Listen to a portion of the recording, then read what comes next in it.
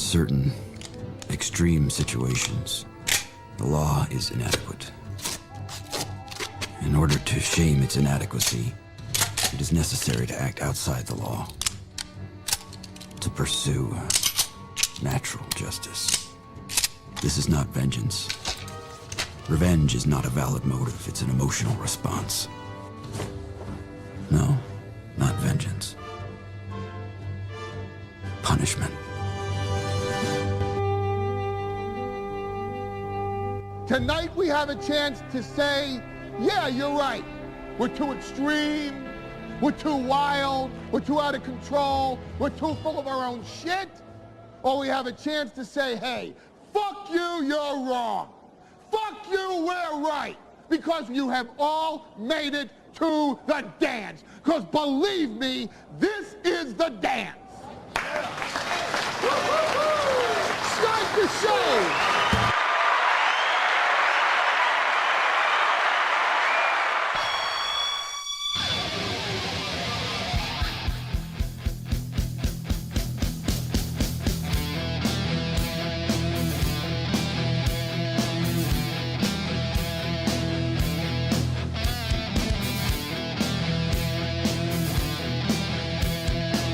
Oh my God, good morning, everybody. Welcome to the Steel Toe Morning Show. I'm Aaron. I just before the show started, I hate when this happens. It happens periodically. I felt like being trans. Oh, shit. Uh-oh. I had a big allergy attack right before, like, as the music's playing, as everything's going. My face just decides to unload on me. And I'm talking like the coughing, the itchy, watery eyes, as you can tell, the sneezing.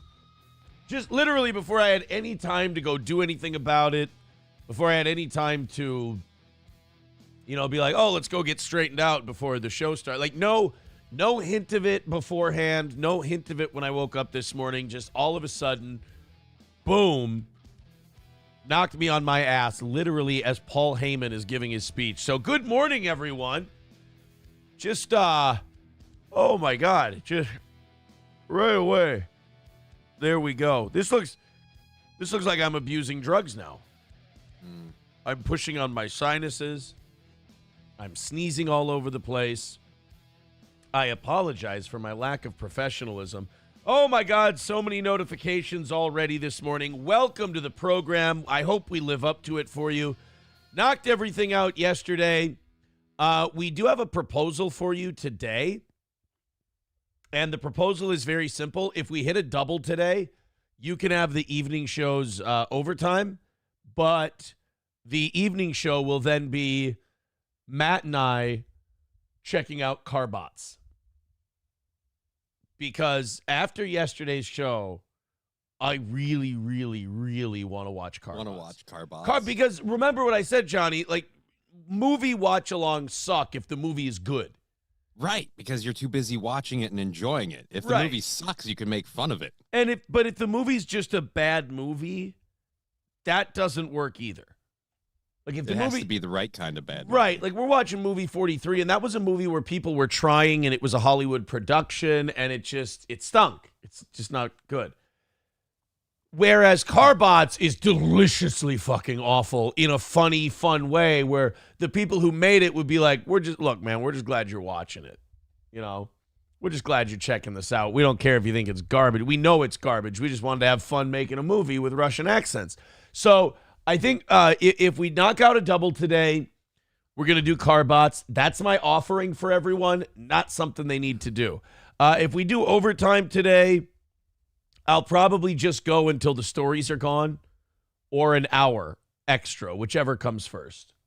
I'll probably just go until I run out of ammo, because we're really leaving every day. We're leaving too many stories on the table. Yeah. Right. Every morning or every night after the evening show, I go, well, fuck, I can't use these tomorrow. they'll be done. Like everybody will have picked the bones of these particular topics. That's why today's show title is Enough About the Cake. I saw so many clips of me and you talking about that fucking cake. Like every clip channel. And you know what the worst part was? It was most of those clip channels, it was their most watched clip of that day. Like these clip channels cut multiple shows, multiple things a day. And Steel Toe is usually the most viewed one, and I'm honored by that. We're a popular little program here. But it's the fact that you work so hard, you dig up stories, you develop takes, you read about what's going on in the world, and you go, and we're going to make this funny today. And then the clip that everyone watches is you talking about a stupid fucking wedding cake, or you talking about why someone couldn't go to a wedding. And you really, like, I look at it and I get angrier as I get older, and I just go, none of this is worth saving. We had better stuff. Like, just let Kamala be president. No. Let's just accentuate the fall. We don't deserve it. Like, you know what the United States needs? Tard wranglers. And I think that's what China should be. China should come in, conquer this country, put a large amount of us to death, and then just get us all in line. You say a large amount of us like you're sure you won't be on that. No. I'll probably be on it. Like, I'm not going to make it. I'm going first, I think. Because it's not going to be based on your inability to wiggle your toes. You know? We're not going to make it. But that's not going to be a positive either. Like, let's be honest. China's going to go online. You know how China likes to police the internet, right? I think we need China to just look into what the United States does, like streaming fans and what people watch, and just go, what did you watch today? What was your big thing? Oh, this guy was talking about a wedding cake that had Skittles on it, and I was just so mad, and I just wanted to watch him fucking shit on the wedding cake. And the Chinese will be like, all right, we're going to kill you. We're not going to put you in a camp. We're just going to kill you right now. Don't say goodbye to anybody. They're not going to care. We're just going to kill you. You don't have any friends, let's be honest. Yeah. I want that. All right. Yeah, no, I think though, if that happened, it'd probably be more likely and hilarious that like China can't take what we do on the internet and they just go, fuck it, we give up, we're going back. Yeah, we're going home. We're putting a wall back up. Apparently, like, closing you guys off from us was the right call. We should have just taken Japan. There's more potential there. Yeah. I don't know. I saw that being the clip where like thousands of people are like, yeah, I wanted to see Steel. Like, I'm reading some of the comments. They're like, I wanted to see Steel Toe's take on this cake. It's like, that's a you problem. Learn the difference between we have a problem and you have a problem. That if you think to yourself, I needed to hear what Aaron and Johnny had to say about a Skittles cake, reevaluate your priorities. I really had to push myself to get my take on the cake, and it still wasn't just low rent. But that's the other thing. We had a shit take on the cake. Our cake take was dog shit. We sucked at the cake thing. Why? Because we looked at it and we went, I can't bring myself to care. But you know what I do care about? The reaction to our reaction to the cake. The internet is positively Seinfeldian. Because they're just like, yeah, I wanted to see this. Why? Do you know how much art there is for you to consume? Do you know there's some guy who worked his fucking balls off to put some kind of video together on YouTube that explained to you in detail and in every little idiosyncrasy and dug in every nook and cranny to explain what's going on between Israel and Hamas right now and how it matters to your life? And he uploaded it yesterday after working on it, and it maybe has 500 views. If that. And there's a fucking clip out there of me talking about a cock-sucking cake that's got over 2,000. It's not fair. Now I'm just jealous. I don't. And again, there's nothing it's that feeling of helplessness. There's nothing I can do about it. And it's just also a window into how we live. And you go, we just don't deserve to be helped. There's a reason that Kamala and Donald Trump are the only two choices we have. Yeah, as TikTok. George Carlin called it back in 96 when he said, quote, this is the best we can do, folks. Garbage in, garbage out. That's why I've always hated people complaining like, why don't we get better politicians? Because this is what you deserve. We don't have better people. Right. This is a reflection of you. This is the mirror that we're holding up to society. You. You suck. You deserve this. There you go. Imholt 2024. You suck. You deserve this. And let's get a few electoral votes on that premise. I'm going to go to a couple of people in the chat. We've got people throwing in $5. A couple people throwing in $5 already. That's showing an incredible belief in this morning's show. A belief that hopefully I can legitimize. Matthew Q, thank you for the $5. I won't read your message on air, but thank you very much, and that's very kind of you, and good luck to you, sir. Orange Boy with $4.99 says, what does a pregnant teen and her fetus have in common? Both are thinking, Mom is going to kill me. That's not wrong. Abortion humor. It's dark. A little early, but okay. All right. A little early. Yeah, it is. You know what? You're right. We're not even 10 minutes in to today's show, and already we're at abortion humor. Thank you guys for getting the evening show audience off to a $20 head start last night. They went ahead and did the same for you. So 320 is the number for this morning. There you go. Get it under 300 by the top of the hour, and you guys are looking cute as a button, if that's the case. And also, Orange Boy, thank you for becoming a member for, does that say 29 months? Jesus Christ. Thank you, buddy. 29 months. I appreciate that. All right, let's run through the chat. If you guys want to throw in $1 or $2, go ahead and throw in $1 or $2. That's always encouraged. Oh, Jacob with $5 on Venmo says, I agree with you on pit bulls. However, they should be treated like we treat tigers, small breeding populations that require licenses. Also, your hatred of cats is ill-founded. Their value comes from their vermin-killing skills.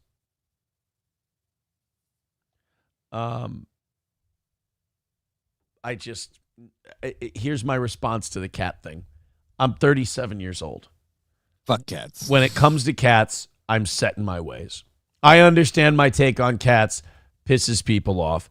I've been pissing people off for, holy shit, about almost 15 years now. No, more than, oh my God, almost 20 years. A couple of years away from 20, since I was 19. I've been pissing people off publicly. So, no offense. I don't know how to put this. If you don't like my take on cats, it affects me zero emotionally. Actually, I shouldn't say it affects me zero emotionally. Sometimes I get off on it. I like it. I like it. And the more you struggle, the more I'm going to do it. Stephen King says, Johnny is wondering why he gets out of bed for this shit. Johnny, you didn't tell me that. What? I'm wondering why I get out of bed for this shit? I figured I was doing a show. I didn't. Wow. That's I all. can't believe that's how you view doing this show. That guy in an internet chat room said that, and I assume that's the way it really is. It's got to be true. He said it. You motherfucker. The internet doesn't lie. You piece of shit. I fucking hate you. Sorry, I just wanted to give the response that guy wanted to get when he wrote that. So I fucking hate you. You're a piece of shit. I didn't know you thought that when you woke up in the morning.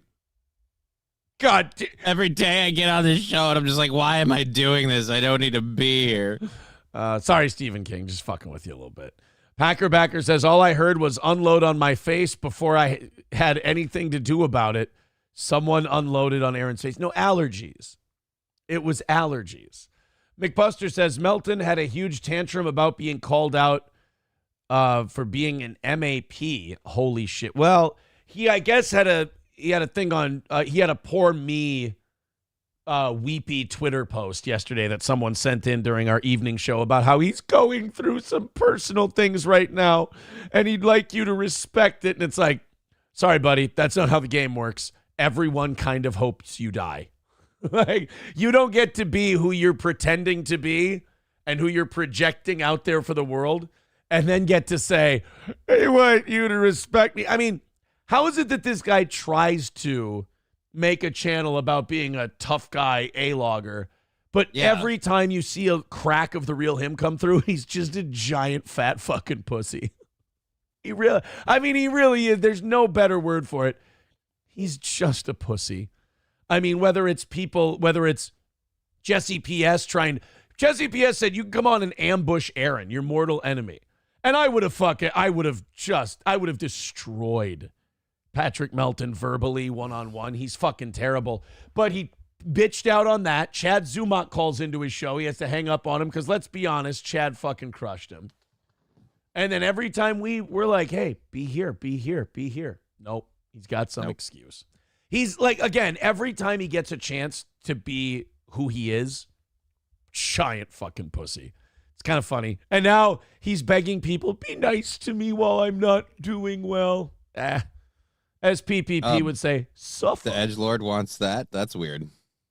Like, he's, right. Oh, I'm edgy, I'm cringy. I don't fucking care what people think about me. I'm going to talk about weird shit. I'm going to talk about your daughter in inappropriate ways. Oh, guys, I'm having a tough time. Oh, you fucking gay boy. Oh, is that... God, how embarrassing is that to be such a pussy so publicly? Ugh. Annoyed Wawa supervisor says, for fuck's sake, I'm sorry I brought up the cake. I just wanted to make fun of that Guinea and his York County garbage spouse. I know. That's why I felt bad during the cake thing. I know. We couldn't give you what you wanted. I know what you wanted. I don't have the same hate in my heart, and these people threw me in jail.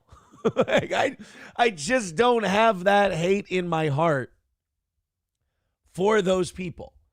One of them is very see-through, and I know why they did what they did. And the other one, I kind of feel sorry for because they're stuck between what the right thing to do is and what their crazy partner wants. And as a man who's been in that position before, I understand, and goddamn it, I empathize. And my therapist would be proud of me for exercising that empathy. Yay, he's growing. He's getting better. Yeah, see, Citizen M, you're the person I think of when I think about the Chinese conquest and policing.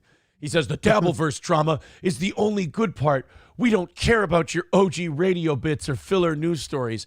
All right, if you prefer OG radio bits and news stories over Dabbleverse drama, here's the grift. Send us money right now. Let's see. Maybe Citizen M's right. If we don't see a nice fucking rally come in right now when I say, guys, we're doing stories and radio bits today, we're not doing Citizen M's Dabbleverse drama.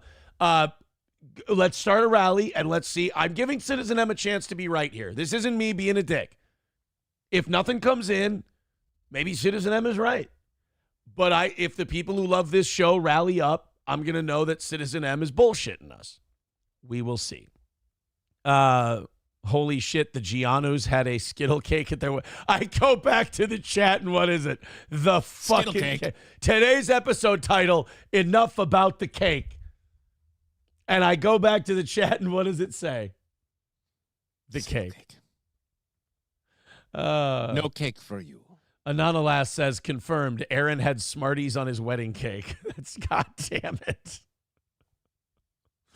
Oh, that's boy. still a better choice than Skittles, but either way, just, what are you going to do? Dabbleverse is only gay F words and retards. That's not a bad point. Citizen M says, it sounds like you're just jealous of those Clippers getting a big view count off the Kiki wedding drama. No, they're getting views for my show. I love the Clippers. I always have loved the Clippers. I absolutely love them. I'm lamenting the fact that people want to watch what I have to say about a cake. I am doing the opposite, Citizen M. I'm doing a thing where I go, even though people are watching me, extra people on someone else's channel by the thousands, I'm still disappointed in humanity that they want to hear my take on a cake. That's all. Yeah. Yeah, McBuster says, oh, just like Melton respected a 10-year-old girl in her future. Yeah, he's a piece of shit. I mean, I feel like I'm hitting at low-hanging fruit by pointing out he's a piece of shit. Like, it's pretty self-evident, and if you don't see it, you're Citizen M. Oh, boy, people are making accusations about M in the chat now. Jesus. Yeah, and as for that rally thing... the rally's happening, boys and girls. Yeah, the rally is happening. M should give the show $50 a day or he's banned. That's not a bad point. All right, let's check it out. Citizen M doing well for us today. Blade Nicotera says, Johnny, you should go on MLC once a week. You would be yang to KB's yin. I've said numerous times, if the deal's right for you, fucking go on MLC. And the thing Johnny's always said to me is, yeah, as long as I don't have to talk about Aaron all fucking day. Yeah. It's We get enough of that on this show. That's the only rule. Yeah, just I don't want to fucking talk about my gay co-host all fucking day. I'd like to just do. I mean, I'd be jealous if you did a show with KB. That would be fun. I like Kevin. But I think Kevin does a good show and everything. We just do shows at the same time. He does a show that's a little different from mine. And like I said, I just don't want to be, I don't want to be report on the steel toe guy everywhere I go. So it's what I'm doing. how much to ban $4.99 from Plankton on YouTube says, how much to permaban that Josh Denny fan so I don't have to hear that name 500 times a show. I tuned out last night. I couldn't do it anymore. Numero uno Josh Denny fan now has haters. This show's doing so well that our fans now have haters. Mr. Me with $5 says, holy fuck, I'm still awake. 24 hours and a 6-hour drive at 1 a.m. dropping off a friend at the airport. Fuck New York. Yeah, I agree with most of that. That's probably a fair point. I would agree. It's a shitty situation. Mussolini diff with, Johnny, you're right. The audience is rallying against Citizen M. Again, what we're doing right now is if you go on a rally, we're going to know that people hate Citizen M's idea. That now Citizen M says the Dabbleverse is the only thing that people care about. The old school radio bits and the other shit is bullshit. Nobody cares. So I said, all right, let's let money talk. And if the audience comes up big monetarily, we'll know that Citizen M's full of shit again. If they don't, again, this wasn't a trick. We were giving Citizen M a chance to be right. And so far, it's not looking good. Mussolini diff with $5 says, if Kamala is elected, things will stay about the same. If Trump is elected, things will get slightly better before the TDS people do something insane. You know what? Accurate take. Accurate take. Trying to keep up as all these are coming in. Thank you guys very much. Lab Glass with $10 just says, oh. LOL with $9.99. Thank you very much. That drops us down a little bit more. Again, just trying to keep up here. Citizen M, I think we're getting our answer. Fuck you, dude, with $20 over on Rumble. Thank you very much. Fuck you, dude says, thank fuck for no internet drama bullshit. Make funny jokes about the news. Also, Johnny, I'll be by around 5 for the futon. Yeah, are you selling a futon? No, there's no futon for sale. Can we talk? We'll talk about it after we run through these contributions. Okay. Because I want to know about your futon. Anders with $5 says, just because fuck Citizen M.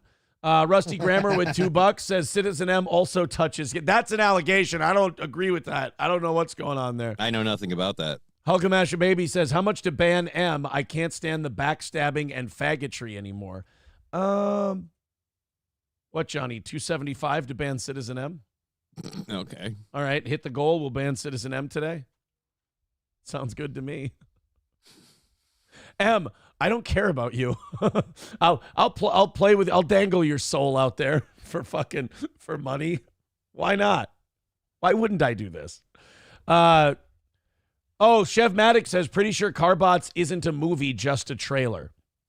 Leprechaun Blood renewing their membership says, no to the dabble. Yeah, Citizen M, I think you overestimate how much people actually give a shit about you. I just like to have fun at your expense. These other people, they just don't like you. COVID Crotch, becoming a member for 29 months, says, until you have gone down on a black chick, you don't know what purple pride is. Fuck. What? Is that a Vikings thing, purple pride? Or is it weird that I'm sad? Or is it weird that I'm... Stop right there. I mean, why? Stop there. Aaron, based on how you've been the last 4 years of your life, or at least the last year, no, Aaron, it's not weird that you're sad. Stop digging. We've struck gold. It's totally normal, Aaron, for someone like you to be sad. We're upsetting Chad Buzamok this morning, too, with all the rally here. He doesn't like this fucking performance art. Mary with $5 on Venmo says, to the Ban Citizen M Fund. Okay, that's very interesting. That this whole thing is heating up. That puts us 270 away from this morning. I'm having a hard time keeping up with this anti-Citizen M business that's going on. Jesus Christ. Got a couple more thank yous to throw out there, and then we can get down to business, which we got a quick football update. Then we've got CNN peeing their pants over hurricanes and shit. Gray Duckling with $20. Thank you very much. And Coltrane with $5. By the way, the guy I was calling Coltrane yesterday turned out to be Flinty Gecko. I apologize. Flinty Gecko. Yes, I apologize. It was Flinty Gecko, not Coltrane. Or as Mersh fans would call it, a fake donation. Yep, it's fake. It's totally fake. Sorry, I'm not trying to start a war with you guys or anything like that. I just like to, everybody, if you just poke at someone a little bit, they're like, oh yeah, this is war. It's like, I'm just fucking around. Relax. Blade Nicotero with $20 says, I'll drop it after this. KB said he wouldn't ask, but the super chats might. Yeah. Yeah, that's kind of what I figured. Figured as much. Well, I mean, I get, you could always just go, no, I don't want to. And it's like up to them whether they want to send money or not. Right. I'll say this, the last 2 times I was on there, MLC was a good payday. It's just a thing of like, I have to switch or do a dual stream or whatever. So figuring that out's always been, I'm lazy. So I'm just like, you don't want to take off from your show to do his. Right. I mean, granted, mine's much smaller and it doesn't make as much, but I mean, just still, it's a principle thing. Jeff Pesos says, what is better for you, gift memberships or donations? I'm partial to gifted memberships right now. I love the idea because when you gift memberships, people can re-up them when they're done. Right. So gifted memberships are fucking cool for me, buddy. But really, any way you want to support what we're doing here is fine with me. So after all that, oh my God, Citizen M, it was over a $100 rally we just went on. So I think the audience has spoken, whether it's just against you or the Dabbleverse. Yeah, they're either saying fuck you or they're telling us what they want on this program. But either way, off to a great start today. Thank you guys very much. We're ahead of the chains, as they say in football. Let's stay ahead of the chains. Let's get to 200 by 8 o'clock. Shit, let's knock out the goal by 7 o'clock. I don't give a shit. Thank you guys very much for your support. We appreciate it. Let's get down to business. What's going on with this futon? The audience was asking if I had a couch for sale, and I made the mistake of pointing out I don't have a couch. I have a futon, and now they want my futon. I'm not passing up on my futon. It's a great futon. I love it. But what if they offer you like a fair amount of money for it? I don't want to get a new futon. So why? There was never a problem with the one I have. It's a great futon. The mattress is really, really nice. It's like an expensive, fancy mattress, and it's got the little tables that fold out on the side. I'm very happy with it. I don't want to change my arrangement or have people coming over my house to take my furniture. Why don't you start selling your furniture? I don't want to. I like my furniture. See? So that's where I'm at. I like my furniture. Nobody's in my chat asking about my futon. I'll be honest. I don't have a futon? I don't have a futon. Yeah. See? I don't. That's why they're not asking. And I don't even know why. I just don't. I'm not anti-futon. I'm not against futons. I have a couch and a love seat down here, and then I have the studio over on this end of the room. This wing of the room. They say when IKEA makes a futon, God flips a coin. But you know what? I don't know. Do you know what I want? I want, well, other than peace and a stable partner, what I really like, and mental health. The problem is they're women, and good luck with that. Unfortunately, so am I. But what I want is a fuzzy couch. And I know that I just really took a turn into Gayville, like without warning anybody. Yeah, dude. Holy shit. You know what a fuzzy couch is? A couch that's fuzzy. Like have you seen this, like folks? A shag couch. Have you seen this, folks? Have you heard about this, folks? Fuzzy couch? No, it's just a fuzzy couch. We were at Becker Furniture World not too long ago. I took the kids there because we were nearby and they like furniture stores, and if they behave themselves, it's fine. I don't mind. Right. And we all sat on a fuzzy couch, and fuck do I want one. So then I went to another furniture store. SP and I headed to a furniture store, and we were sitting on what's the big chair called? Love seat? No, it's a chair, but it's massive. It's big. It's wide. It's long. It's got it's like a couch, but it's a chair. It's not a love seat. What is that? There's a name for it. Why do you think I know these things? Because it's a thing. There's a name. There's a fucking name. Chase Lounge. There we go. Okay. A Chase Lounge. So we're looking at this Chase Lounge, and I'm like, I fucking want this fuzzy white Chase Lounge. I want one of these badly. And they're giving me all kind of specs and examples and paperwork on the fucking Chase Lounge. I need one. And a fuzzy one. And then she says, she breaks my heart. She goes, this isn't a chair you have upstairs. And I'm like, well, no, I want to put it upstairs. I want to put it in my living room. She goes, no, you put this downstairs. This is like for relaxing and shit. And I'm like, no. This is going to be like my main chair. She goes, you really want people to come over to your house. Like you want company to come over and you offer them a place to sit. And you go, here's this couch. And then here's a fuzzy Chase Lounge. I'm like, I'm tacky. What do you want from me? There's nothing wrong with my tack. Well, there's a lot wrong with my tackiness. But what I'm saying is, why can't I have my fuzzy Chase Lounge in my living room upstairs? I don't see why. Again, this seems like a weird self-imposed rule that the Chase Lounge can't be. My problem is I'm open to suggestion. Oh yeah, I know. You guess. Never guess. You gotta know. I mean, you gotta know what you're doing. Otherwise, you leave yourself wide open to suggestion. And that, to me, is the problem with this whole damn country. Everybody's open to suggestion. I mean, it's going straight to hell. You know who I want to be, Johnny? As I try to figure out at 37 years old who I am after multiple failures personally and professionally, I now know that I want to be Ernest from Pure Country. That's who I want to end up as. Real quick, let's get through these. Fuck you, dude, with $5 says, you don't have to sell me on it anymore, Johnny. I'm all in. See, people want your futon.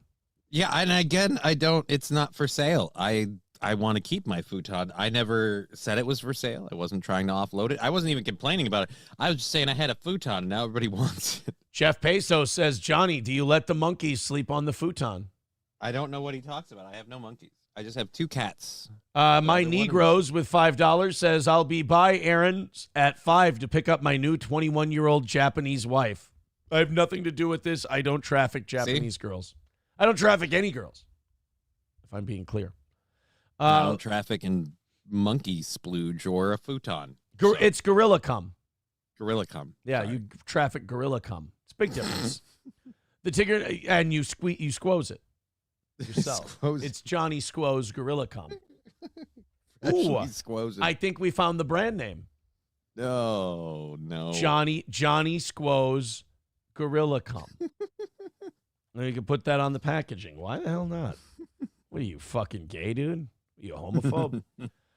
Johnny will trade the futon for a cat. $5 from the Tigger next door. The 2 cats I have love the futon. They'll kill me if I get rid of the futon. That's their place. Guys, there's a rumor that Johnny's selling a futon. We can't confirm or deny it yet. There's no futon for Johnny's sale. being very cagey about the futon issue. He's also being very cagey about whether or not he milks the prostate of gorillas to get their sweet, valuable semen.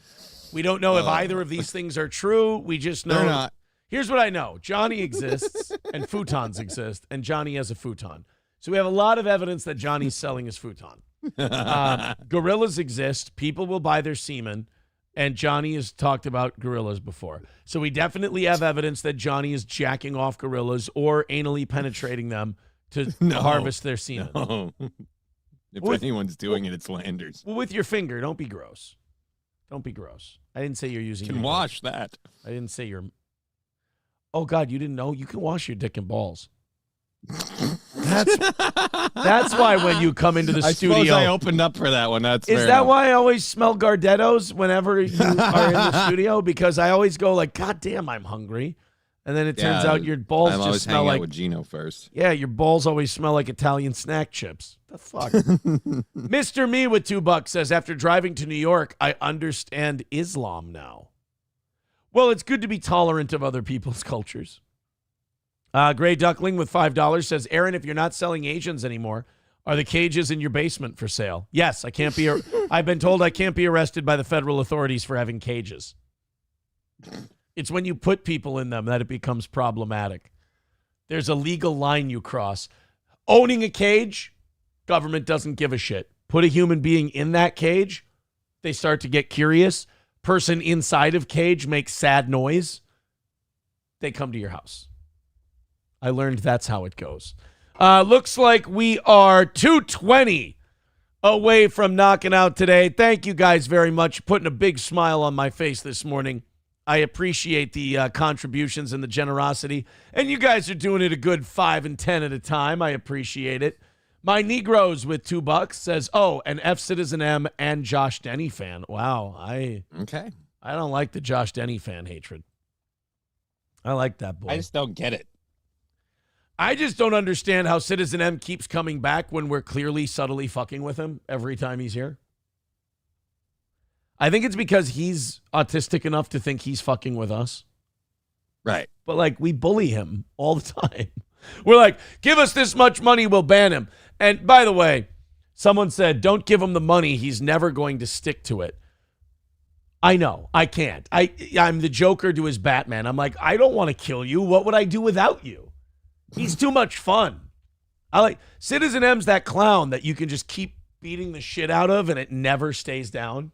Right. He always pops back up. I admire that about him. I mean, it's stupid and he shouldn't do it. And it's detrimental to his development as a human being. But I don't care. It works for me. All right, guys, let's go into what we've got today. Thank you very much for that rally. You guys over $100 in that rally. 2 more of those rallies, as a matter of fact, today, and we're home free. Thank you very much. A little update on some football news. We watched Aidan Hutchinson break his leg yesterday, correct? Yeah. And you don't have to be a football fan to go, Jesus fucking Christ, that's horrific. Yeah, it's pretty messed up. It was a pretty bad. I think we can find it here on Twitter and show everybody. So what I found out after the show was that Aidan Hutchinson had undergone surgery in Dallas, in Irving, Texas. And they found out that he had okay, I'm going to try and get my leg bones right here. Ready? Help me if you can. He broke his tibia and fibula. Yeah, that sounds right. Okay. Both Tibia the leg and fibia? the leg bones that you have in your shin. He broke them. And it was a compound fracture. Which, Johnny, I don't know how much you know about your medicine, but what is a compound fracture? Multiple breaks in the same area. Technically, yes, but the important classification of it. You know what? I want to let the audience do this because I want to see what people know about. What does it typically mean when someone says they suffered a compound fracture?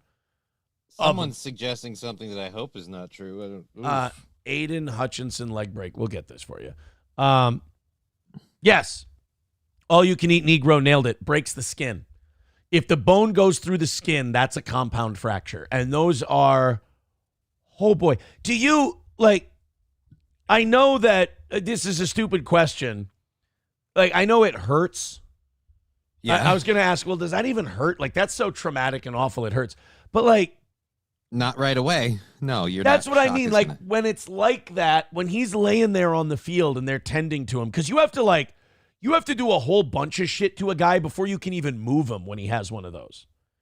Like, you got to do some work on the field to get him to a point where you can fucking move the guy. It's so bad. Because infection is a real risk at that point. So, like, when you have a compound fracture, does it hurt? Like, when Aidan Hutchinson was laying on the field on Sunday, was he in pain or was he in shock? I don't know if anyone. I think he was in shock. I would think it was shock, and it was probably like a throbbing, and it slowly just got more and more painful. Okay, because I've always been curious about that. I'm like, when you break your leg in such a fashion, does it hurt Or are you just sitting there? Is it like that? You know that feeling where you get a toothache so bad that you just let it hurt and then eventually it just becomes a dull throb, like it's not a pain anymore? I don't know. You know what I like to do? I like to take people who shatter 2 bones in their legs and have it poke through their skin and compare it to a minor toothache from eating too much sugar. Because I figure the pain is similar. Oh my God, this is just like when I had one too many blueberry muffins. Yeah. Fuck. Yeah, I was eating Skittles once off a wedding cake and my tooth just started. Imagine you go to somebody's wedding and they have the audacity to just give you cavities. A dick move, you know?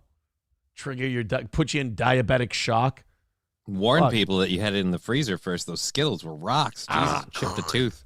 Oh my God, honestly, when I was done chewing on that, people don't know this. I actually did go to the wedding. I've been kind of keeping it low profile because people are watching me. I did go to the wedding and I had some of the cake. And by the time I was done chewing on the frozen Skittles, my teeth looked like Aidan Hutchinson's tibia and fibula. It was terrible. I suffered a compound fracture of some molars. Terrible news. Silverwolf says, it hurts. Anything breaking in your body triggers a pain of some kind. Okay, but then All You Can Eat Negro says your body goes into shock. So which one is it? I know that when I broke these 2 teeth off at the gum line playing basketball, it didn't hurt, and I didn't know my teeth were gone. My face went into the wall, and then I went, fuck, that hurt. And then all of a sudden, on my tongue, I'm like, what the fuck? There's my tooth. It was just right there on my tongue. And the other one was down on the floor. And I'm like, oh, shit. That's not good. And then the blood starts, and you got to go tend to that. Yeah. So, I can understand the shock part. Anonymous says, initially, the adrenaline released. He won't feel it until later. And hopefully, if you get him to the hospital soon enough, you get him on drugs before he starts feeling it, right?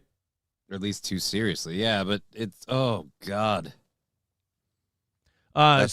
Somebody, too, says, you're in shock and adrenaline pumps through, but eventually it wears off and it fucking hurts. Chips and Diff, it doesn't hurt for long. You end up bleeding out and dying right there on the field. Oh, I forget that part. Yeah, you break bones enough. You can bleed out and die, yeah, because your marrow is exposed. You have veins and things. It's not good. You can get sepsis really easily. Yeah, you can you can take what's it called? What's that bone? What's the big one in your thigh? Femur? Your femur. You break your femur, which is like almost impossible, but it happens to athletes. You break your femur and that can fuck with like blood flow and circulation, and you can lose the leg and you can die potentially. Scarebro, no. Saying someone had 30 days to submit a receipt over money raised using Nick's kids. No, because when we did that show, we said we were talking about where should we give the money, and we ended up on a place for children of like an organization for children of drug addiction, and we ended up giving it to that. And that's the weirdest thing. Like, people mention it. I showed it on the show. Like, you can go back in the archives to when we were doing that, and I showed the organization and the contribution and everything else. So, no, I think he's talking about somebody. I think he's talking about somebody else on that one. 2:15 away from today. Thank you guys very much. I haven't seen anything about that. Nothing's come my way about anything regarding that. That would be kind of weird and gay anyway. Yeah, and again, the receipts are already there, so showing them isn't a problem. I don't really know what to tell you on that one. Trucker 18 Wheeler with $5 says, what I've learned, Aaron sells Asians on the futon Johnny is selling to get money for his gorilla semen farming business.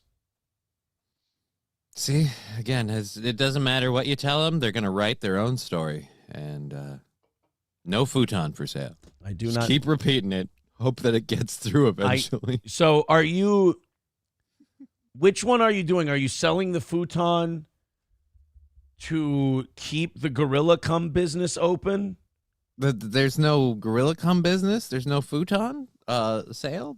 Again, these are things that people made up on my behalf without my consent. I didn't I didn't start any gorilla milking business. Or are and you I selling the didn't- futon because the success of the gorilla semen farming business has allowed you to buy a nicer couch? No, again, I'm not selling the futon. I feel like we're having a very simple miscommunication where you're like, are you selling the futon? Why? And I'm like, but I'm not selling the futon. Futon's not going anywhere. Okay.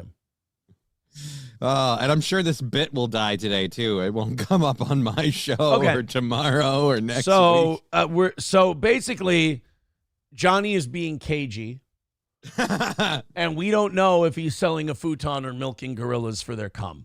Again, the answer is no to both. So we don't Again, know exactly. indecisive. We don't know exactly what's going on, Jury's out. but we'll get there. Talk to Johnny. Will be on at 2 p.m. today doing his show. We can't dedicate a whole lot of time on this show to something like this. Yeah. This is what Johnny's show is for. So go watch Johnny on Just Kidding LLC on Rumble, YouTube, and Twitch, and he'll be talking about all this today. Oh, yay. And we'll get there. We'll get there.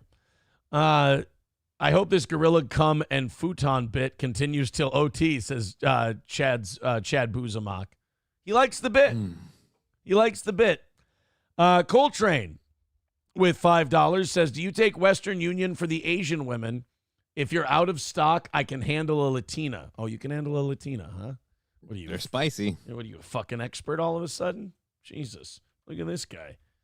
I can, yeah, if you're out of Tabasco, I can handle a Carolina Reaper. Don't worry about it, man. I got this. Thank you guys very much. That puts us 2:10 away from today. We appreciate your generosity. What a great start you guys are off to. Keep it going. We appreciate it. All the links are in the chat. So the Aidan Hutchinson thing, we've got it for you here. Oh boy. Oh, God. I'm sorry. I'm watching it before I put it up on the screen. Yeah, dude, I'm just remembering it from yesterday. Just the rubber band effect of the leg bending around. It's the fact that it looked like his leg hugged someone else's knee that just, ugh. Here we go. This is Aidan Hutchinson. So he gets the sack on Dak Prescott, but he's going to swing the leg around into his own player.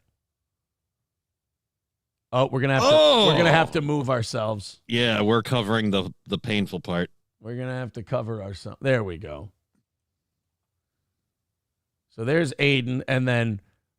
Shablam! Oh, fuck a duck in the ass with a goat's dick. That is brutal. God damn it. You know what's disgusting, though? Like, being a sports fan my whole life, that's not in my top 5. That's not a top 5 leg break. Personally, I can't believe that it breaks. Like, the amount of force that you have to be throwing into that dude's knee and shin to break your leg like that. Just, mommy, no. They just snapped. I mean, and think about it. Now that you know what was going on internally, both of his leg bones just crack. I mean, you wouldn't have had to fucking push me hard to me believe that. I mean, when you see the way the leg bent, I don't know any bone in that region that's going to take that. So, but like, this is what I mean about like, here's what's gross about being a sports fan. Go in the chat right now. I bet you 10 people come up with leg breaks that are worse than that one. I'll go Willis McGahee, Sid Vicious, Joe Theismann. Someone mentioned him. Silva, McGregor, and Weidman all had leg breaks where they kicked a leg, broke them, and tried to take a step to on stand them. on it. Yeah, those were bad. God, there's a lot. Oh, Kevin Ware was a fucking nasty one. So it's one of those deals where like you watch sports long enough and you're just like, oh, look, that guy shattered his leg. That's gruesome. And then you start thinking of the other ones and you go, maybe a top 10. Maybe. Yeah, see people in the chat. Oh, we got that Silva leg. Joe Theismann. Silva was harsh. And then one person in the chat just writing cake was a disgrace. Like, all you can eat Negro, Aaron at Red Lobster. Hey, wait a minute. There were no issue. I didn't break anything at a Red Lobster. Piece of shit. Except their budget. All you can eat shrimp, man. They open themselves up for that. Thanks for your help. You're welcome. Then we've got, someone said Alex Smith. I don't remember Alex Smith's leg break. Shall we take a look? The worst one for me was always Kentucky Turban because they had to shoot that horse afterwards. And that'd be funny if that's how they handled the football thing. Like, he broke his leg. There's no saving him. Washington, they were 6-3 when this happened. I mean, if this guy would have broken it, look at that. Yeah, that's not good. If Alex Smith would have broken his leg, and they were 3-6, then who gives a fuck? But they were having a decent year when that one happened. Alex Smith is down. God, they rolled him and pushed it. Oh. It's amazing how ooh is just a universal reaction to something like that. Just everyone, oh, like some variation of that noise gets made. Like when guys see a nut shot, they just instinctively just wince and kind of reach for the groin. Yeah. Like, or a woman tells them balls. they're pregnant. Oh, sorry. Coltrane with $1 says, Johnny, go to Hong Kong and capture their number one player, and you'll have plenty of high-quality gorilla jizz. Make some big black gorillas. No, and again, no. He wants you to go to the ping pong tournament and go pick up King Kong, who will be playing in Hong Kong with his ding-dong. Just in case Radio bits. Just in case you didn't know. There's more radio bits. Get out of here. Get out of here. Let's go to some text messages. Someone should start a GoFundMe to replace Johnny's lost futon. Wait a minute. Somebody in the chat has to become Johnny's lost futon. My futon isn't lost. It's right in front of my studio setup. I have my futon on the other side of this desk, and then my TV on that. Someone else sending me a text. See, to me, this show text is right up there with a talk about the Skittles cake text. It's just out of nowhere and just someone wanting to make a reference. Your second wife, he is the answer to every prayer I've ever said. Aaron, 2 years later. Dear Lord, please get me out of Spicer. Amen. What were we doing that made you think to write that? That's just hurtful. Then there's Willis McGahee's leg break. This is an underrated one. People always talk about Joe Theismann. They talk about Kevin Ware. Nobody ever wants to go back to, I think it's the Fiesta Bowl, where it was the national title game.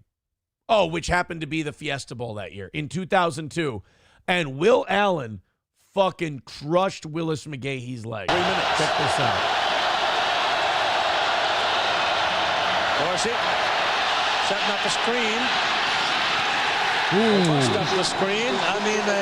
Bust up everything. Dude, he went way low. Now just watch. They'll replay it. McGahee and takes him down. And Fighters are on the field in a hurry for Miami. McGahee is down. Yeah, this is a real serious hit Will Allen put on. Now, I don't know if this was a leg break. They ripped everything in his knee to shreds. Ooh. This was a ligament injury, but they blew up. His knee exploded. Willis McGahee. And Willis McGahee, by the way, went on to have a very productive professional career. Like, he came back from this injury in a big way. Hit him low, and they're looking at his left leg right now. Will Allen with two big shots, one on Winslow, and then this one. Oh, my goodness. Mommy. Oh, Lord. That's not supposed to bend that way. That is a serious knee injury for Willis McGahee. Yep. Timeout. We'll be back. What a weird way to have to go to timeout. We'll be back. The dude who got the sack, like, he was all like, yeah, after. Do you feel bad after that? Like, if you just completely annihilated somebody's leg? Oh, yeah. In fairness, you feel like shit. You don't, unless you're the 2009 Saints cheating rat fucks, we should have won a Super Bowl that year. Unless you're like trying to hurt people for a bounty because you're garbage. No, there's no, you feel fucking terrible. Because the whole thing, it's kind of like pro wrestling where they're like, look, we want to do well. We want to put on a good show. We want to make sure nobody goes home to their families injured, you know? They don't want to hurt people. Let's go to this one. King Kong Dong says, Johnny's futon got its repairs. Apologized to him. All I could find were used roast beef pocket pussies. Jesus Christ. That's not something you should say publicly. Ugh. By the way, King Kong Dong, unless I fucked up the address, nothing has come back to me yet. I sent your Stoney's gift card out last week. So I don't know what the fuck is going on. I double-checked that yesterday. I'm sorry, buddy. We'll try to we'll figure something out. Honestly, today or tomorrow, I'm getting the new ones. I can always take one out of there and send it to you if the other one didn't come. Also, Adam Simon and one other person. Yours should be on the way today or tomorrow. They should be getting there. All You Can Eat Negro says, I wrestled Division 1. You want to wreck people. I don't know, man. When I played Wrestling's sports, a little different, though. Yeah, when I played sports, I was mostly a baseball player, and we're all fucking pussies. Yep. So we didn't want to hurt anybody. Willis McGahee, Aidan Hutchinson, Kevin Ware. You want to go with the Silva leg break? Oh God, that's one of the ones where he steps back on it, right? And just fucking. So I think I remember that one too. I think I was watching that fight. That's just one of those where he doesn't know he did it. Like he throws a kick out, if I remember correctly, and it just kind of like Weidman checks the kick. Yeah, that's and where then he just goes to put back on it and plant on it, and the minute he does, just and you're like, no, it's a limp noodle from the minute he makes contact, and that's the thing that's happening in UFC a lot more now. Like it seems like once a year or once every other year. Those leg kicks were getting brutal. You would just hear this snapping noise, just like someone was breaking trees in half. Just snap, snap. People kicking the fuck out of each other's legs. So then the game evolved where people trained on checking leg kicks better, and they got better at checking leg kicks. And all of a sudden, we got breaks. Well, in the Conor McGregor Dustin Poirier rematch, where Conor broke his leg, you see a point where Poirier checks a kick. And he points at McGregor. He's like, I got you, bitch. Because he knew the leg broke, but it wasn't fully broken yet. And Conor went to throw up a backhand. He went to throw a big backhand on him, and that leg just gave out. Brutal. But here's old Anderson. Watch this. He checks it. Oh, my goodness. Oh, he almost got a nut kick on that check. Wow. That's about as obvious as it gets. And as I told you, John Danaher. This is the part that bothers me. John Danaher said, it's that stepping on the leg. It's that trying to walk on it afterwards that will always be the most disgusting part of that whole thing. Ugh. Oh yeah, Chad Buzamok says Clint Malarchuk. That's an ugly one too. Do you remember Clint Malarchuk? I don't. That wasn't Something a leg tells break. me either I never saw it or I'm blocking it out for a reason. No, that wasn't a leg break. That was a goalie who got his throat cut by a skate. Oh yeah. That's one of 3 people that's had that happen. One died, I know of. One died recently. Yeah. Yeah, it was pretty nasty.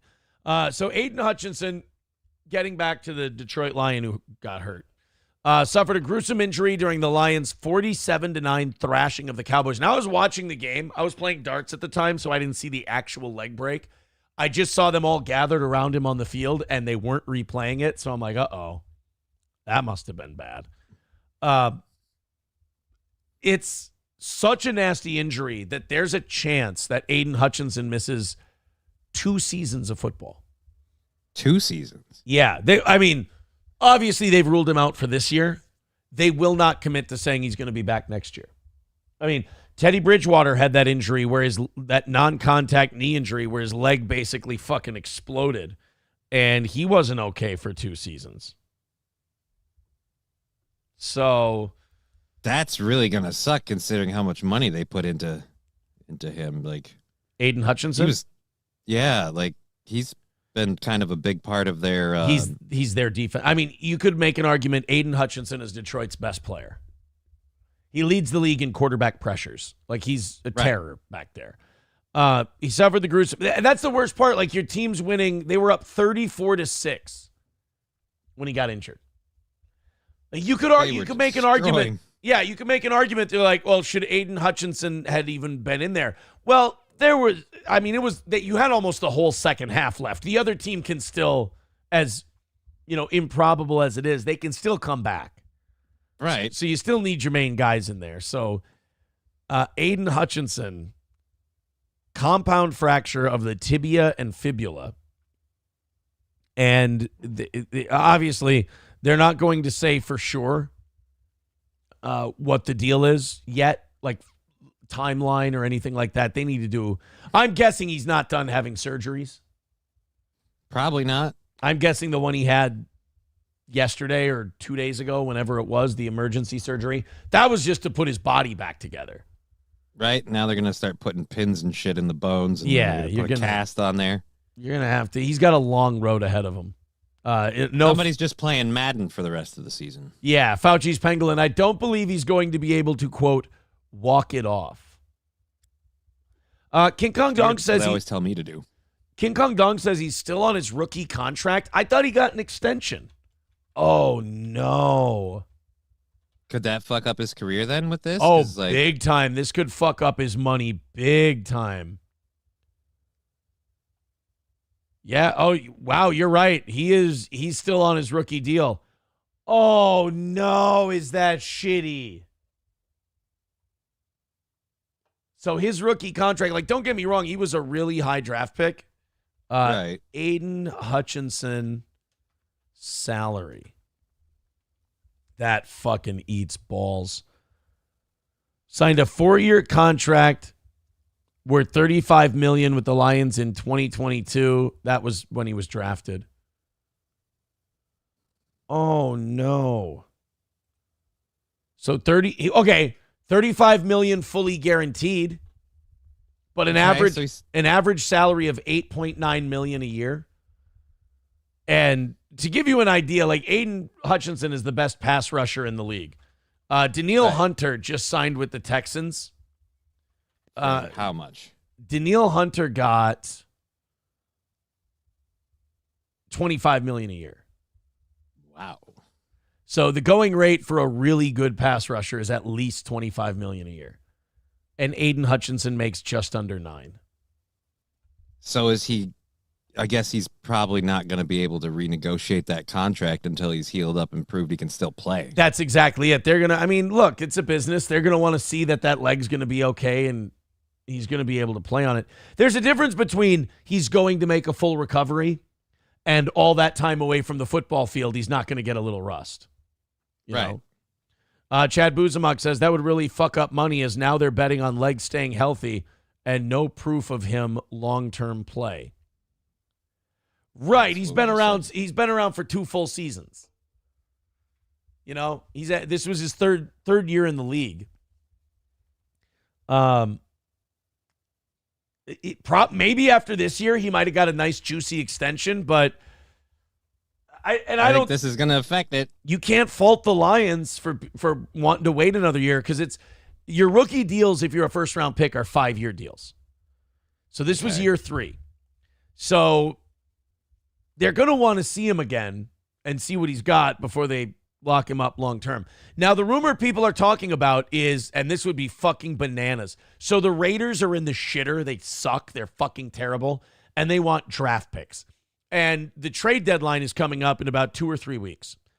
Okay. There's rumors, and this isn't out of Detroit. This is just fans and analysts. I was listening to Colin Cowherd yesterday, and he was saying this. The Lions might call the Raiders and talk about giving up 2 number 1 picks for Max Crosby. Max Crosby is, again, one of the best pass rushers in the league and would be a really good replacement for Aidan Hutchinson. Are the Lions willing to give up 2 first-round picks to go get Max Crosby? And can they afford it? Because you got the salary cap to think of. Over the cap, Lions. What do the Detroit Lions have under the cap right now? Oh, they got $28 million. They'll be fine. Max Crosby cap number. Let's take a look-see. Total cap hit for Max Crosby in 2023. It's 2023. $12.9 million. So Max Crosby, he makes a base salary of $24.5 million. He has a $30 million cap hit this year. Now, if that's prorated over the course of the year, the Raiders have paid about $10 million of that. So the Lions could take that on for the rest of the year. Thank you for the 99 cents, help the toe, but Johnny's show is at 2.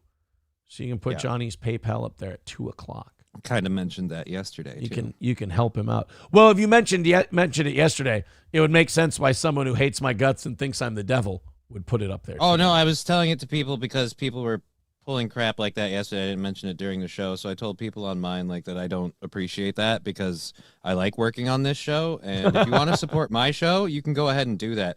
But I don't really appreciate people who send me any sort of donation like here to support the toe, and it's like go fuck yourself. You're not doing that, and you know you're not. I have bad news. They don't care that it bothers you. Yeah, I know. They don't give a shit. They're not. I mean, I keep the money, so I mean it doesn't bother me too much. Right. I pissed off, I forget who, I think it was Michaela, because I told her, she gave me some money. She's like, did you get my Venmo? I'm like, yeah, I'm not counting it towards my show goal because it wasn't given to me during my show, and I don't really want to do all that. Like, okay, fine, whatever. And I'm like, you want to pull bullshit and you get pissed that I get, like, all right, well, I'll do this then. If you're going to do that, fuck you. Wait a minute. Are you telling me that Michaela went crazy on you for a very mild reason? I wouldn't say she went crazy, but yeah, she wasn't happy. And it was a very mild reason. Again, she gave me a donation. I acknowledged I got it, but I just didn't count it towards my show goal because of the way she chose to do it. And I said, that's not what I want. So apparently that was, I wouldn't say she went crazy. She just went like, okay, fine. And I think she left my chat. Like, I don't think she's been back since, but that was yesterday. So it really strikes me as crazy that, Michaela would fly off the handle over something very minor. It just doesn't sound like her at all. Well, I've never heard of anything like that. I don't like that you're painting her as a fucking crazy bitch. I'm not painting her as a crazy bitch. I'm just telling the story. You take whatever you want out of it, man. I've never seen anything about this. By the way, I'm not painting her as anything. Just spitting facts. I can't fucking escape this shit, dude. Misery Loves Clips, who I love on YouTube and Twitter, posted a clip of Keanu melting down over the tiny cake controversy.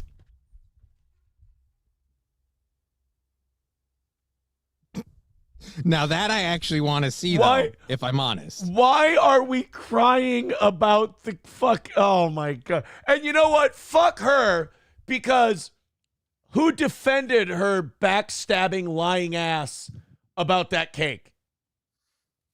Everyone wanted us to rip her to shreds over that cake, and we said, fuck it, it's the cake they wanted. The Skittles, that's a joke. That's a funny thing. You called it low rent. Yeah. All I pointed out was the Bernatello's pizza cardboard that was underneath the cake. That's all I did. It wasn't even like a wax top one. I mean, like even Walmart, when you get like the $9 cakes, like they have the wax top cardboard thing. Like it's nicer. The moisture doesn't soak into it. That was just like a piece of cardboard. Like they cut it off a box. And then she says, scolds stupid idiot toe. That would be me because she calls me toe now because she's got her heel persona going. For saying Anthony Cumia would not be at her wedding when he was. When did I say he wouldn't be there? Did I say that? I don't recall. If I said that, I didn't mean it. I figured he would be there. He lives in South Carolina. If he didn't show up, he'd be a really shitty friend. I think the only thing I said was, oh, I'm a piece of shit and I'm garbage, but here's a guy who actually did something to a woman, and he's fine. He's totally okay. All I was doing was calling out Keanu's double standard and that maybe there's a secondary monetary and internet clout motive for making the turn, if you will. That's all I said. That's the only way I use, and that bothered Anthony as well, which, come on, little old me. Let it go. Water off a duck's back. You were just used as a prop. You weren't even the main thrust of the whole thing. So I can't, Johnny, my point is I can't escape this fucking cake thing. Right. Well, I'm going to be honest. I do want to see Keanu flip out about the cake. So even if you don't cover it, I'm going to watch it later. I don't know that I'll cover it on my show, but I'll definitely check out Keanu losing it on the cake. Oh, boy. No matter what, like, dude, you had your cake. I assume you ate it too. There's no way you can take it back now. Like, who cares what people think about your fucking cake? God, do I want to play the fucking cake clip? Today's episode is titled Enough About the Cake. Yeah, so we should do the cake clip. All right, here we go. Contrary to stupid idiot Toe's belief. So right there, right off the bat. Start so well. Stupid idiot Toe. It's pronounced Aaron, you jerk. God, it's like you're not even trying. For some fucking reason that Anthony and Missy wouldn't be at our wedding. When did I fucking say this? Again, I don't know. The only thing I said, and maybe this is a reading and visual comprehension issue that we have educationally in this country. All I said was the thing you objected to doesn't seem to be a standard that's applied uniform throughout. In fact, what I said was he probably is going. That strikes me as a little strange. Of course, they were there. We saw them the night before. We saw the they're really so fun and nice. Really. So lovely. Yeah. First of all, it shouldn't matter what I say, but second of all, if I said they wouldn't be there, I apologize. I misspoke. I never felt it in my heart and soul. I'm sorry. Kumia and Missy were at our wedding. They were never not going to be at our wedding, and actually, we laughed about that. I'm like, he's like, stupid idiot thinks that we weren't coming, but we knew you were. I never said I was. And I also have to say, you had your biggest night of your life. You got married. And you're venting about me on your wedding night? You're like, that fucking asshole Aaron, that piece of shit. You know what? I apologize. I thought this whole thing was you trying to get clicks and views. It clearly wasn't because it didn't work. But now I know that it's actually this hatred is in your bones. It's nice to know. It's you good. guys realize you have a honeymoon to get to right now. Yeah, you guys got shit to do. You're supposed to be busy right now. This is a bad start to the wedding. You're supposed to be fucking or something. This is a bad start to the marriage. And I know about bad marriages. Thank you very much. You better This start. looks like something I would have done. And look, my track record. You better start believing in bad marriages, Miss Thompson. You're in one. So, I guess I came up. I'm honored. Thank you. I appreciate that. But I didn't say that they weren't going to be there.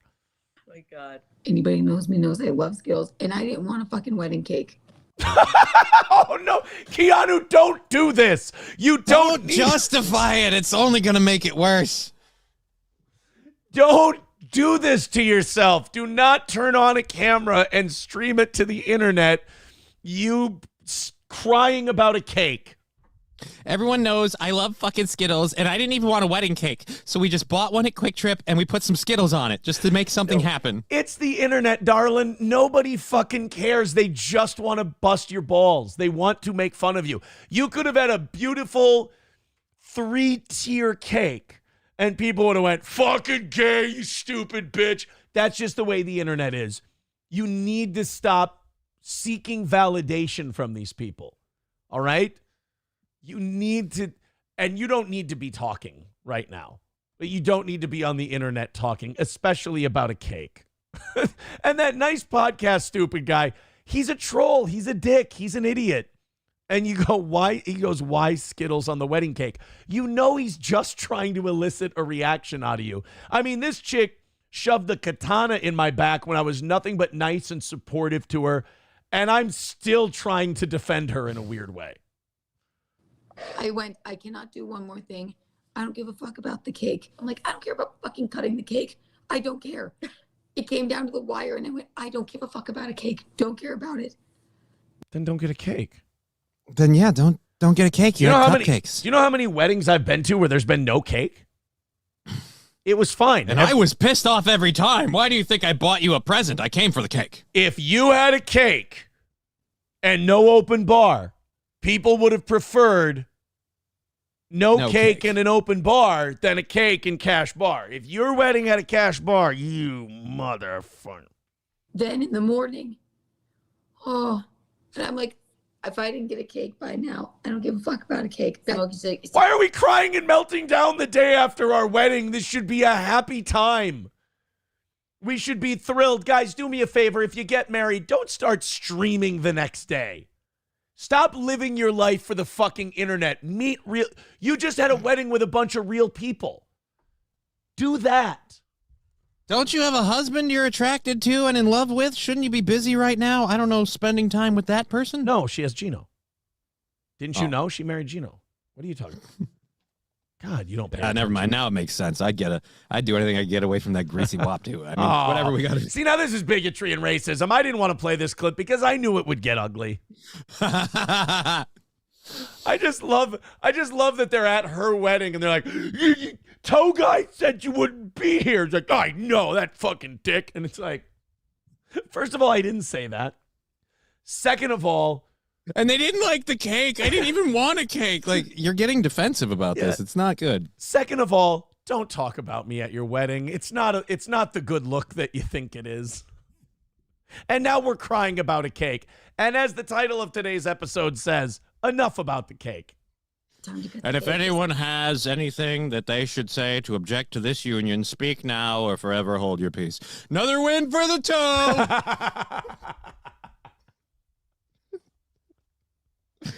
toe. You just got married and you're spending time with your mommy rather than with your husband. Go be with your husband. I said, we have a cake. We took those fuckers out of my mom's car. She said, we took care of it. I look at it. It's just a Harris Teeter cake covered in Skittles and then with some flowers popped on top. I didn't see the flowers. That's funny. Yeah, they probably tried to make it look as good as it could. We left it in the car all day. Yeah, Stop defending yourself over a stupid fucking cake. This is embarrassing. I'm sorry. And I didn't care.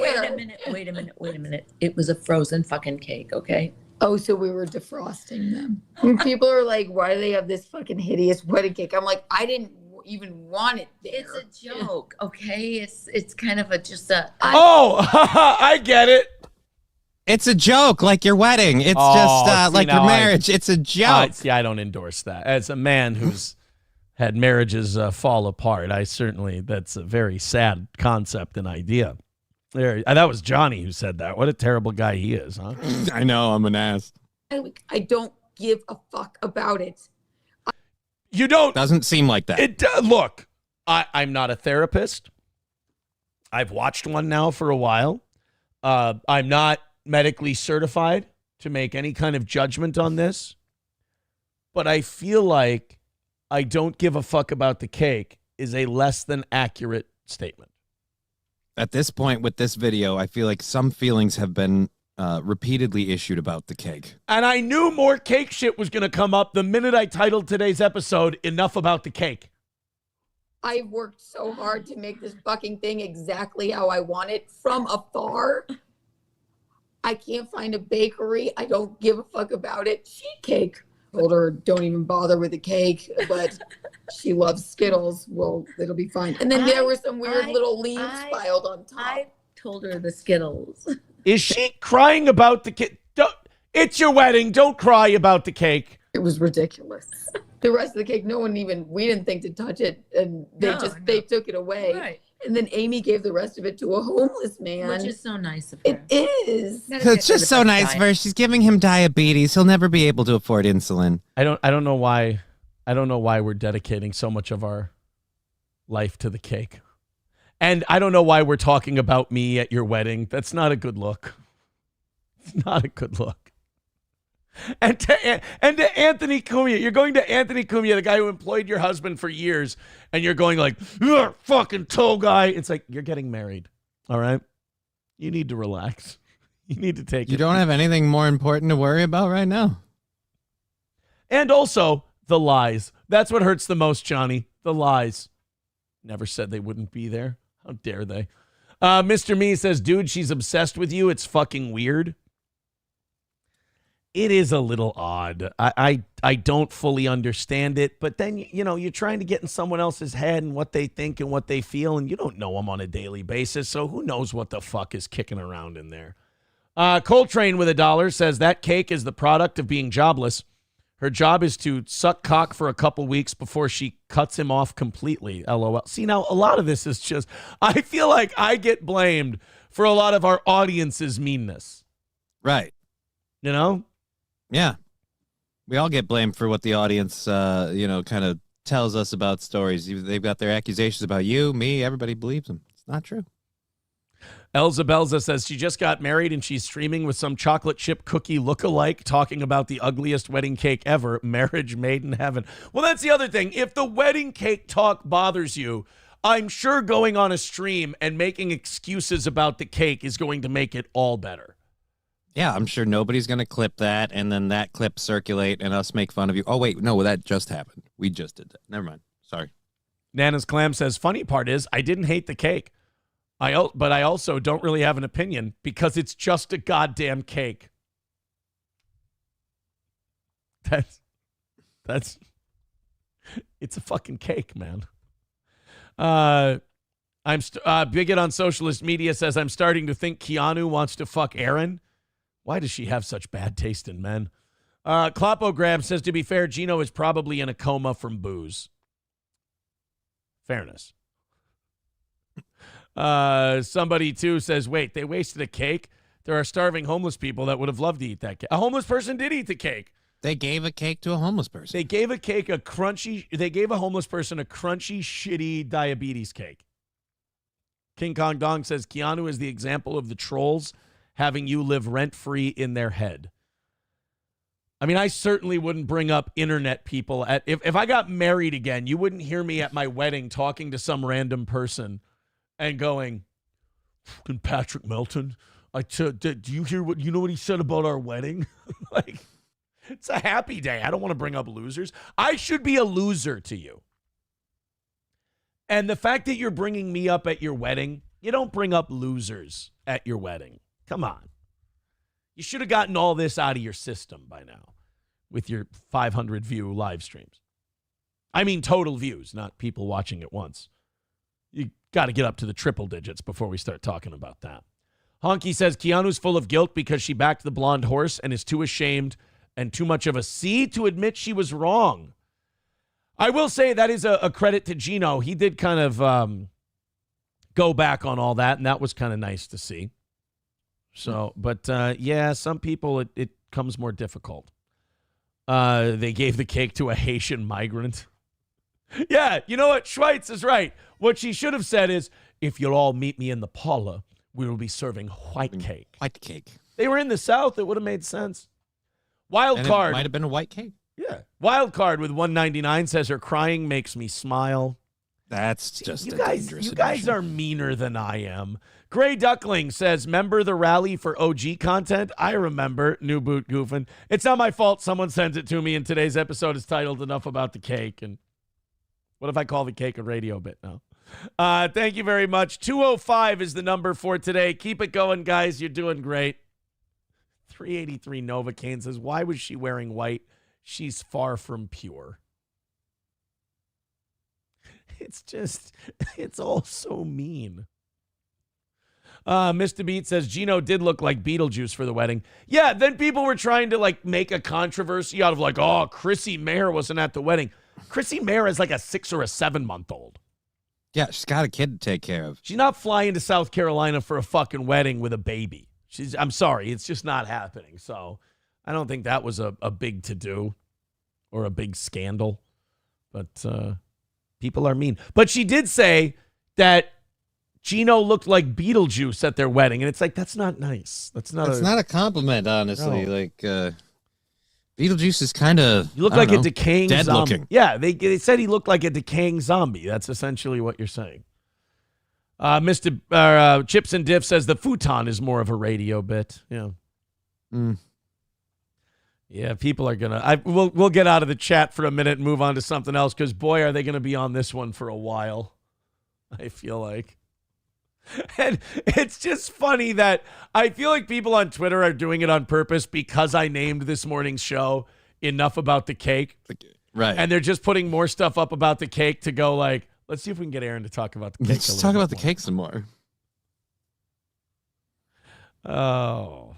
Yeah, but the only slander that was in that, the only slander that I saw was she said that I said Anthony wouldn't be at their wedding. Now, if Anthony was at their wedding, wasn't at their wedding, or dropped dead that day, it would make no never mind to me. It wouldn't matter. Right. But I didn't say that he wouldn't be. I didn't care if he would or wouldn't be. But I certainly didn't make some kind of grand... First of all, if I made a grand prediction one way or the other, I'd be gay as fuck. So don't go looking for those clips. But I don't understand bringing me up at your wedding. It's a weird look. You don't have anything else to do today? God damn.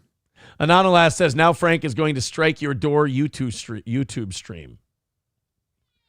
Ramp Tramp says, taste the rain toe. That was funny. Was that you who said, if anyone has any objections? And then they yelled, yeah, another win for the toe. Yeah. Stop it. Stop it. Kill your cat right now. No. Well, don't do it on camera. That'll be bad for the channel. Someone texting and I give them 2 years. See, that's just mean. Yeah, no, if your cat does that again, grab it. One hand on the neck, one hand on the head, and just fucking twist in opposite directions. Nope. Not even a little.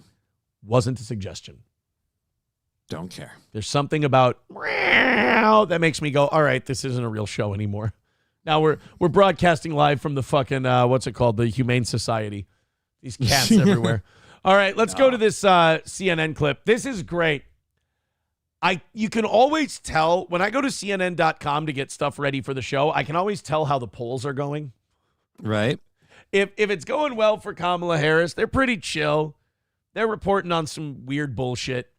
But if it's not going well, it is just full on poor us, poor me, poor government. These people are crazy. Our country's falling apart, and it's going to get worse if we vote Trump. So I'm guessing Donald must have been looking pretty good in the weekend polls because CNN tried to run a story about how FEMA has been forced to pause aid operations in North Carolina due to reported threats. Now, if you're trying to convince people that the whole response to this hurricane is not on purpose and it's not to fuck up the election for people in these areas, you're doing... Or to try and steal land for lithium, right? Or trying to steal land for lithium. You're doing a bad job of it by coming up with these bullshit reasons why you're not giving them aid. Instead of just going, yeah, it's close to the election, and if we hold out and just don't say anything, a lot of Trump voters will stay home. They're pausing aid to the hardest hit areas of North Carolina because they say they're getting threats from people, that FEMA's getting threats. Well, either the FBI or how about the people who haven't gotten any fucking food or water? Those aren't threats. Those are desperate people going, get your fucking asses out here. Help us. So saying that, oh, we would go help all those hungry, starving people, but they're talking too mean to us when we don't make it out there when we say we will. So then how about you stop interrupting the people who are helping, who aren't worried about whether or not people say mean things? That's the other problem with this, too. It's like FEMA and all these organizations like, you need to get out of here for your own safety. You're interrupting and interfering with our operations and putting more lives at risk. And so you're pushing all of the regular people that want to help out. And then the minute you're supposed to actually do so, oh, guys, we're getting threats, so we're not going to help either. We're just going to stay home. Yeah. It's just it's a terrible way to handle it if you're trying to be good. It's a shitty way to handle it because you're basically rubbing it in the fuck you that's existed from the beginning of this hurricane. Let's check out CNN's report on this. Again, supposed to tell them again, color me skeptical. I'm skeptical about all of these fucking stories that come out where they're talking about, and I'm sorry, we got this muted because there's an ad playing, but I'm just skeptical of everything that comes out from now until November and probably after, depending on the results of the election, because there's always a second explanation And it always ends up being the rat fuck shit that they always pull. So it's hard to not go with that. All right, let's check out Jake Tapper. National lead, a North Carolina man has been charged for allegedly threatening workers with the Federal Emergency Management Agency, or FEMA, responding to Hurricane Helene recovery. Authorities arrested 44-year-old William Jacob Parsons over the weekend, charging him with, quote, going armed with a handgun and rifle to the terror of the public, unquote. That's according to the Rutherford County Sheriff. So this guy... that's really open-ended. Yeah, so this guy, I'll translate this. A man who's had his life ripped apart and his shit destroyed by a hurricane is in a lawless area with no food and no water, and he's going out armed just in case. So they're going to now use that as an excuse to not give people fucking food and water. Right. Because you don't want to. You don't want to aid these people. You want them to be suffering. You want them to be incapable of caring for themselves. And you don't want them voting in a few weeks. Sheriff's office in Western North Carolina. Parsons is... And as Johnny said, you want them to move. That's what you want. You want them to move. Accused of threatening to harm FEMA employees. Investigators believe he acted alone. He is now free on a $10,000 bond, according to the sheriff's office. The arrest happened in just one of the hurricane-ravaged areas where misinformation is snarling. Oh, fuck Here we you. go. Here, get ready. Here we go. Misinformation is snarling. Like these reports that people keep putting out on Twitter that they're helping people and the government is coming in and telling them not to and is forcibly saying, no, you can't even go pick up your kid or we will arrest you. And then these people are reporting that. How dare they? Well, that's just it. It's, you know these people that are hungry and don't have water or electricity? They're going out and telling people that they don't have water and electricity and they haven't seen any FEMA workers. Or as we're calling it, misinformation, because it's the opposite of what we want people to believe. Oh, you know all these video clips that we have of a North Carolina chopper for the National Guard just coming in and dusting off like civilian organized like resource centers? Yeah, no, we don't want that. That's misinformation. Don't show that we're actively impeding people. Yeah, and Jake Tapper just like he just puts this bullshit out there, doesn't feel bad, doesn't feel anything about it, has to know he's full of shit. Aid efforts in the state. FEMA's recovery operations in County were paused after National Guard troops reported threats. In an email obtained by the Washington Post, troops said they, quote, had come across trucks of armed militia saying they were out hunting FEMA. So can we see those people? Can we get the faces of those people put up, please? Right. I'm sorry, I don't believe this for a second. I've seen too many sudden swastika-bearing militia groups that show up and we never get their identities, and it's always, we caught this horrible group of people. We can't tell you who they are. We're not going to ever tell you what happens to them going forward, but just know that they exist and we caught them. Yeah, or they're threatening us. The poor little federal government, we're being threatened by these armed militia people. Oh, do you have evidence of this? No, of course not. Oh, is that because it never happened? No, stop dealing in misinformation. Do you want to maybe use some of your drones and other surveillance and spy equipment that you're not supposed to use against the U.S. people but totally are? Yeah, you want to send us any evidence that this happened? No, we're the federal government. Why wouldn't you just trust us? Those two statements contradict one another. Unquote. And the misinformation fallout did not stop there. About 100 miles north in Ashe County, the sheriff posted on Facebook urging residents to stay calm and steady and to not stir the pot, noting that... Yeah, hey, you know, while you're starving and you're thirsty and your home is destroyed, try not to make too much noise, you know? Could you guys do me a favor while your livelihoods are just decimated and you're waiting for us to come help you? Don't be a dick about it. During our recovery, help folks, and please don't stir the pot. How am I supposed to help folks when you tell me that if I do, you're going to arrest me? This is just, I mean, this is brainwashing communist Pravda bullshit of the highest order.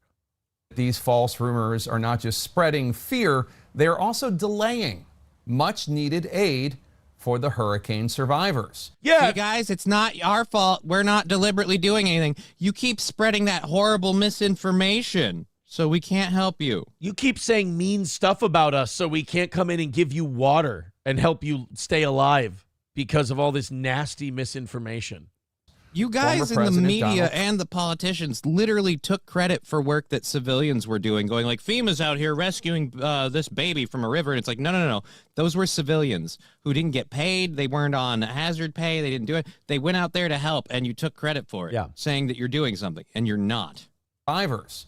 Former President Donald Trump perpetuating many of these baseless rumors regarding FEMA, such as... This is where I kind of figured out it must have been a bad polling weekend.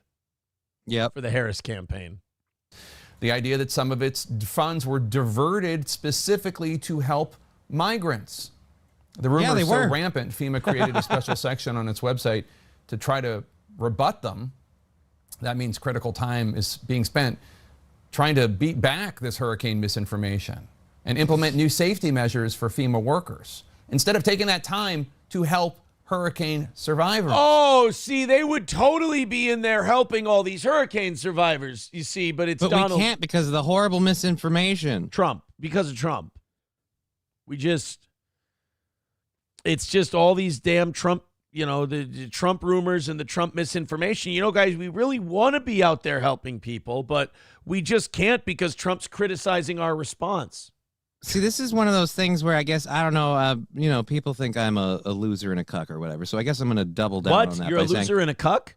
Yeah, apparently. But like, I don't know how much money he's getting paid, but dude, your soul is really for sale like that? Like, again, it's not hard to see that whether it's ineptitude or on purpose, the government really fucked up its response, especially for North Carolina.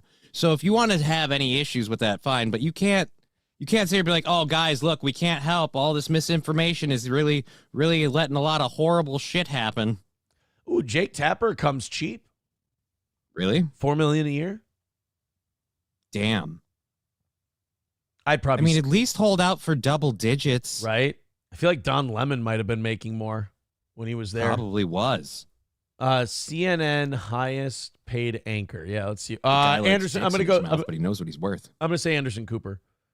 Yep, Anderson Cooper's probably higher. Oh, shit. Anderson Cooper makes $20 million a year. Yeah, that's what happens when you're one of the big families in the country. Jake, quit selling your soul for $4 million, buddy. Anderson Cooper's getting $20 million. That means, you know what that means? That means Jake's just doing it for love of the game. And that's even more hurtful. Jake's selling the American people and their souls down the river just because he loves doing it. And, you can say that that's more hurtful.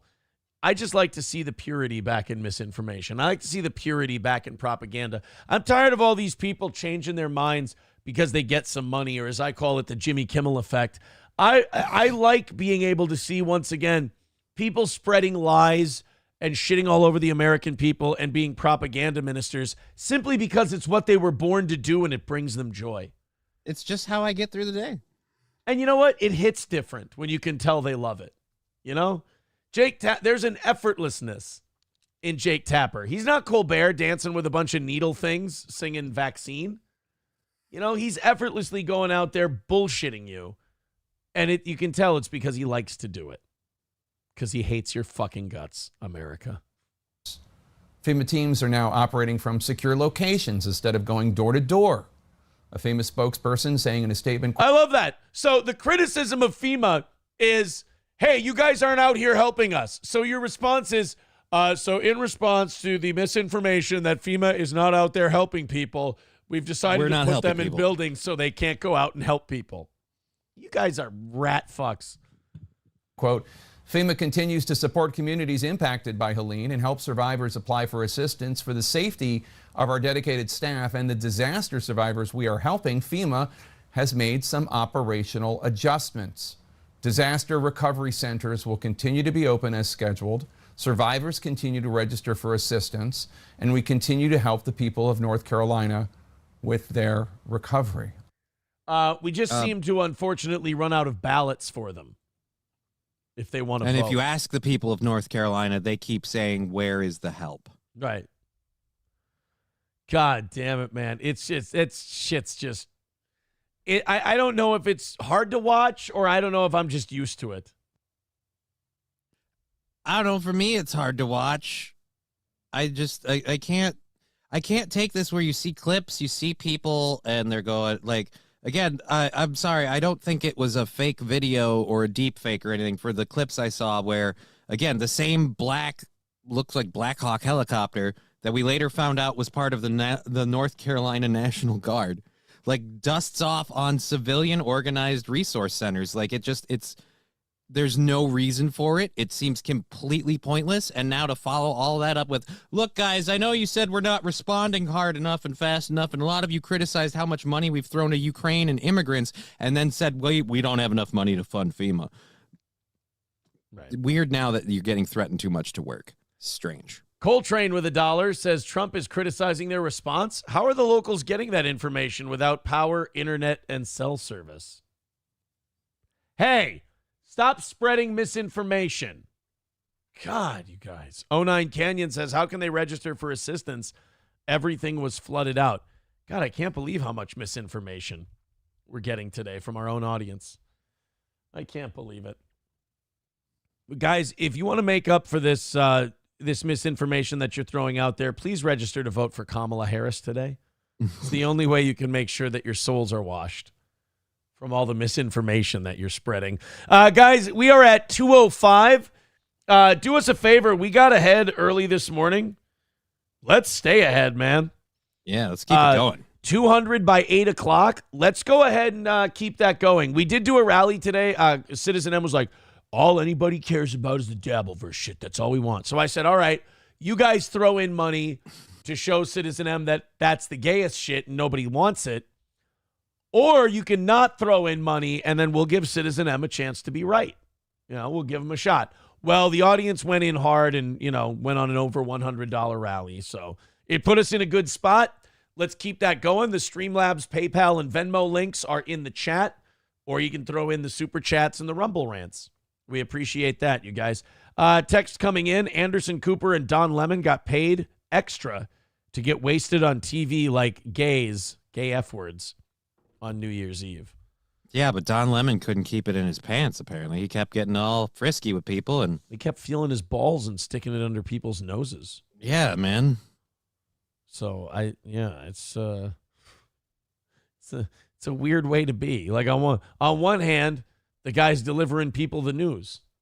On the other hand, he's making people smell his ball hands. Oh, no, Larry David had a meltdown about Trump yesterday. I don't want to see this. This is sad. No. I don't want to see Larry lose his mind. I thought Larry had like a sense of humor about Donald Trump. I don't want to see him lose his mind just because, like, dude, I don't want to take you seriously, okay? Like, you're a comedy person. I expect you to be able to, like, make jokes. When you get serious, it always gets cringy. I never Larry, like anyone who's, like, a comedian, and they're like, hey, I'm most known for being, funny and kind of taking the piss out of thing, little black pill humor, but I hate Donald Trump. Like, okay, don't. I thought he was funny on SNL when Trump was hosting, like 8 years ago, and he yelled, Trump's a racist! And then they look off stage like, who the hell said that? And there's Larry David going, Trump's a racist. They go, Larry, what are you doing? And he goes, some guy offered to pay me $200 if I came out here and I said that. That's awesome. How much has the whole 2020 election and everything that has flowed from it pissed you off? Oh, I mean, you can't go a day without thinking about what he's done to this country, because he's such a little baby that he's thrown 250 years of democracy out the window. Oh, Jesus Christ, you guys. He lost an election and he bitched about it and tried to have it investigated. He's not even the first guy to fucking do it. Do you guys not remember how long we investigated and looked into the election with Al Gore and George Bush? Yeah. I mean, that wasn't a threat to democracy. When Democrats wanted to challenge an election, holy shit, we dug out all the ballots, we recounted them by hand, and when you lost that one, then you asked for more recounts, and then when you got the recount, you were like, yeah, but we only want to count these counties. And the Republicans were like, well, then fuck it. We want these counties recounted. And then when the Republicans' vote total went up when they counted those counties, you said, no, not those. Then you filed lawsuits to stop military ballots from being counted because you were worried they'd be Bush votes.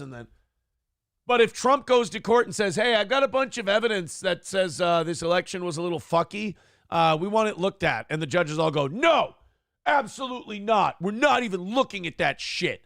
And then they all yell, Trump's trying to overturn democracy. It's like, you guys delayed the inauguration of a fucking president because you were trying to dig up a few hundred votes in Florida.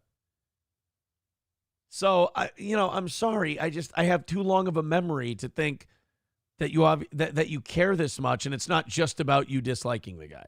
And I can't believe anyone who says Donald Trump was a huge threat to democracy. And they apparently everyone forgets that Ray Epps was the guy that was saying, hey, let's go into the Capitol. We have to go into the Capitol. He texted his son saying, I started this. I did it. Like he took credit for it. And the FBI and everybody that the January 6th committee, they give him what, like house arrest because he was de-escalating? I mean, it's so obvious. We have reports of over 200 FBI agents there. I'm sorry, Donald Trump didn't do January 6th. And if you watched Minneapolis burn for 3 years, you know that January 6th wasn't a big deal.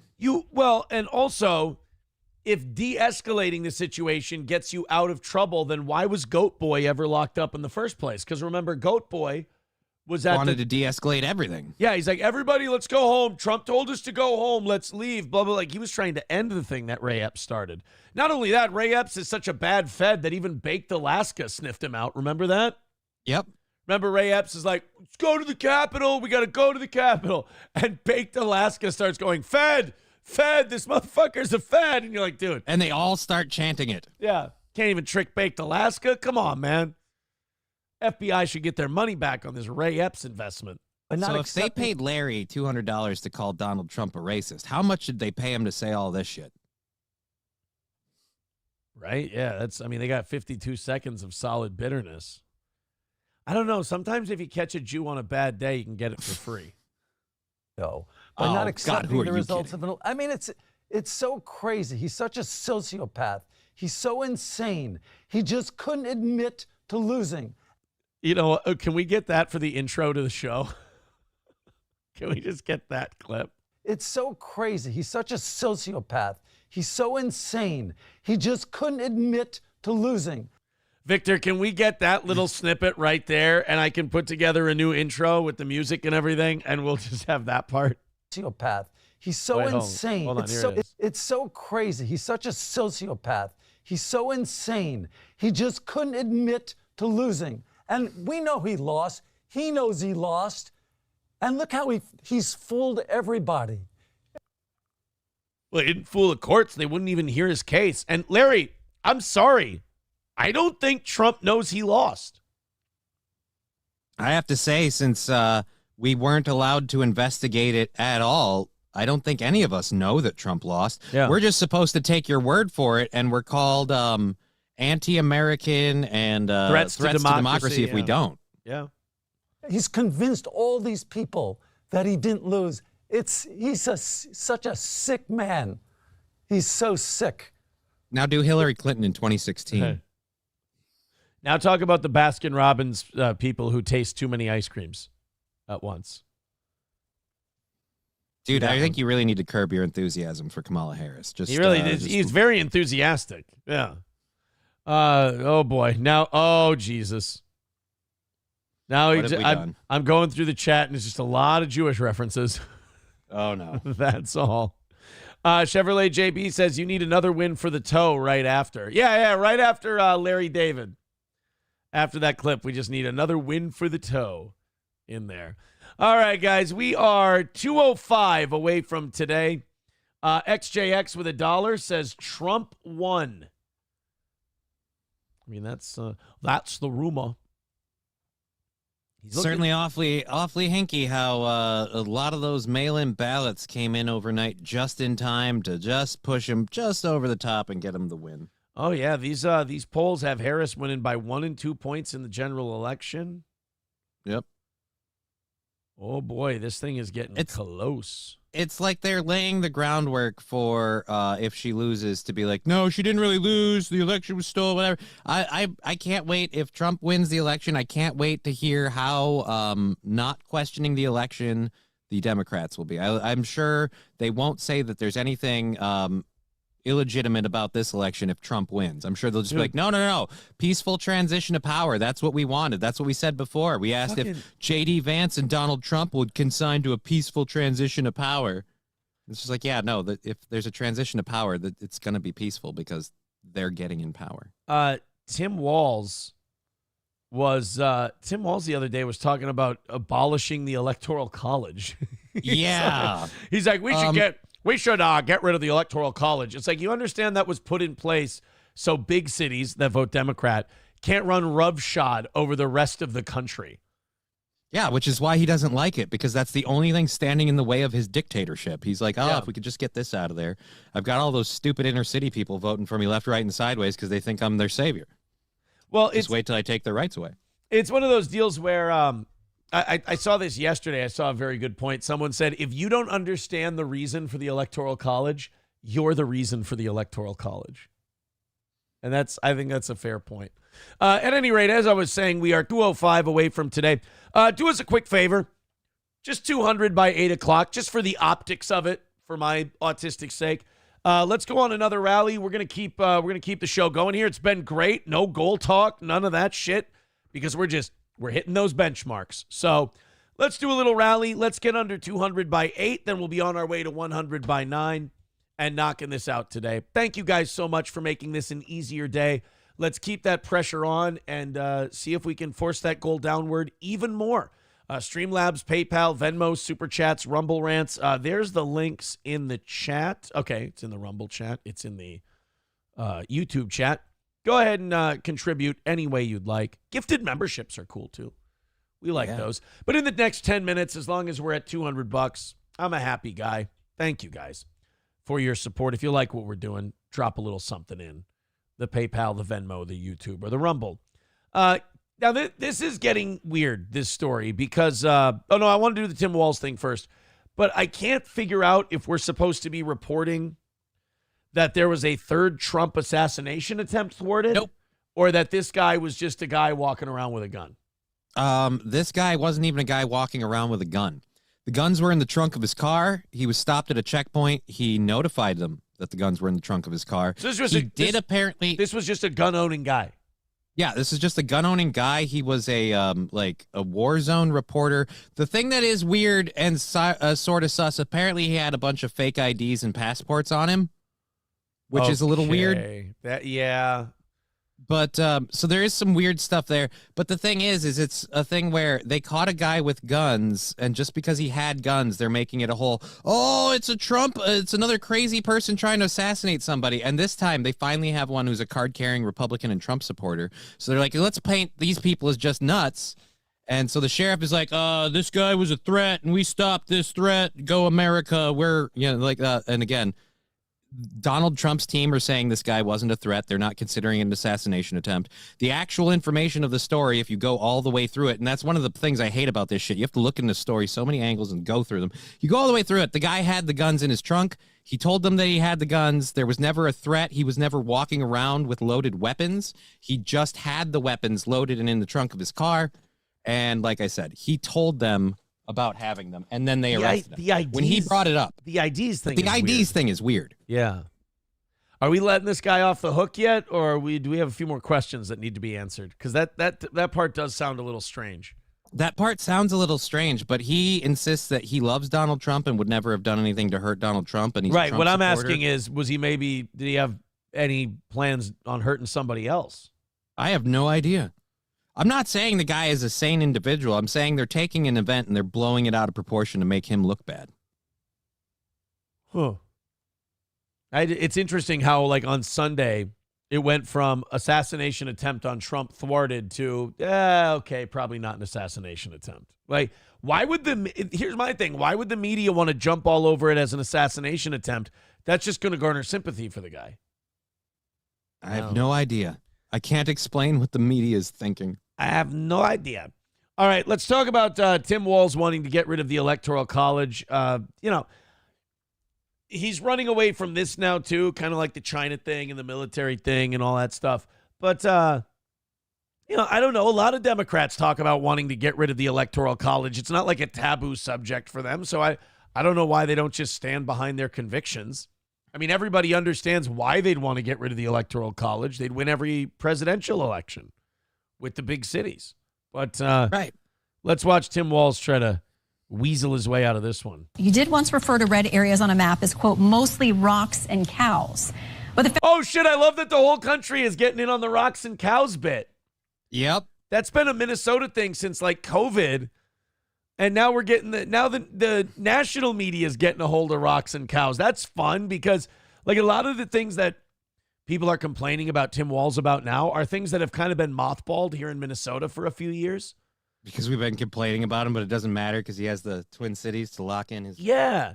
So it's been like we're getting to dust off the old classics of Tim Walz, like rocks and cows and abortion and China and all this other stuff. Like, it's like, oh, yeah, you know what? We forgot about that here in Minnesota because we've kind of just been resigned to our fate. Hey, it's the greatest hits. Yeah, he's playing the hits. We get Abbey Road back from Tim Walz. Founders clearly wanted to protect voices in those areas. Do you not? Yeah, well, the rest of that quote that they cut off was, I said that includes my mom and my family. Look, my point on this was... Oh, so you hate your mom and your family, too. Okay, thank you for completing the quote. We appreciate that you're condescending to your own background. Is people feel, and they have to feel, every vote counts in every place of the country. And I think what the point was on this is they see us in battleground states and not across the country. So the campaign's position is clear on this. That's not to get rid of the Electoral College, but it's to focus on every vote. And I think you're okay. It's not my focus isn't on the Electoral College. It's a focus on every vote. No. You have to focus on the Electoral College. Because that's the way you win. And look at it. Look at what it does. It causes these candidates to have to go places and meet with people they normally wouldn't meet with, listen to them, talk to them, address them, show that they at least fake give a shit about them. That's the one. Look, I get why you don't want it. You think we're all a bunch of stupid rocks and cows people. You don't want to have to mingle with us. Hell, we remind you of your own fucking family and how hard did you try to get away from them. So right, again, we're all cousin fucking retards according to you. That's totally fine. But the reason we have the Electoral College is, I mean, to kind of slow down people like you, ironically.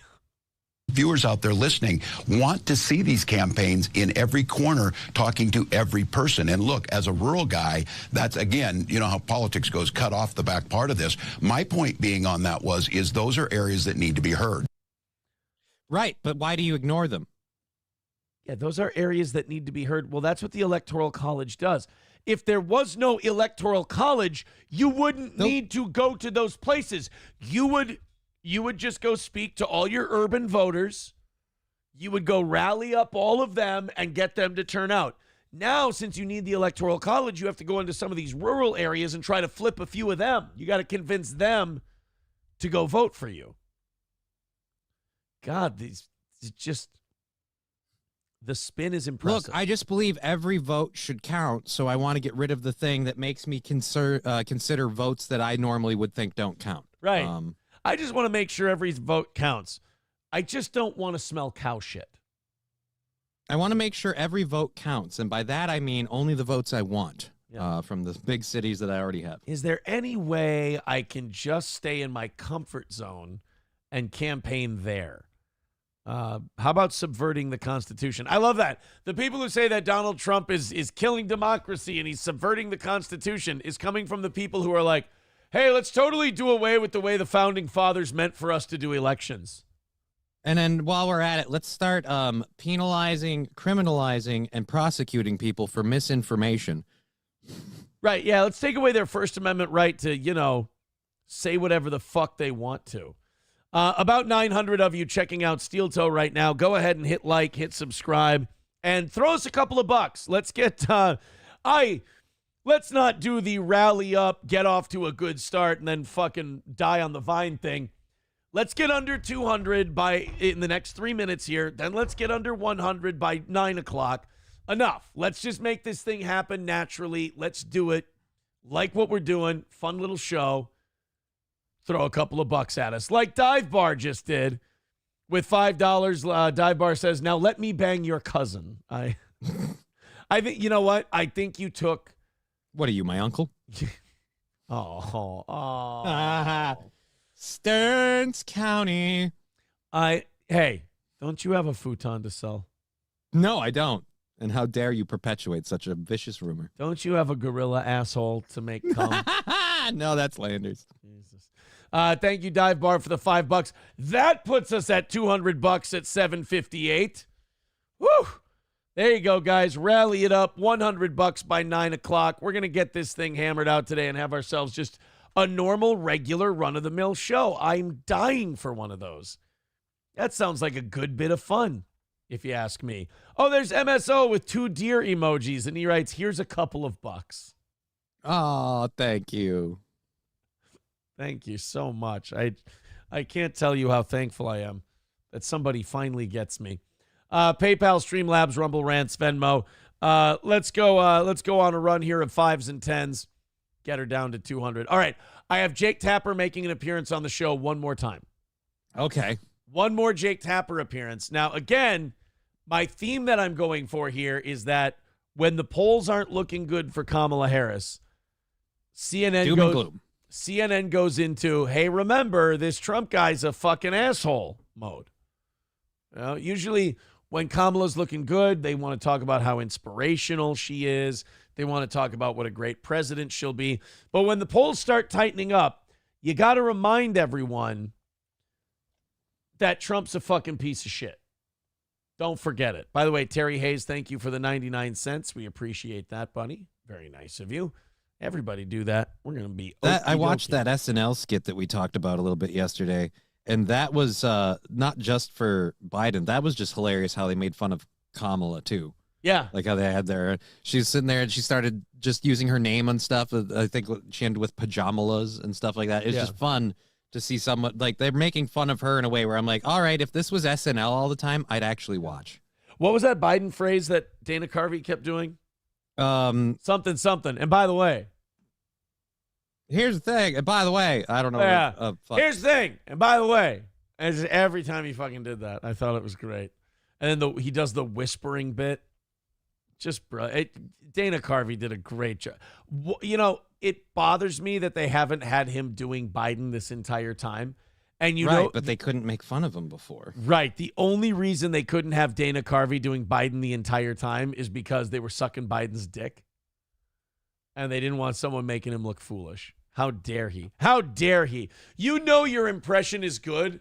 Your impression of a Democrat is good if Saturday Night Live puts you on, but makes you wait. Yeah.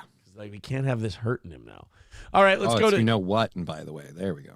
You know what? No, is it? By the way. You know what? That's what someone's saying. And by the way, hold on. Now we have to figure it out. We're gonna say, while you guys are throwing $5 and $10 at Steel Toe right now, hint, hint, we're gonna look this up. Joe Biden, Dana Carvey. Somebody had me watch Master of Disguise this weekend. Dana Carvey movie? I was doing this thing where I was doing Quint from Jaws. Like black eyes, lifeless. We're watching football. My neighbor and a bunch of friends at the Ultimate. We're watching Dallas and Detroit. And I go, he's got lifeless eyes, black eyes, like a doll's eyes. And someone at the table goes, oh, Master of Disguise. I'm like, what? What the fuck you say? They're like, oh, that's from Master of Disguise. I'm like, the fuck it is. I go, that is Captain Quint from Jaws, and don't you forget it. Like, no, but it's in the movie Master of Disguise. I'm like, Jesus Christ. All right, I'll check it out. And I go to watch. I get through part of Master of Disguise, and the person goes, yeah, I haven't seen this since I was a kid. Uh-oh. Like, you ever get through a movie? You ever get partway through a movie and someone realizes, uh-oh. Yeah, this isn't as good as I remember. This isn't holding up. Like, it's a horrible time to find out that, the shit just doesn't hold up anymore. Here we go. Turns out my movie choice sucks. Yeah, here we go. This is here's a little Dana Carvey as Joe Biden. Here. What are you doing? It's me. I'm still the president. I'm Joe. I may be older, but I'll beat the hell out of you. I'll pop you. I'll give you an Uncle Sandwich. You know how to... There's a clip. Where's... Oh, yeah, and Jim Gaffigan did a pretty good Tim Walz, too. Such a huge fan of your stand-up, Cedric. Tim, when black comedians talk about white people, they talk about you. I do be like that. Yeah, you do. And finally, on the Democrat side, is President Joe Biden. That's right. Folks, thank you, Regis. Great to be here on the crew, the family food, the food to do. Dude. Anyway, and guess what? And by the way, the show's great. Guess what? I'm being serious right now.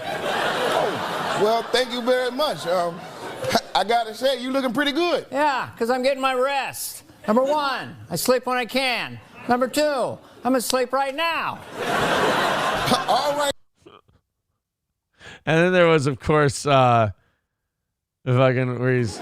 Here. Sorry, guys, I'm not showing the video. I don't want to get popped. Right. Folks, that's right. A lot of people forget I'm president, including me. But guess what? And by the way... That's going to be one of those things where people are going to be like years from now, they'll be like, remember when Biden used to keep saying, guess what? And by the way, they're like, Nope. No, he didn't do that. That was a Dana Carvey thing. Welcome to my home. That's like George H.W. Bush didn't keep going, not going to do it. Not going to do it. That's not. Remember when George H.W. Bush said that all the time? No, Dana Carvey did.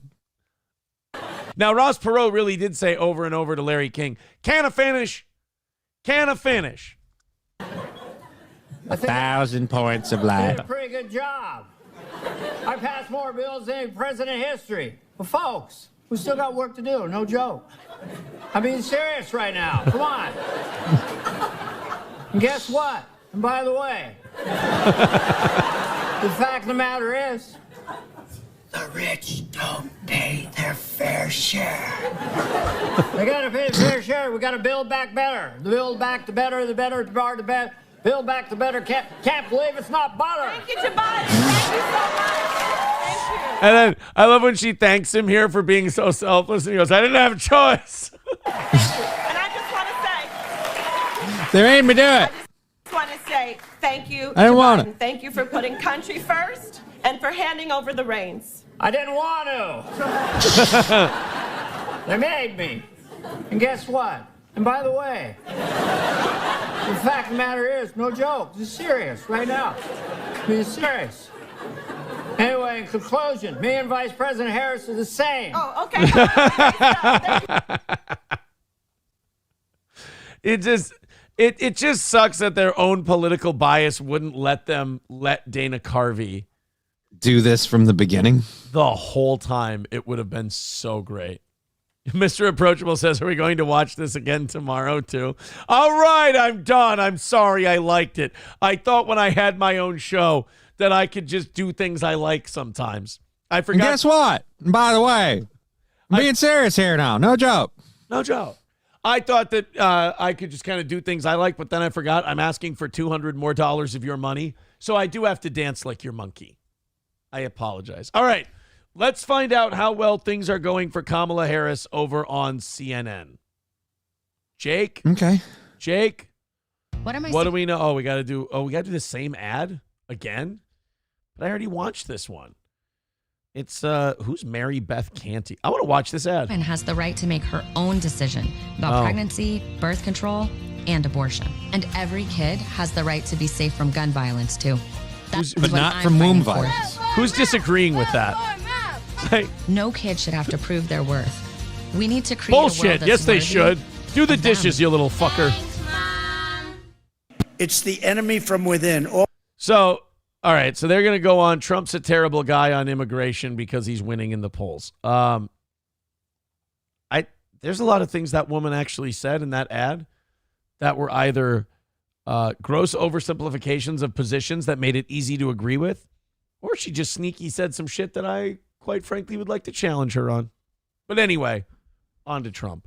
I'm just having a problem with the fact that you have your kids front and center in a political ad. They don't vote. They shouldn't vote. They shouldn't know about this shit. No. Leave them alone.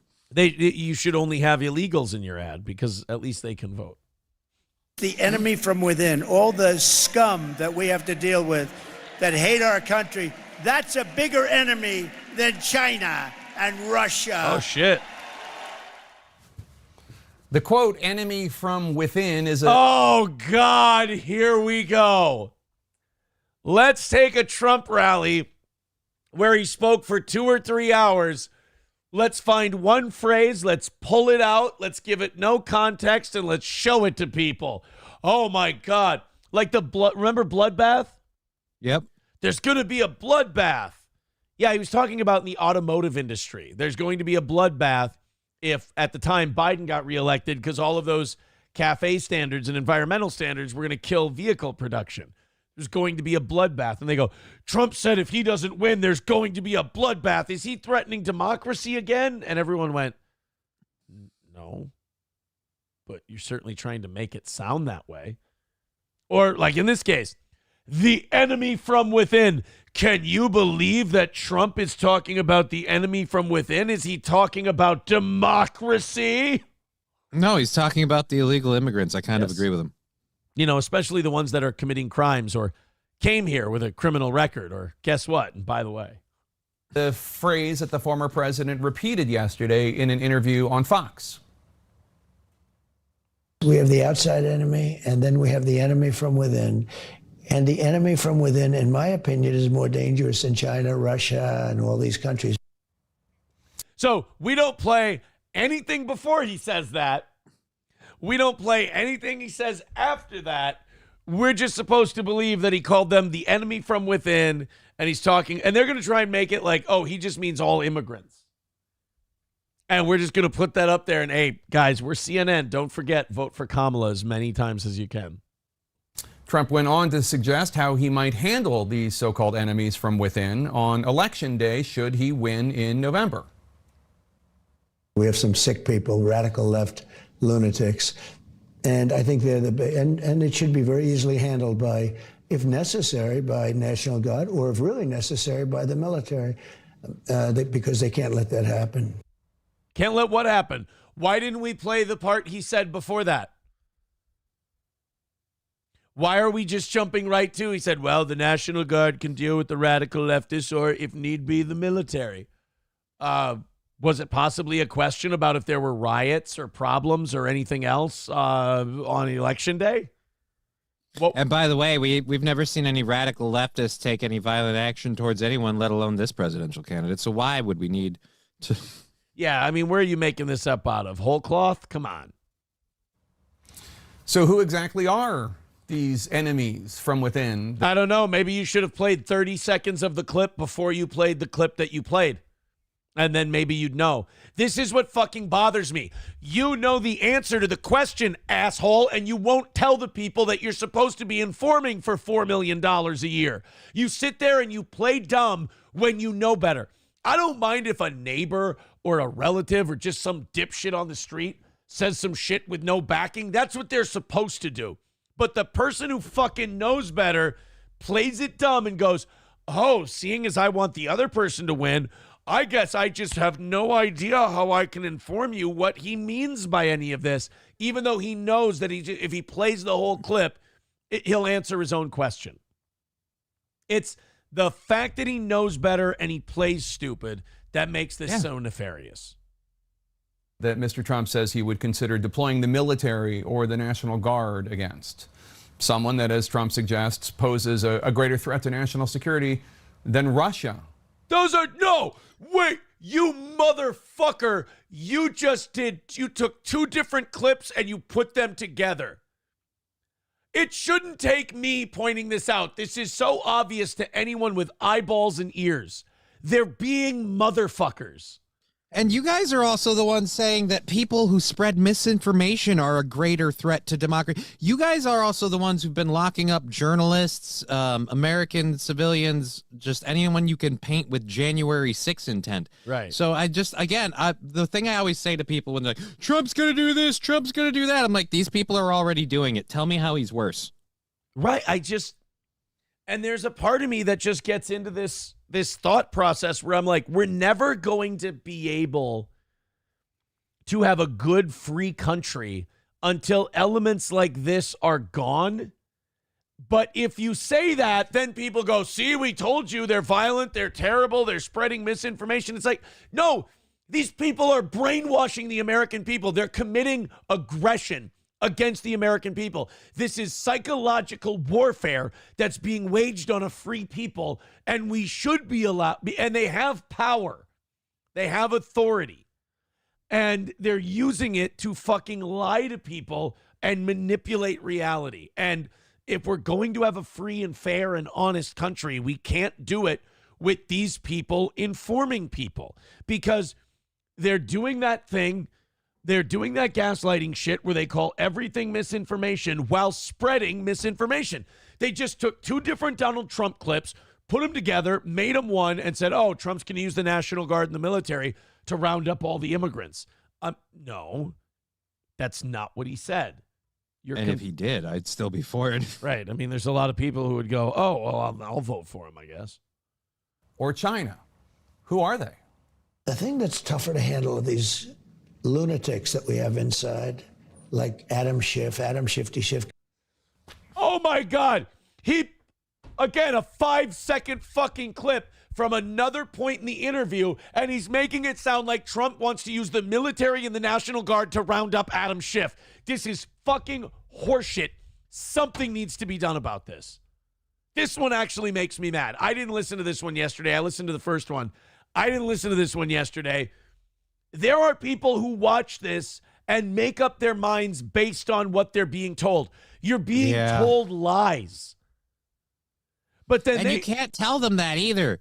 You can't be like, dude, did you, like, because I still get people that are like, oh, Donald Trump, he crushed that border bill so he could use it as an election thing. Like, you mean the border bill that was mostly for Israel and Ukraine? Right. Like, more than 2/3 of it went to Israel and Ukraine. Like, I'm sorry, I don't want that border bill. I also don't want pork in bills anyway. Like, I don't want that shit in bills anyway. But it's a thing where he knows what the answer is, and he's purposely giving the wrong answer to people. It's not like Jake Tapper honestly believes this, and Jake Tapper thinks that's what Trump said.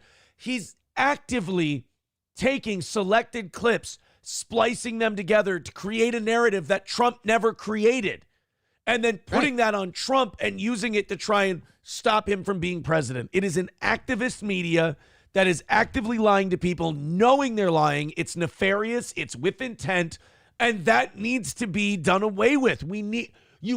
This country cannot survive with people like this behaving this way. And I believe the key to freedom and democracy is, again, the First Amendment and a free press, and we don't have that. Like, people don't realize we don't have a free press. The press is bought and paid for by special interests and private groups, and then the government at this point. Okay, U.S. Democratic Congressman Adam Schiff, a Democrat from California, right in the area I am right now, Los Angeles, who is now running for a seat in the U.S. Senate. He was the lead prosecutor in Trump's first impeachment trial. So, as a factual matter, stripping this of all adjectives and fuck you. No, not only have you stripped it of adjectives, motherfucker, you've stripped it of context. You've stripped it of reality. You've stripped it of the actual thing that was said. Oh, don't worry. We know you've stripped this one down pretty good. It's very obviously clip pasta. The Republican nominee is telling you that as commander-in-chief, he will contemplate using the United States military or National Guard fucking asshole to go after his political opponents, including Democrats, such as the likely next U.S. Senator from California, Adam Schiff.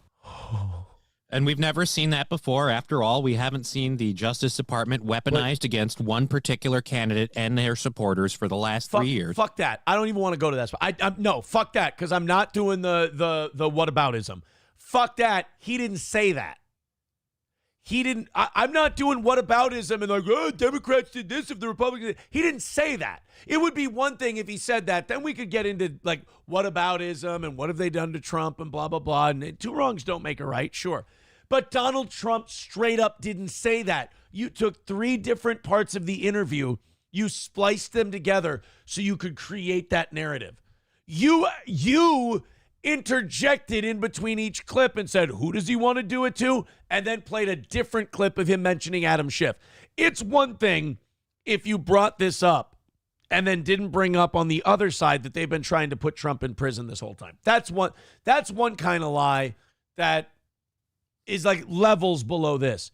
You're literally inventing shit out of whole cloth and then handing it to people and going, well, we're just the honest arbiters of the news, and if anyone tells you what we're doing right now is bullshit, then they're obviously giving you misinformation. Oh, and by the way, FEMA can't go and help starving people because the starving people are too mad at them for starving.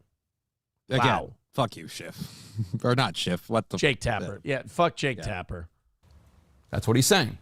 And he is referring to his political opponents here in the United States, Says Americans, as the enemy, as scum. No, he's talking about illegal immigration as the enemy from within.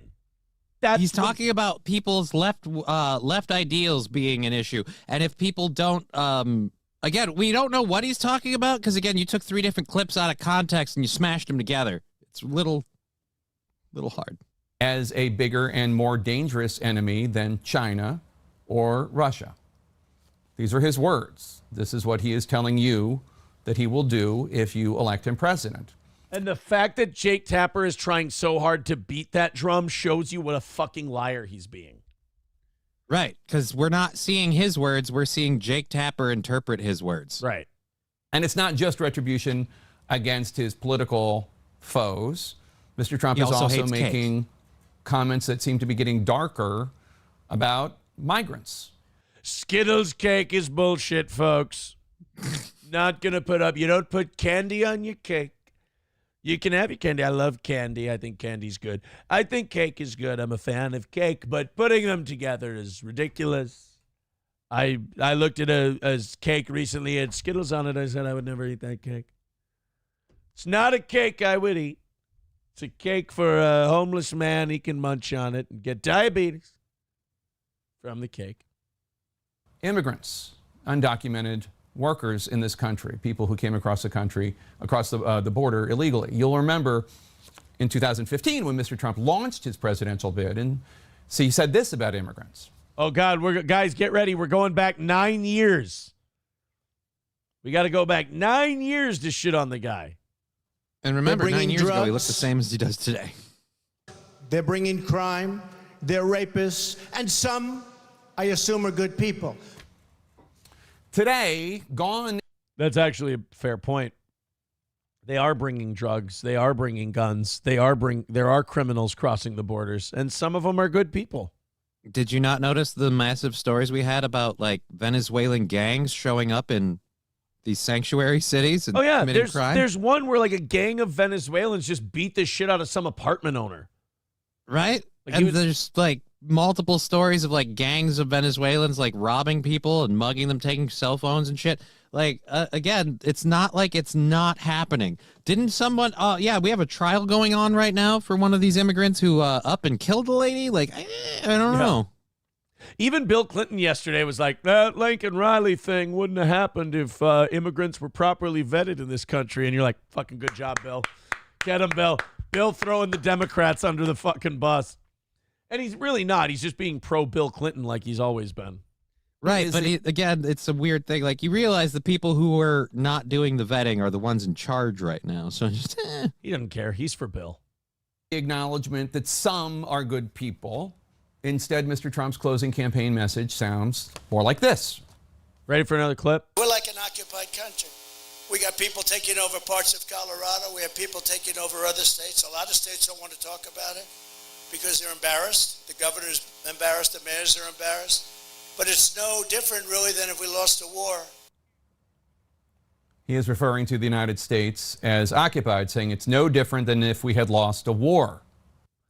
again, if you've been covering what's going on in Colorado and some of the areas where these immigrants are going in, he kind of has a point. And yeah, culturally it is changing, and people don't want the culture changing, but people like you thrust it upon them, and they get resentful and angry.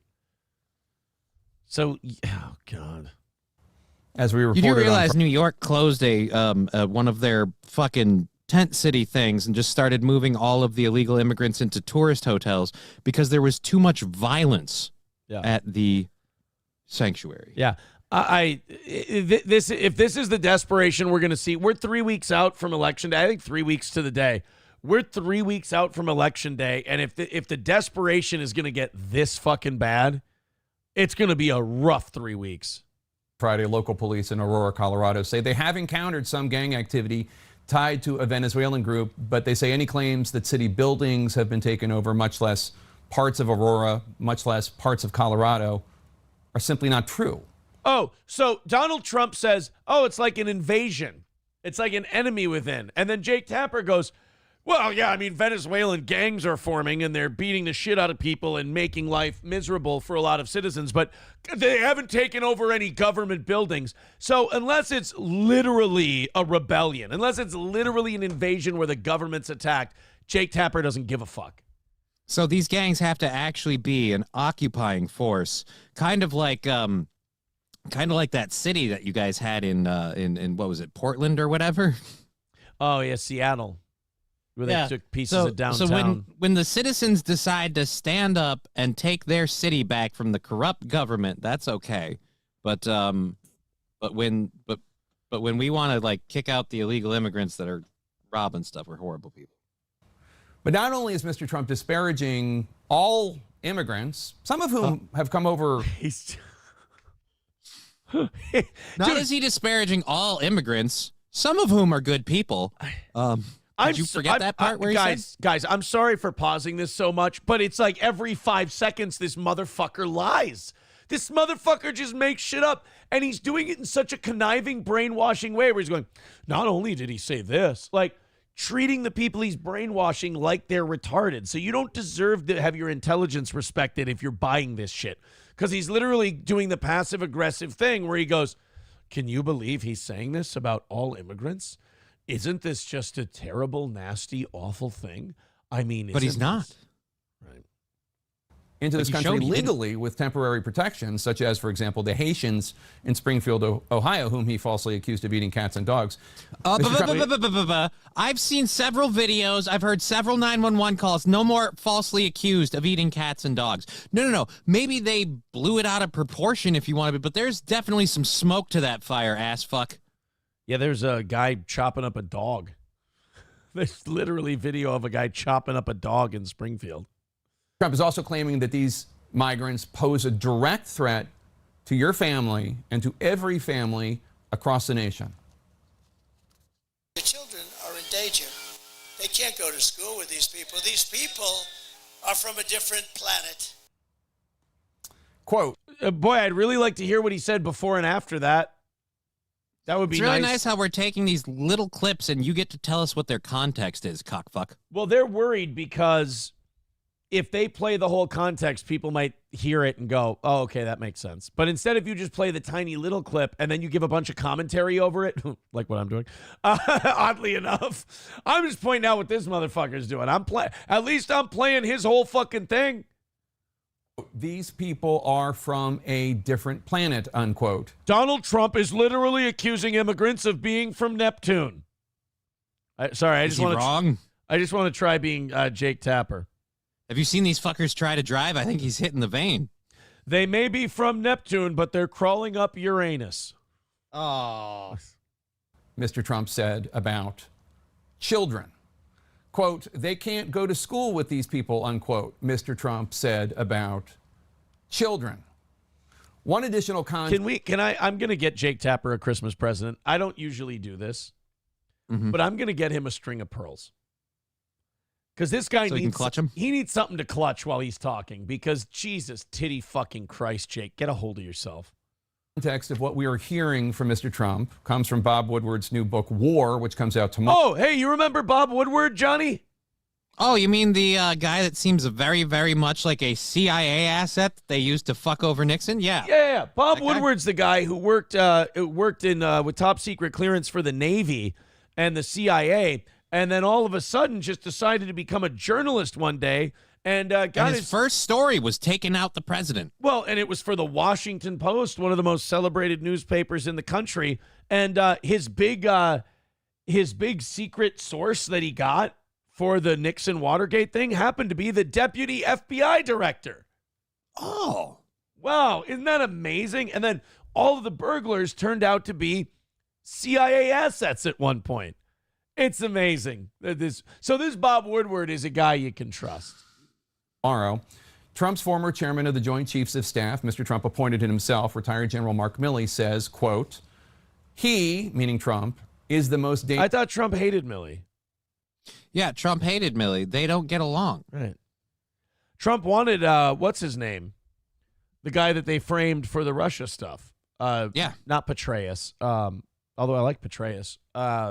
Flynn. General Flynn. Dangerous person ever. Now I realize he's a total fascist. He is the most dangerous person to this country. That is fucking rich coming from a member of the military-industrial complex. We're going to have one of the main guys from the military-industrial complex call someone else a totally dangerous fascist.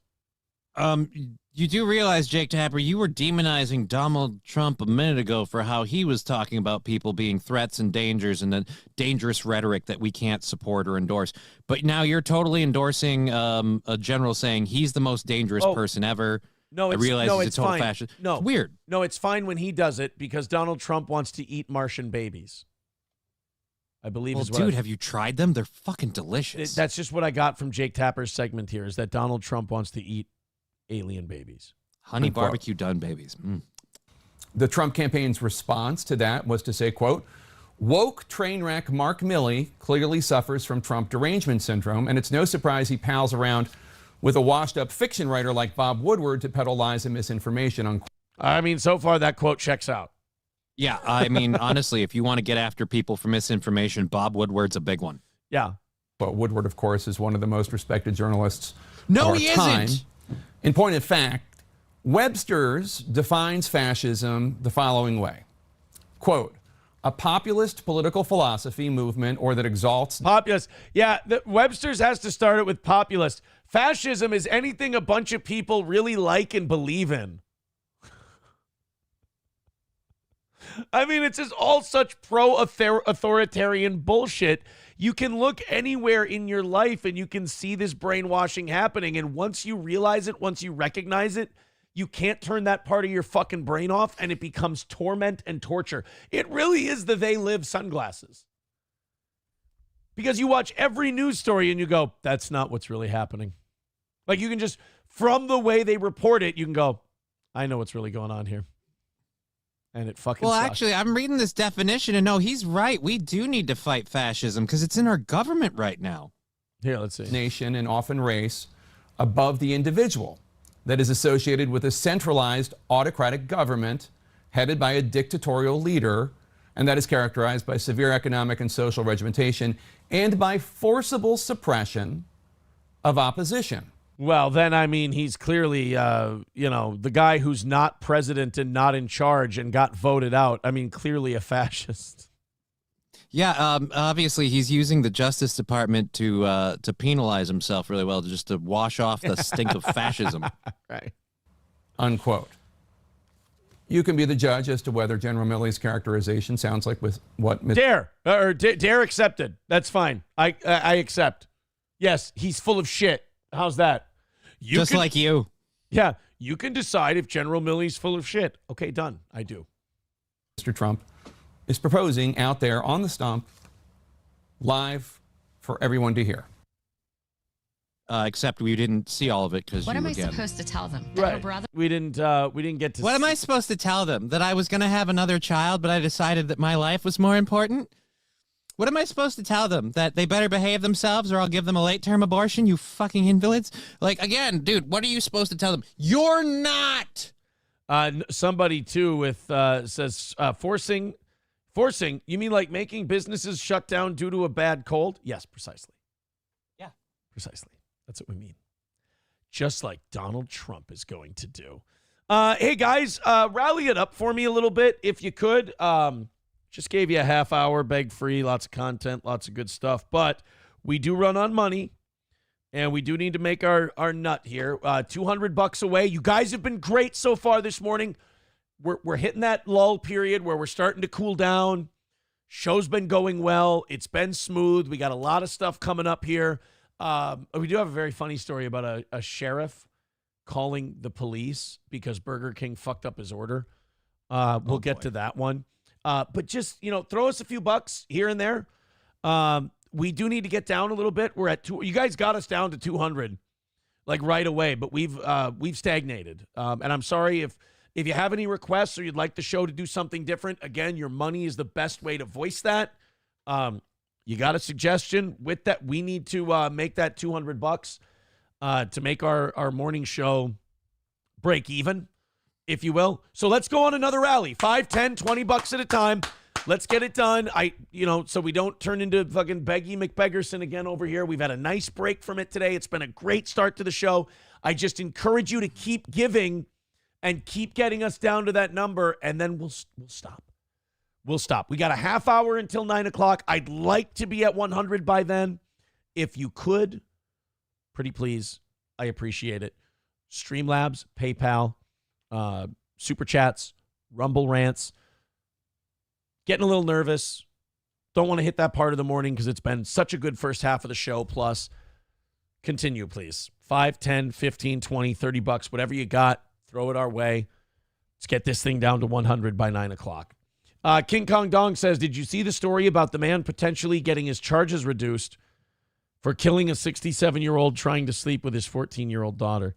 I wish we would have those instances where jury nullification would come into account for instances like that, where some guy catches someone violating his 14-year-old daughter and then he kills him. And the jury goes, no, we're not convicting. I'm sorry. I kind of get how this was not something that's going to be a problem. He's going to be fine. And like he's not going to go out killing other people. And like the government can say like, oh, this guy murdered this guy, therefore he broke the law and blah, blah, blah. But you have the power as a juror to say, no, I'm not going to enforce this today. No, thanks. This guy broke the law. Yeah, because the guy that he broke the law to assault here, that guy was totally in the right? No. Terry Hayes with $2 European, crazy European money. Thank you very much, buddy. I appreciate it. We need a lot of those. We need a lot of those, guys. Throw in, chip in, pay your dues, pay your way. Support the show that we're doing here and keep it on the air is what we're saying. We're going to have a day again. There's going to be a day again where we never get to this point. We're going to have one of those days. I was kind of feeling that today was it. Like with the start we got off to today, I'm like, yes, finally this is going to be a day where I don't sound pathetic. And we're about 25 minutes away from me starting to sound pathetic. So chip in. Let's get it done. What I'm trying to say is stay ahead of this shit. And then I don't have to worry about it. This is a story about Trump that is in full context, and I don't like it. And I think it's a very government-y solution to a government-y problem. Hopefully Trump's just running his mouth and being stupid. But have you heard about this Secretary of Cost-Cutting thing that he's talking about? He wants Elon Musk to head a new government. If he's talking secretary, it's basically a cabinet position. It would be a new department. The Department of Cost Cutting with Elon Musk as the secretary. So you heard that right. Donald Trump wants to spend money on a new department so that we can cut costs. It's, like I said, it's a very government solution to a government problem. And I fucking hate it. I really do. Does this fucking position, like, is it a temporary thing? Like we close it down after we cut the costs? Because I feel like how much are we spending to cut costs? Oh, yeah, we do that all the time in government. We create new departments, and then we just get rid of them when we don't need them anymore. Right. Happens all the time. By the way, thank you to Paul Security for $2 over on PayPal. Let's liven it up, guys. Let's keep it going. Let's get that money in. Let's rally up. Thank you, Paul. We need more. Let's get it down there a little bit, boys and girls, and let's make today one of those stress-free days. God, I'm fucking dying for one of those. I hope my show can be that good one day. So he wants Elon Musk to do that. This does sound like he's just throwing red meat out to people who like Elon Musk. I don't think he'll actually do this. It sounds like bluster, because even if you have a secretary of cost cutting, he's not going to have the authority to actually cut costs. Right? Like, he's not going to be able to be like, hey, how about the budget for the FBI or the military goes down? And that's the other problem. Like, we want to talk about cutting costs. We never talk about biting into the big spenders. It's always like, oh, let's close some social service programs. Let's close this loophole or that loophole. We'll make a little bit of money. But we spent 3 times as much to get those loopholes closed. So, well, and whoever heads this department is not going to have the unilateral authority to just go, yep, I'm shutting this down. Oh, but Trump's going to be a dictator, so of course he'll have unilateral authority. Well, Ramp Tramp says Musk said he'd take 234 departments down to 99. Okay, what I'm saying is I don't know if you can do that. That's my counter to that. Hey, I'm all for it. You want to take 234 departments down to 99? Cool, that's great. I don't know if that's allowed. How do you end a federal government department? Oh, Google's just laughing at me now. Why? Second, the government itself has rules that make it hard to shrink. No way. What? Civil service laws protect federal workers from getting sent home with a pink slip. Yeah. It's like they have a vested interest in being able to inflate themselves and never get retracted. What I'm saying is you're not going to be able to create a cabinet position that just says, yep, that one's gone. Fuck them. Get rid of them. It's just, that's not. But you are gaslighting a bunch of people that think Elon Musk is this evil person who's trying to take over the American government and the world. Well, Donald Trump is under his thumb. Here's the best way to accomplish what Trump wants Elon Musk to accomplish. Get yourself a Republican House, get yourself a Republican Senate, and see how many Republicans. Here's the problem. Republicans aren't really the small government party anymore, or the party of cutting spending. They're just kind of Democrat light. So a lot of Republicans, you're going to say, let's cut the Department of Education. Let's cut the Department of Homeland Security. They're not going to go for it. They're going to say that's too drastic. That's too extreme. So even if you try to do it the right way. Let's cut some military spending. What are you, anti-patriot? Like, anti-patriot missile. They're expensive. They are. And we just give them away to other people. Yeah, so Ukraine got a whole shitload of them. I just don't sold them. I just don't think America in general has the stomach for the kind of cuts that would probably fix a lot of our problems.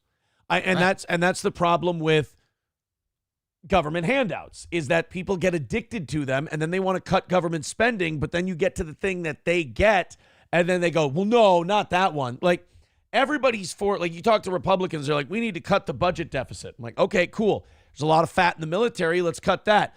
Oh, there's a military base in my district and I'd worry that it would close down. And if it does that, then all my constituents aren't going to vote for me anymore. And you're just like, well, then fuck, I guess we're not doing that one. Yep. You know, it's just too much horseshit attached to it. I mean, we've made so. But you know, if we end all of these food stamps and social service programs, that will balance the budget. No, it won't. Yeah, then people like foreign aid. If we cut foreign aid, no, foreign aid's not a lot compared to what we owe. It's just not. So I don't know. It's a fun little idea. It's interesting, and everybody's got a boner for the idea of Elon Musk joining the government somehow and then taking the reins and doing crazy shit. And it's just not built that way. Government, unfortunately, is built to be slow and methodical and stagnant. And yeah, but if they push that narrative, people won't be super worried about what happens when Trump gets in charge, because they might think, oh, he won't really do a whole lot. It'll kind of just be a little different. Nana's Clam says, I cannot wait until about a month or so after the election. Political steel toe is the worst version of steel toe. Well, I'm sorry. Here you go, guys. Rally up again if you want the politics stuff. Rally up if you don't. We're moving on from it after this story. We're done with that. Throw us a few bucks because maybe you guys don't like maybe the politics is shitty. That's a good point. Numbers certainly down today. Maybe I need to do less of this. We're barely at 800 right now. Maybe that's a good point. Maybe it sucks because we stopped making any money. So that's failing. The numbers are down. That part's failing. Okay. Message received. But now when we get off of the politics, throw us a few bucks so I'll be comfortable and know what I'm supposed to be doing. We're going to go to this really fucked up story next. We're going to get away from the political stuff. I'm going to take a quick break. Johnny's going to take over for a second. Lighten the load a little bit. We're $200 away, and we've really stagnated since about 7:30. So help us out. Get us to where we need to be today. Let's keep the momentum of this show going. Johnny, talk about something other than money for a second. All right. I'm going to be doing my show today at 2 p.m. Central Standard Time. I don't have Humpty's not coming into the foray today just because I'm not rolling him in. I want to try and have him in on the show tomorrow. Tomorrow's going to be interesting. I actually forgot to tell Aaron. I have a appointment in the cities at 9 a.m., so I think I'm going to be back in time to do my show tomorrow afternoon, but it might start a little late. So we'll do what we can to get that going. I need coffee during Tapper, says Bigot on social media. Yeah, dude, Tapper was pissing me off just because, again, like, you're going to put those clips together. It's kind of obvious. But I'm going to ask a question. I'm not going to give you the answer. I want you to figure it out for yourself. But I'm going to point you in every way that I can and then tell you my opinion. Fauci's Pangolin asking, has Aaron fired you yet? Considering he went to the bathroom and I'm here, I'm going to go with no.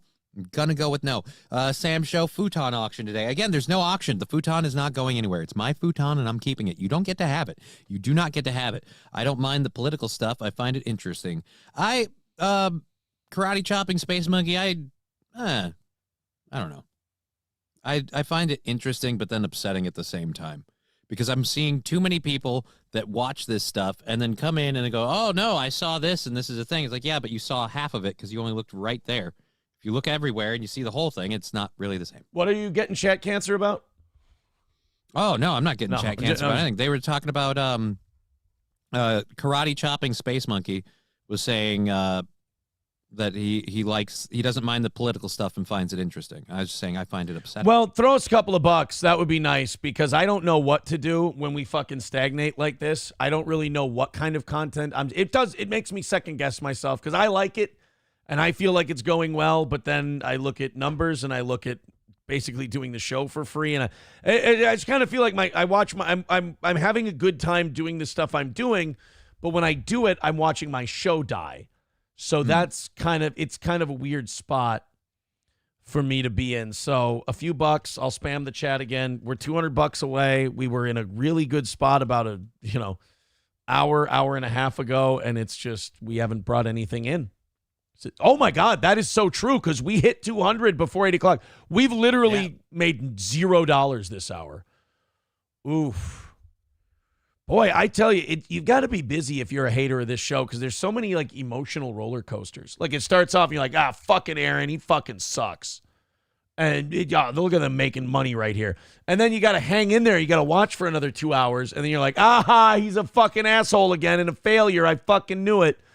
And then hopefully there's a rally after that and there can just be these ebb and flows. Like, you got to admit, if you're here to hate, you get a lot of emotions. I would be exhausted if I were you after watching this show because you're going through a roller coaster. Oh, Buffalo. And I mentioned this while you were gone. I have an appointment tomorrow in the cities in Minneapolis at 9 a.m. So, all right. Well, I'll take care of it tomorrow. I got it.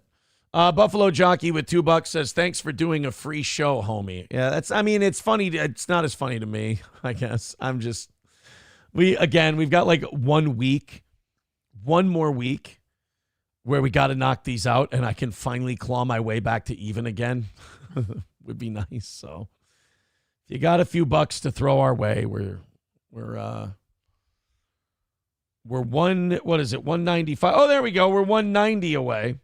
All right, we're getting closer. Guys, you've broken the 200 barrier. Thank you. Keep it up. Keep it up. We love the begging. Keep it coming, brother, says Hey Steel Toe. No, I get it. Like, those of you who fucking perpetually hate me, I know that you love that part. It's just the part I got to do to stay on the air. It doesn't bother me that you like it. That's totally fine. You're allowed to hate things on the internet. That's the way it works. I have my job to do. You have your job to do. And I'm very self-aware that this part fucking sucks and it's disgusting and gross and fucking beggy. It's what I got to do to stay on the air. I like doing this. I want to stay on. That's all. So I got to be pathetic and let people who hate my fucking guts win once in a while. It's no big deal. Elon wouldn't be able to be in a cabinet position because he's not natural born, says Trucker 18-Wheeler. That is something to look into. I don't think you can be in the line of succession. Yeah. If you're not born here, but I could be wrong. Matthew Q with $5 says, I haven't done political question. How is the no tax on tips things going to affect you and Johnny doing YouTube? We don't take I don't take personal income from YouTube. Yeah, it's not a tip thing. I just report my income as earned income. A corporation, mine goes to a corporation. That's all. Buffalo Jockey says, I'm not trying to make fun of you, just trying to make light of it. Sorry. Yeah, I'm sorry. I get stressed out about it every day, my whole life. Terry, thank you for the $5. Chef Maddox says, I can help a little. Keep up the good work, gents. Thank you very much.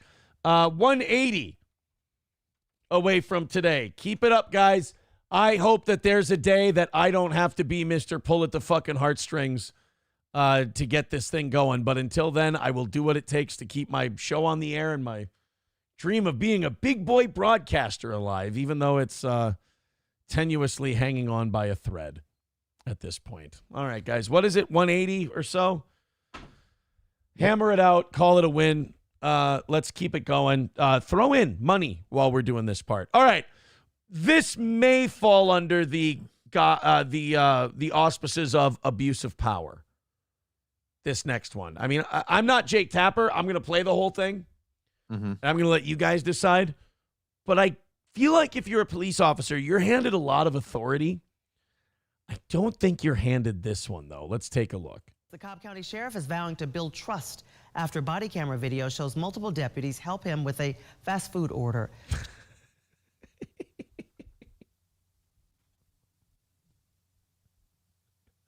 Hey, Chief, what's that place you like to go to with the mozzarella sticks and the crazy shit on the walls? I'll fucking... Oh, fuck. Give me a liter of cola before I break Vu's fucking lip. Channel 2's Courtney Francisco is live. We have a real life Farva at the fucking Burger King here. Burger King. Does that look like spit to you? Yeah. Fuck it. In Mableton, where this happened. And Courtney, you've watched all the footage connected to this case. Yes, I obtained 3 videos from Cobb County, and in them you can see the sheriff's truck is parked in this section of the parking lot outside the restaurant. Deputy patrol cars are parked with emergency lights flashing, and employees are locked inside the building. I don't see that. I don't see any patrol cars flashing. She keeps saying there's all this. This is more of this goddamn media gaslighting. She's like, as you can see, there's all these trucks in the parking lot. Nope. I don't see any trucks. I see a car. I don't see what you're talking about. Go back. This truck is parked from Cobb County, and in them you can see the sheriff's truck is parked in this section of the parking lot outside the restaurant. Deputy patrol cars are parked with emergency lights flashing, and employees are locked inside the building. Does she mean like in the video? I'm sorry, I got to watch this one more time. She's not making any fucking sense, this stroke. Where this happened, and Courtney, you've watched all the footage connected to this case. Yes, I obtained 3 videos from Cobb County. And oh, okay. So in the videos. All right, because I was like, ma'am, do you have a fever? In them you can see the sheriff's truck is parked in this section of the parking lot outside the restaurant. She's saying what's in the video. Cars are parked with emergency lights flashing, and employees are locked inside the building. You're watching from the vantage point of 3 Cobb County deputies who showed up after Sheriff Craig Owens called them to Burger King. Hey, do me a favor. I need to get, all I need is the owner name or whoever owns this damn facility or the manager. And the video is great. So he called out his deputies so he could get the owner or the manager's name at the Burger King because he was dissatisfied with his order. You know, A lot of people are going to see this as an abuse of power, but I think this is a statement to how little crime there is in this town and how safe he keeps everyone. I've watched this clip before, so it's actually like he actually is handling this very professionally and very well. Wait a minute. It's You're just- saying you're like the sheriff has a point here? Yeah. Really? Yeah, because he just wanted to complain about his order, and they freaked out. They didn't know he was a cop, and they're worried about violent reprisals from people not happy with their order, because we've seen a slew of those happen. And so All right, they locked up. Don't ruin it for me. We'll get through this. Grabbing voter attention Friday night. The video definitely tuned me in. I don't need no damn money back no more. I just need to find out who owns this place so I can do official complaint. He tells the deputies Burger King staff got his order wrong. I want to order her a Whopper with no mayo cut in half, right? 3 deputies go Okay, all right. That's a little bit of a dick move. I understand the no mayo. It's easy not to put mayo on it, but can't you cut it in half? Yeah, can't you cut it in half? What do you else want me to do? You want me to chew it and baby bird it into your mouth, you fucking weirdo? No. Cut your own damn sandwich in half. to the door.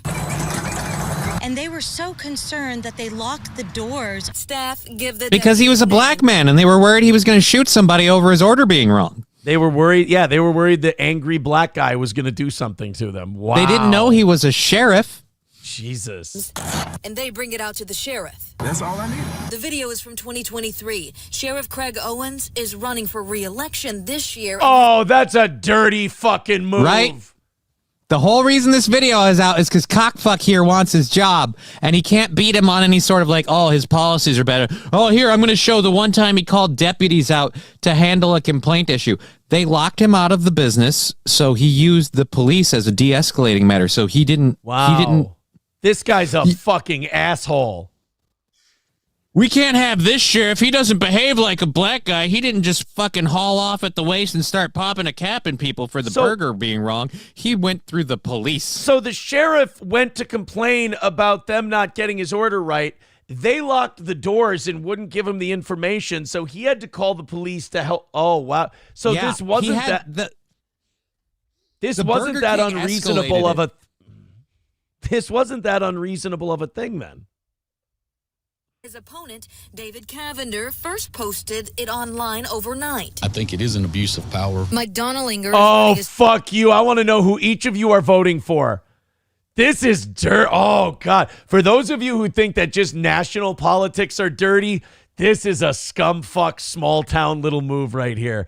Oh, I remember when I was in Litchfield and they would like use the police chief or the sheriff. One of them had a son with a drug problem and arrest record, and they would bring that up every election time.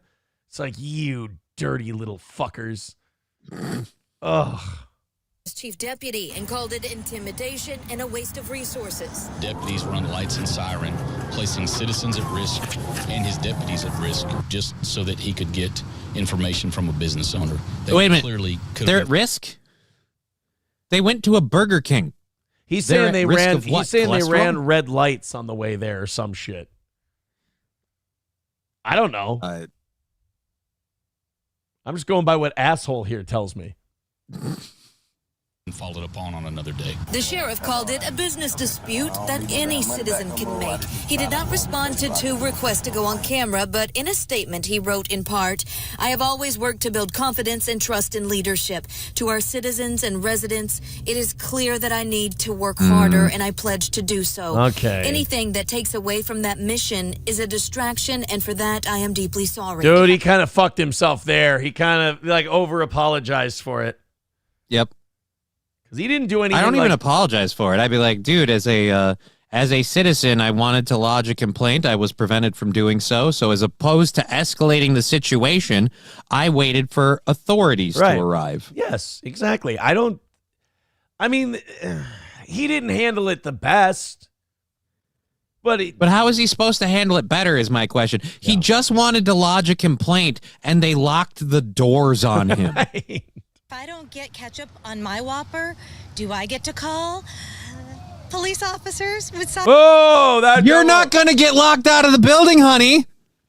There's a big difference between I didn't get ketchup on my and by the way, that's how the news media framed this story too. You heard how I introduced it. I didn't know anything about it. Right. They introduced it as He didn't get the right order and he just flew off the handle, this crazy Negro. And you're like, whoa, wait a minute. That's not what happened. They fucking locked the black guy out of the building because they were worried that he was going to make a complaint and be angry black gorilla man at them. I mean, I don't know. If I were the sheriff, I'd try to turn this around into like a racism thing. Yeah, dude. Be really easy to do it. The sheriff argues he never told staff his position and power and never asked deputies to do anything they would not do for anyone else. You didn't tell him who I was. No, I just told him it was the guy out in the truck. Yeah, so he's not like, you know who the fuck I am. He didn't do that. Didn't do anything like that. He wasn't feeling himself. Again, he wanted to lodge a complaint. They responded the way he did, and the only easy way to handle that was to have the cop show up. That is such a shitbag fucking move on their part to bring this up now. Oh, man. A lot of people want in on this one in the chat. Let's go to, thank you guys for a little rally here. Lab Glass with $10 says Google points. Thank you. Grand Poobah with $20 says do more politics. Heck the complainers. Buffalo Jockey with $1 says sheriff elections. The rare time a cop can beat a black person.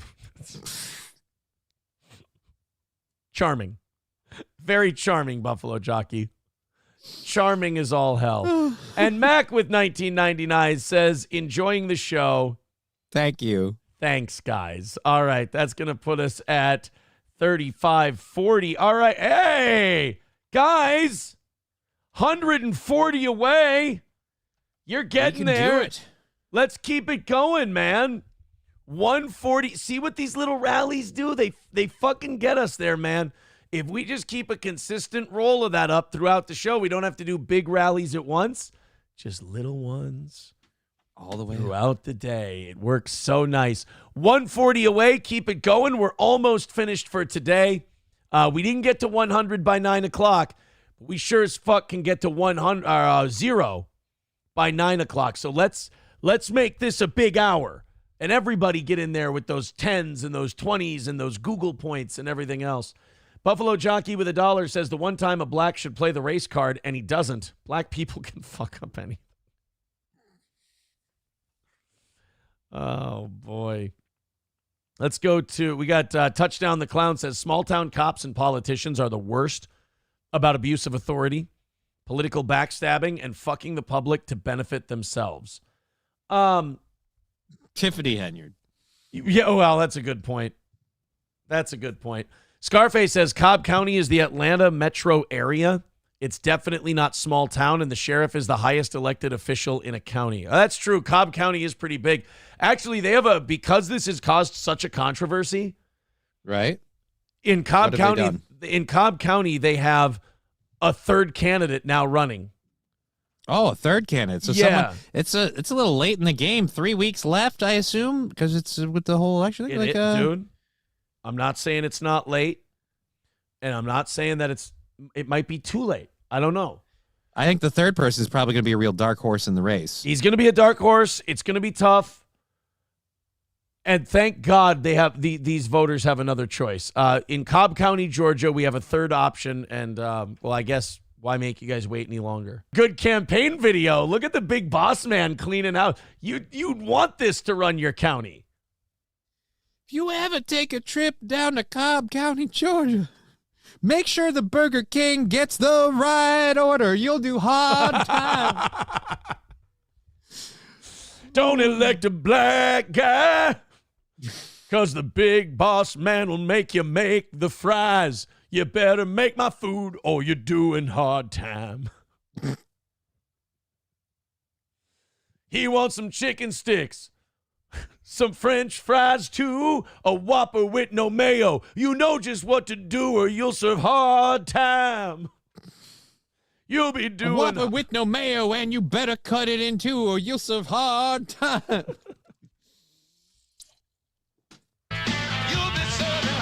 Look at the big, there's a great campaign video. You see him just put his crotch on that guy's neck? Oh, if he was black. For trouble, he'll be coming after you. He knows 9/11 was perpetrated by the Jews. You'll serve hard time. Oh my God, the big boss man's an anti-Semite. He comes out next time to my friends, the dancing Israelis. Just yeah. In order to get elected, he's gonna need you. Oh, fuck. I forgot what I was going to rhyme that with. I had need you. And if you don't vote for him, he'll probably Tel Aviv you. You'll serve hard time. That wasn't the line. But. Oh, if he wants to get elected, you know he's going to need you. He knows they all control all of your media. You'll serve hard time. I just like the idea we can get a story out of Cobb County, Georgia, and it can end with a nice, wholesome big boss man bit. That's what makes me happy. The other thing that makes me happy is contributions. Mike with $10. Thank you, Mike.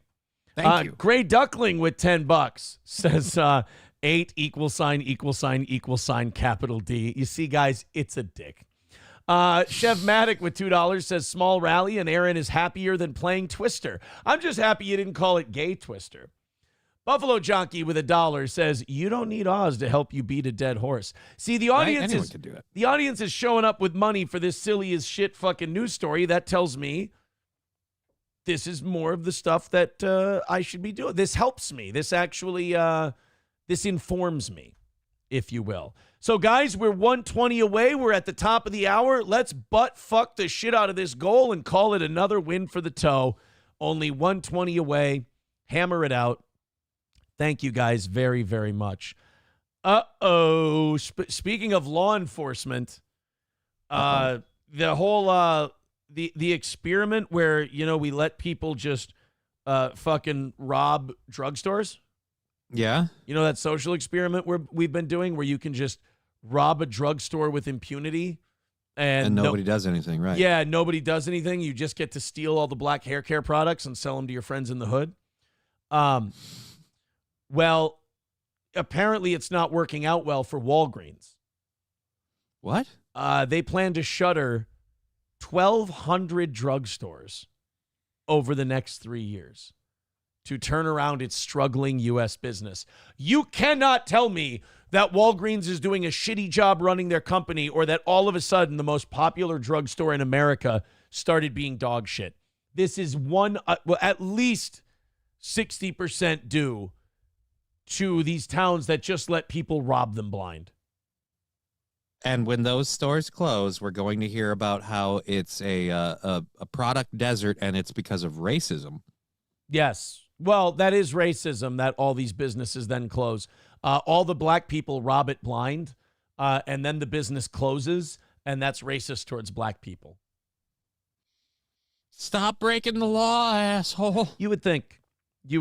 Oh, by the way, Sam Show was not a big fan of the last bit. He writes, I'm pressing the B button to skip, but it's not working. This game sucks. Sam Show says, I still hate this bit, Aaron. Nice try. Oh, even I went to the Jews and Sam Show still hates it. Jay Bra says, this is why people shouldn't listen to Eric Church. The gay is out of control. Somebody said, Dive Bar says, yeah, don't forget about the 20 that was pro-politics. That's true. We still got to throw them some red meat. Right. You're right. Yeah, Bigot on Socialist Media says, would this then be called a drug desert? Yeah, I think so. I think it would be a drug desert. To which Spicer, Minnesota said, how do we become one of those? Would be nice. I'd like it. So Walgreens is going to close 1,200 locations over the next 3 years as the drugstore chain seeks to turn around its struggling U.S. business. 500 store closures will happen in its current fiscal year and should immediately help adjust earnings and free cash flow. I would love to see the cities where it's closing down. I'd love to see the list. Who are we getting first? I bet it's not going to be someone in a rocks and cows region. You don't think it's going to be, I don't know, let's go with Duluth, Minnesota? Yeah, I don't see that being a big one. No? Okay. You don't think it's going to be Calabasas, California? No, I think more likely it'd be like, say, like the Twin Cities or like, say, San Diego. San Francisco, maybe. If there's any, you know what? If there's any left in San Francisco and Portland and Chicago and Seattle and all these other super tolerant cities, I wonder if there's that many even left. By the way, Gray Duckling with $2. Yeah, saying the same thing we are. Wonder where those 1,200 locations are. Sure, we can't draw any conclusions from any of that. I would love to know. I'm scrolling through this article to see if I can find it. Nope. Hey, but when they announced that they're cutting the shit out of the amount of stores they have, their stock price jumped 5%. That's nice. A bunch of people are going to lose their jobs and businesses are going to close, but at least the investors will make a shitload more money. Yeah, they're happy. It is. It's the shitty, I'm a capitalist, don't get me wrong, but that is the shitty part of capitalism. Sometimes what's really good for the worker is really bad for the business and the shareholders. And sometimes what's really shitty to do to the people working at the place who have done nothing wrong is really, really good for the rich people who own stock in the company. That is one of the drawbacks of capitalism is it kind of, in a way, it turns people against each other. In that you're like, yeah, fuck it, I'm glad Walgreens is closing these stores. My stock price in my Walgreens stock will go up in my 401k. And you're like, yeah, but thousands of people just lost their jobs. Yeah, fuck them. I don't know them. And you're like, oh. That is kind of the culture we've created, unfortunately. Buffalo Jockey says, magically, watermelons and Popeyes still manage to grow in food deserts. $2. Oh. What does he mean by that? He means if you take a chicken tender and you plant it in the ground and you water it regularly, it will turn into a Popeyes. Why? I don't understand why these communities, why that would be a thing. I don't know, but he says they still manage to grow in food deserts. I imagine that's the only way you can grow a Popeyes. Oh, okay. I just figured somebody in the Rumble chat would just write in all caps, it's because of black people. I just figured if I pretended I didn't know, somebody might point it out to me. All right, let me open up these 7 o'clock hour stories. You guys are only 120 away from knocking out today's goal. Keep it going. We can get there. We've still got 45 minutes. Let's just keep throwing in 5 or 10 at a time. We'll get there. It'll be a nice, easy trip down to 0 today. So keep going. Streamlabs, PayPal, Venmo links are all in the chat. And then Rumble rants and YouTube super chats are great too. Keep it going, guys. Midland Armory in downtown Foley. MidlandArmory.com. Our pals at Midland have a great selection of knives, optics, parts, and gear. And, those things you need for hunting and self-defense and, doing it for sport. It's all at Midland Armory. Go check their selection out right now at MidlandArmory.com or visit their store in downtown Foley, Minnesota. Oh, shit. I have to go to Midland Armory today. Oh. I'm going to be at Midland Armory. I mean, I'm not trying to make it a big deal or anything. That's Midland Armory in downtown Foley, Minnesota. Talk to Derek and Tracy today with any questions you might have, or go online and make an order. They'll get it right to your door. That's MidlandArmory.com. Midland Armory in downtown Foley. All Care Towing, 320-253-5203 for All Care Towing of St. Cloud. Of course, they have trucks and wreckers for motorcycles all the way up to heavy-duty equipment. If you get stuck in the ditch, if you get in an accident, it's about to get cold and snowy and shitty in Minnesota in another month or so. So be sure you're prepared by putting All Care Towing in your phone. 320-253-5203. It's 320-253-5203. And again, All Care Towing when you're in trouble like that. And Stoney's Bar in downtown Rockville, Minnesota. Whether it's for Gopher games, Viking games, no matter what, go check out the game. The Timberwolves are starting up again. How about you check it out at Stoney's Bar in downtown Rockville with one of their classic Bloody Marys, one of the best in the business. Have a pizza, have a beer, have a cocktail, gather with your friends, have a great time. Now, Stoney's Garage may be closed, but if you sneak in an odd, nice weather day here in October, go sit out on that patio. Why not? Stoney's, and guess what? And by the way, Stoney's Bar in downtown Rockville, Minnesota. Visit Stoney's today. All right. 120 away from making it a W today for the toe. You guys get in there, throw it in. Let's make this thing happen. And we'll get ourselves a nice little W. All right, moving on to the shit. Is this funny? No, this is a Trump thing. Nope, not doing a Trump thing. We can do it later for overtime. Not doing it now. I got a real, okay, this is not political. This is Kamala Harris saying dumb, stupid, retarded shit. I like a good, do you like a good Kamala Harris word salad? It's the only thing she makes. I'm amazed she's probably vegan. They're tasty. Telling you they're good. We got Bacon one. ranch word salad. We got one here that the Trump administration cut out. Oh, word to the wise. Because of how much they take up in tab space, having a New York Post and Mediaite. I can't believe these sites like don't try to like curtail that a little bit and like change up their websites a little. Like Mediaite and New York Post are some of the slowest websites out there. Fucking terrible. I don't know how you'd address that. You know. All right, here we go. This is Kamala Harris talking about the black agenda in North Carolina. And if there's one thing Kamala Harris knows, it's being black. She certainly prosecuted enough of them. I mean, the black experience in America, I mean, that's Kamala Harris's wheelhouse, if you ask me. You know, there's this whole, I talked with somebody once who said, you know, if you just look at where the stars are in the sky, don't look at them as just random things. If you just look at them as points, look at the constellation, what does it show you? So you just outlined it, Roland. What does it show you?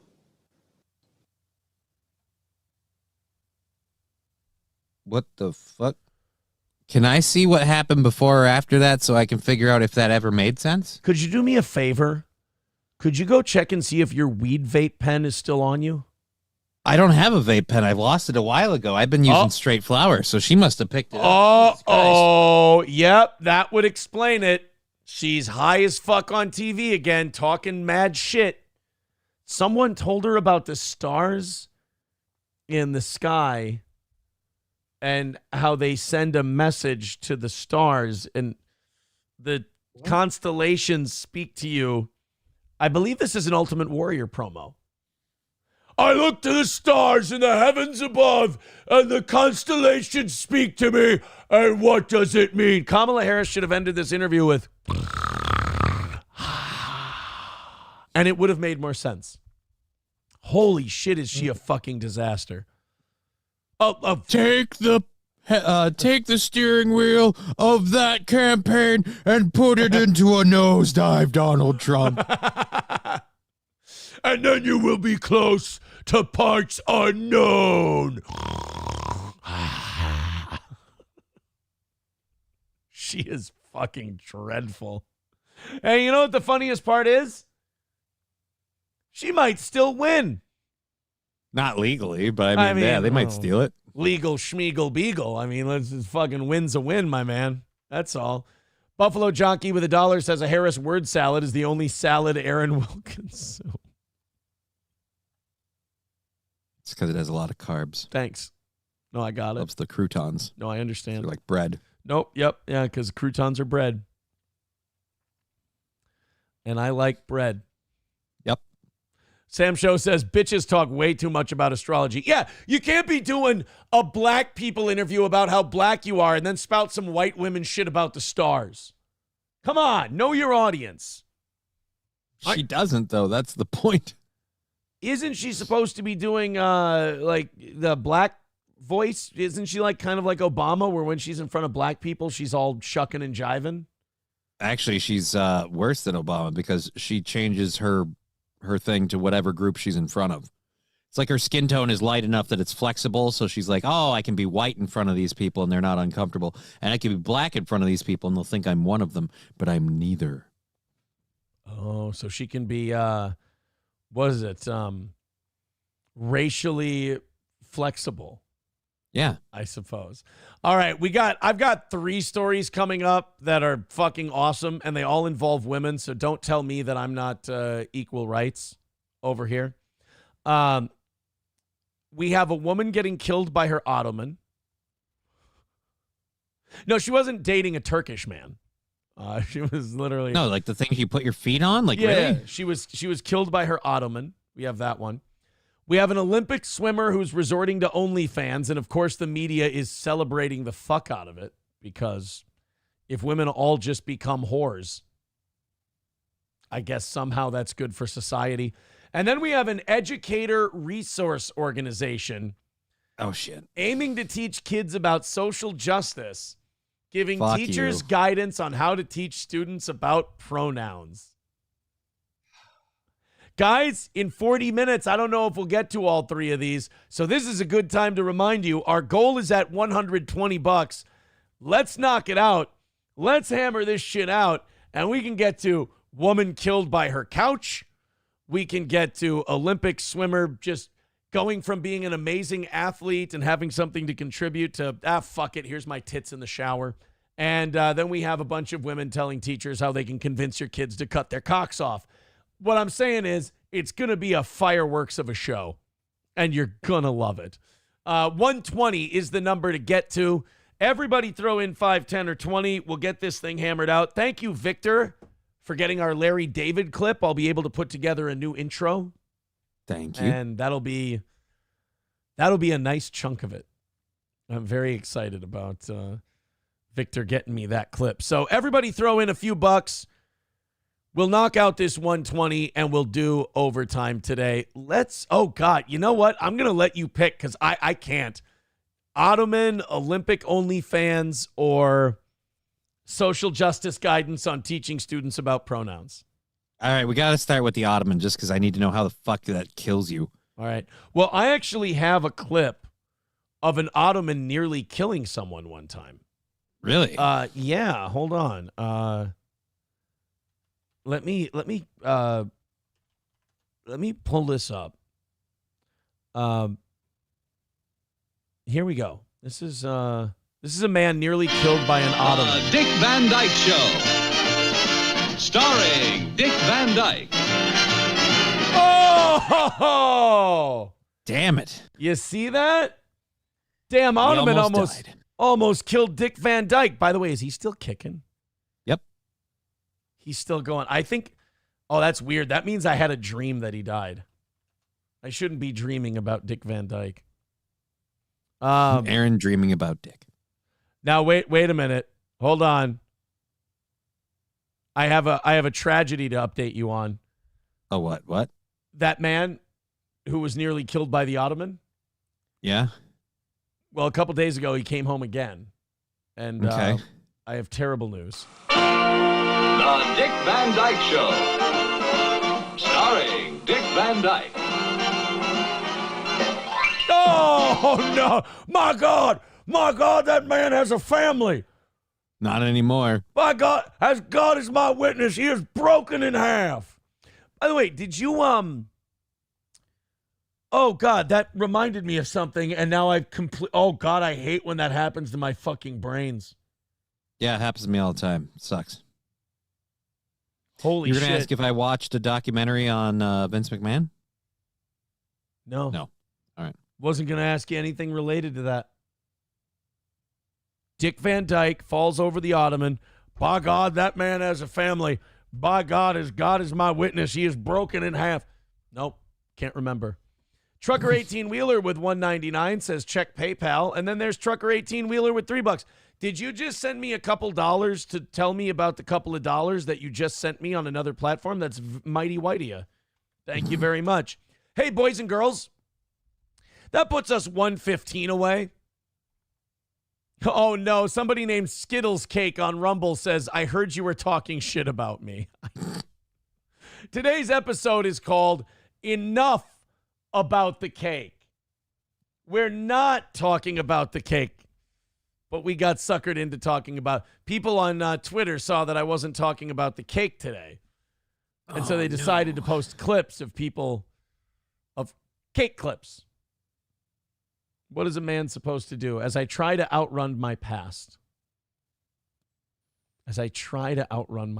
Oh, God. And then that guy's still got... that guy's now got like 12 comments on that post. Nice podcast, stupid guy Dan, who wrote the clip that got her talking about it, says, good job picking this up. I had to know about the Skittles.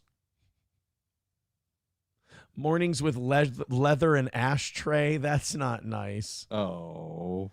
Has she been screaming at Gino, or did she just smoke 6 packs of cigs at the wedding? Universe provides. My cat sleeps on a heater vent. So what, Kiki? Not even Opie would stomp that tiny shitty cake. Oh, Gino's ex, Alex Engelbert, tweeted, "This keeps getting funnier." It's not good when your ex looks at your wedding and goes, haha, that's funny. Yeah. They're calling it smoker's voice. I don't know if she has smoker voice. I think she might have just had a party and she was yelling a lot. Here's what I would admonish someone about. Don't go fucking streaming the day after your wedding. Just fucking enjoy yourself. Jesus.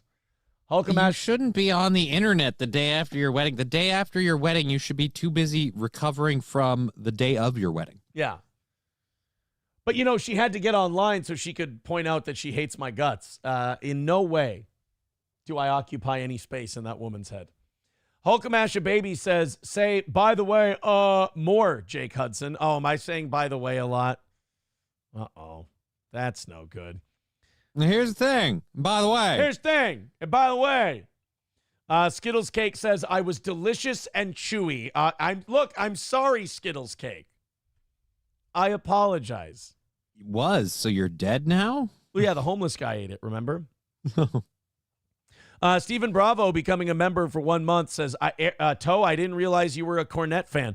I'm going to win all you motherfuckers over as you just learn more and more about me. That's what happens. You just go, oh, he's just a silly guy. Loves Jim Cornette. Yeah, this shirt is because there's a running joke on the show that Jim Cornette is my dad. Because we look alike. Motherfucker! I got $115 fucking gold. Nobody knocking out the shit. Exposing the goddamn business. So knock the fucking thing out on PayPal, Venmo, Streamlabs, Rumble Rants, and YouTube chats, motherfucker. Owen Hart was a great goddamn talent. Shawn Michaels was a piece of shit. That's the best I can do. 1:15 away from today. Click one of those links. Throw us some money. Knock it out. Let's call it a win today. You wanted to do the Otoman woman first. Yeah. A 39-year-old British woman was killed when a malfunctioning Ottoman bed fell on her neck and asphyxiated her. Her Ottoman George Floyded her. I'm trying to figure out how that works. Yeah. Because an Ottoman's a footstool, isn't it? That's what I thought. Helen Davey, who lived in northeastern England and ran a beauty salon, died in June as she was leaning over the storage area of an Ottoman-styled gas lift bed. I'm trying to figure out. This sounds dangerous on so many levels. Yeah, the logistics of this are strange. Ottoman beds have a base that can be raised, usually using gas lift hydraulics to access a storage space underneath. Where are these fancy pants fucking Ottomans coming from? I have no idea. Why are you going under your bed if it can land on your neck? Yeah, if you have a gas-lifted bed that can crush you, just stay out of there. I've never heard of an Ottoman that's like gas-lifted. God, I'm poor. Accessing a storage space underneath your Ottoman that is gas-lift hydraulics. What I'm picturing right now is like an Ottoman with a secret chamber where you pull a lever and then it opens up and then moves. And like your fucking Ottomans. And that's where you're keeping the Jewish family so the Nazis don't find them. Oh, now I get it. It's an Autobot. Oh, no. Come on. I don't even watch Transformers. Guess what? And by the way, it's an Autobot, dude. Come on. Autobot. Guess what? And by the way, Ottoman beds have a base that can be raised. Bullshit, Klaus. The mattress platform on Davy's bed fell unexpectedly, trapping her neck against the upper surface of the side panel of the bed's base. Oh, so it came down on her just like beheading style. Oh, dude, so it's got like a base that it lifts up and you store stuff in the base. No treble. Lots of trouble. It was all about that base. That Ottoman was all about that base. No neck relief. Oh. Trapping her neck against the upper surface of the side panel of the bed's base. Fucking based, Otoman, killing a white lady. Look at the Turks getting one more shot in World War I in. There you go. Charge of the Light Brigade can suck my dick. That was, you know what I just did? I just did Russian history as Ottoman history. That was fucking shit. That was garbage. I'm sorry, guys. That was gay. And now we got money coming in right now. I don't deserve it. That fucking stunk. I'm really sorry. Witnesses close to the event say that she was reported to have said if we let her go to the ground, she'll be okay. Her last words were, "Mama, mama, mama." Actually, before the Ottoman crashed down on her neck, she popped all of her fentanyl pills she had on her right in her mouth. Really Before weird. she asphyxiated, she started screaming, "I can't breathe! I can't breathe!" How are you talking? She also informed the Ottoman. I don't know why she kept yelling to the Ottoman. She said, "I got the COVID. I got the COVID." She pointed that out. I don't know why she did that. Actually, great news. Oh, fuck. What? Benjamin Crump has announced he can get her $27 million from the Ottoman manufacturer. That's great. It's really good. Oh. Davy was found by her. Oh, come on. We were having fun. Davy was found by her daughter, Elizabeth. Oh, fuck you. That sucks. Hey, CNN, suck my dick. Way to take a funny story of a woman dying from her Ottoman and then fucking turning it into like the saddest goddamn thing in the world. I need to know what this Ottoman gas lift bed looks like. I need to know what gas killed light her. bed. Yeah. Oh, this isn't an Ottoman. Fuck that. Oh, it's foldy. It's a foldy Ottoman, and the gas propulsion turns it into a... I see. So you see this end right here? That's what folds up and just becomes the footstool part. And then the rest becomes a bed with a storage area. Or I'm wrong, and this is all like a thing that I didn't know about. This is... You know what this is? This is like a camper bed. A lot of camper beds do this. They open it up, and they have storage. If this killed you, this is your own doing. Dude, this looks like a machine with a mouth, like it's alive, and it just came down and chomped on her neck and fucking took her out. I just want to know how you weren't able to lift it back up at all. Did it like kill you just on the hit, or did you get knocked unconscious? It's gas powered, so. Oh wait, I'm thinking. Wait a minute. But if you triggered the gas powered drop, you could trigger the gas powered lift. Do you think she maybe took herself out? That's got to be a weird way. Because again, if you got to wait for it to come down on you, like you're sitting there and just like, all right, any minute now. Okay. You know what? I'm fucking skeptical on this one, man. I don't know. I don't know if this one's fucking legit. Let me pop out this. I have a super chat that was there from Gray Duckling, and now it's not. I better get the fuck back in that chat because shit's disappearing on me. I got a lot of thank yous to throw out. All right. Let's go ahead and Trucker 18-wheeler with 199 says, "Why did you read my chat on PayPal?" See, he keeps sending us super chats to talk about the PayPal and PayPal to talk about the super chats. Stephen Bravo gifting a membership. Thank you, buddy. Mussolini Diff with $2 says, "White Skittles cake, $15.99 at Walmart. New boot goof." Oh, I thought that was serious. I thought you maybe found it. Ewo Robinson with a membership gifted. Thank you. Thank you. Gray Duckling with $5 says, "Aaron's wedding cake was an upside down pineapple cake." I should have known back then. I should have known back then. It's killing me inside. All right, that brings us down to 105. There we go. About $100 away in about 20 minutes until we get our begging on. Let's knock out that 105 and make that unnecessary. Grand Poobah. Oh, Johnny, you piece of shit. Why am I responsible for this? Grand Poobah says she'd still be alive if she had a futon instead. That is a great fucking point. You could have sold her that. Yeah, but what does that futon. have to do with me? I don't control whether or not people buy a futon. You motherfucker and your greed. You killed this poor woman. I killed her with my greed. I have no idea who this lady is or why she needs specifically my futon, but okay. I guess that's my fault. You know what? killed her. My butt doesn't care. I love my futon and it's comfy. You murdered this woman, and you feel no remorse because you have your fucking. No, you have I don't. I love my fucking futon. You have your futon, you piece of shit. I'd take her out and her little daughter, too, if it meant I can't keep my futon. Wow. You are human fucking garbage. Oh, you've never sat on my futon. McBuster says, Johnny took the last futon. A woman died. Maybe if you could have fed her some gorilla cum while she was down there, she would have had more protein in her neck and it would have stayed strong and she wouldn't have asphyxiated.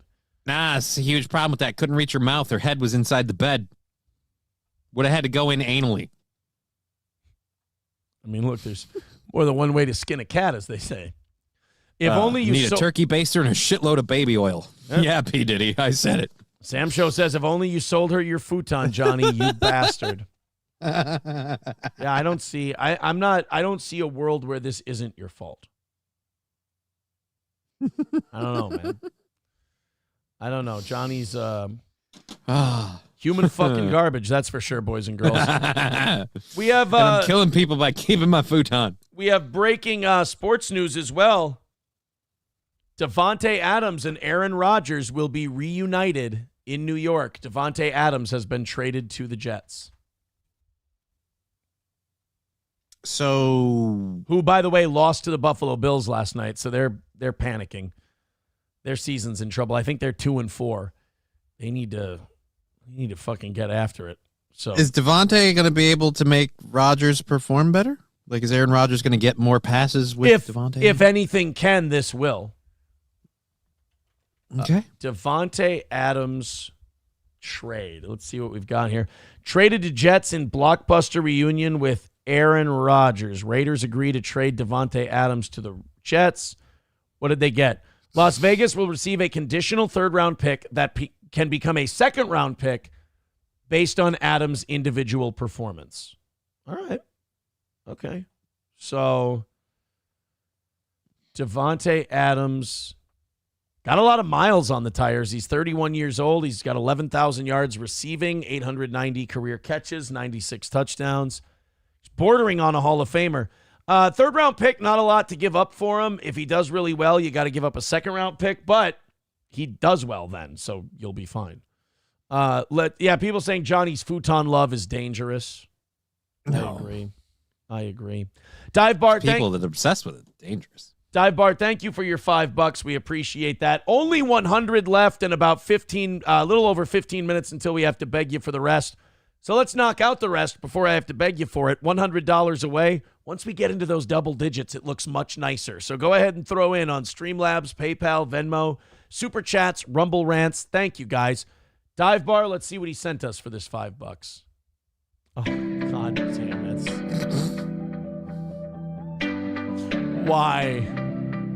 Why are we, if you're just watching this, wait a minute, why didn't they get this Skittles cake? Yeah, dude, I was about to say, this is a much nicer Skittles cake. And also, the white cardboard underneath is a nice touch. That's what you have to do if you have a white cake. You don't get the brown cardboard underneath. It looks, as Johnny said, low rent. Look at that. Look at the tender. That's a lovely cake. That's a lot of tender love and care going into that Skittles cake. Look at that. Chino, Kiki, this would have been such a better wedding cake. It would have made a lot more sense, too. Like, obviously, it's all Skittles. Celebration. Oh, look at that. Who's not falling in love with that cake? I mean, been eating a lot of fondant, but okay. Wow. I mean, still crunchy as fuck and uncomfortable to eat. That's the thing for me with the Skittles in there. Just the crunchiness and the discomfort of the eating the cake. I can't get into it. But still, you could tell them if you step in the parlor, we'll be serving white cake. Day One Salt says, no wonder you can't land a woman, Johnny. The futon bar will chase them off every time. Futon bar? Again, I keep having to explain this to people. It's not like a regular futon. It doesn't have the bars that everybody talks about. It's got like little wooden slats. They're super thin. Nothing falls through. You don't fall through. It's a very comfy cushion. It's an awesome futon. And you know what? You don't need it. I'll keep it. Wow. You're really defensive of your futon. Yeah, I'm not giving up my futon. I love my futon. If you guys knock out the goal, I'll go beat Johnny up and steal his futon. I'd like to see you try to move it. It is heavy. I was a lifter in college. All right, let's talk about this OnlyFans Olympic swimmer, and then for overtime, we'll get to this educator resource organization that teaches shows teachers how to teach students about pronouns and shit. You're going to be fucking disgusted by it, and it's going to be fun. But in the meantime, let's knock out the $100 we are short of today's goal. That would be rad as fuck. Streamlabs, PayPal, Super Chats, Rumble Rants, etc. It's all pinned to the top of the page. Throw us a few bucks, and let's knock this thing out today. Thank you, guys. Let's call it a success on a Tuesday. Olympic swimmer Luana Alonso making a splash on OnlyFans. I see OnlyFans as a last resort. Like, in terms of like a nude OnlyFans or a sexual OnlyFans. Like, I understand on OnlyFans there's people doing like cooking videos and shit. Go for it. You know? Right. Go for it. But on one hand, I understand that like you're not going to have that body forever. You know, make some money off of it if you can.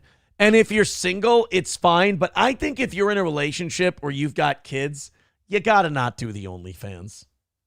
You know, with the tits and everything else. Because say that maybe I'm overcorrecting from my disgusting, degenerate past. Mm-hmm. But I do have a much stricter definition of cheating now. And I know people are going to say the fucking balls on this guy. Yeah, I was about to say. I'm kind of like Sarah Silverman in blackface telling other people they can't do it, you know? But I think the OnlyFans thing is a form of cheating. I think if you're trying to get attention from other men, and especially if it's for money, you're being unfaithful to your partner. I do. And that's not something you have to live by. That's just a theory that I've developed over time. Well, and if you have a girl who wants to have an OnlyFans while you're together, I'm going to warn you right now, you've got an unfaithful whore for a partner. And it's not going to work out. I know you're like, oh, she's fucking hot and people think she's fucking hot. She's mine and that's great. It's like, yeah, but she wants to show off for other dudes. She's a slut. No offense. It ain't going to work out. She's like, she's like a guy who's got a wandering eye. I've been accused from time to time. And name one time that's happened. I can't name one. There's too many. Ha! But I don't know. This OnlyFans thing. 383 Novocaine with $1 says, I missed some of yesterday. How did you get your butter dish back? Did you go back for one more dip in the Baldo bunker for old times? No. I made a new butter dish. And he's making new memories with that butter and it's dish. Better. It's a better, build back better butter dish. And guess what? And by the way, all right, you guys keep sending us money. We'll get to this. Controversial Paraguayan swimmer, Luana Alonso, is kickstarting her post-athletic career by taking her talents to OnlyFans. The 20-year-old beauty who made headlines for reportedly being booted from the 2024 Olympics for sparking an inappropriate atmosphere, which she later denied. So she's just whoring it out all the time? So she's kind of a skank muffin, and this is just kind of this isn't her just getting desperate. She's a little skank muffin, and she's, this is the natural progression on the timeline. All right. Well, she's still wet, but she's not swimming anymore. Who made headlines for reportedly being booted for sparking an inappropriate atmosphere, which she later denied, dropped the link to her profile a few days ago, promising exclusive content for a $35 a month fee. I mean, no offense. No. I need a little bit bigger tits for $35 a month. I mean, great. Yeah, no, you've got a swimmer's body. That's great arms. Border. Oh, dude, arms and like solid core. Yeah. All right. Solid core. Your tits are weird, bro. Looks like you can rock some hips a little bit. I don't know if you have an ass. Can't tell. Doesn't look like it. I don't know. It's unclear what exactly that entails, but the platform is mostly known for steamy pics and videos. According to Daily Mail, Alonso hasn't dipped her toe into any nudity, instead electing to keep it PG-13. Alonso is no stranger to that kind of content. She's well known to fill her Instagram page with plenty of bikini shots. Alonso announced her retirement from the sport after failing to reach the semifinals in the women's 100-meter butterfly in Paris. Well, I mean, this is really no different than the fighter who sucks and can't beat anybody anymore. Right. Paige Van Zandt. Yeah. Paige Van Zandt just kept getting her ass kicked in the octagon, and she's like, if I just put my tits and ass up on the internet, I can make a little bit of money and, not get fucked up all the time. So she does. And her husband's or boyfriend or whoever he is just along for the ride. I don't know if it's something to be celebrated. That's all. I just don't know if it's just not a good look. I mean, it's up to the two people who are in the relationship. Right. But it just, to me, it reeks of desperation. But again, like if you're a swimmer and people want to see your body, you know what the worst thing would be is if you turned to this and it didn't work out. Oh, that would hurt. Because that's like a judgment on your body. That's the shitty part about doing OnlyFans is there's got to be a psychological portion of it. And plus, you see like all these stories about people who get fired from their jobs and kicked out of social groups and shit like that because people find their OnlyFans. There's a risk attached to it. And yeah, but not when you're her. Like a risk attached to it if you're a regular person. They find your OnlyFans, they're going to have a problem. She's got so much attention already that she's like, hey, I'm going to start an OnlyFans. She's going to have a whole bunch of pervs coming out of the woodwork dropping 35 right then and there. So, I mean, she's not going to have, it's not going to be as big a deal for her. No one's going to cancel her because she decided to pop her tits out. Right. Chevrolet JB with $2 says, so are you cheating, looking for attention from men on the internet for money, Aaron?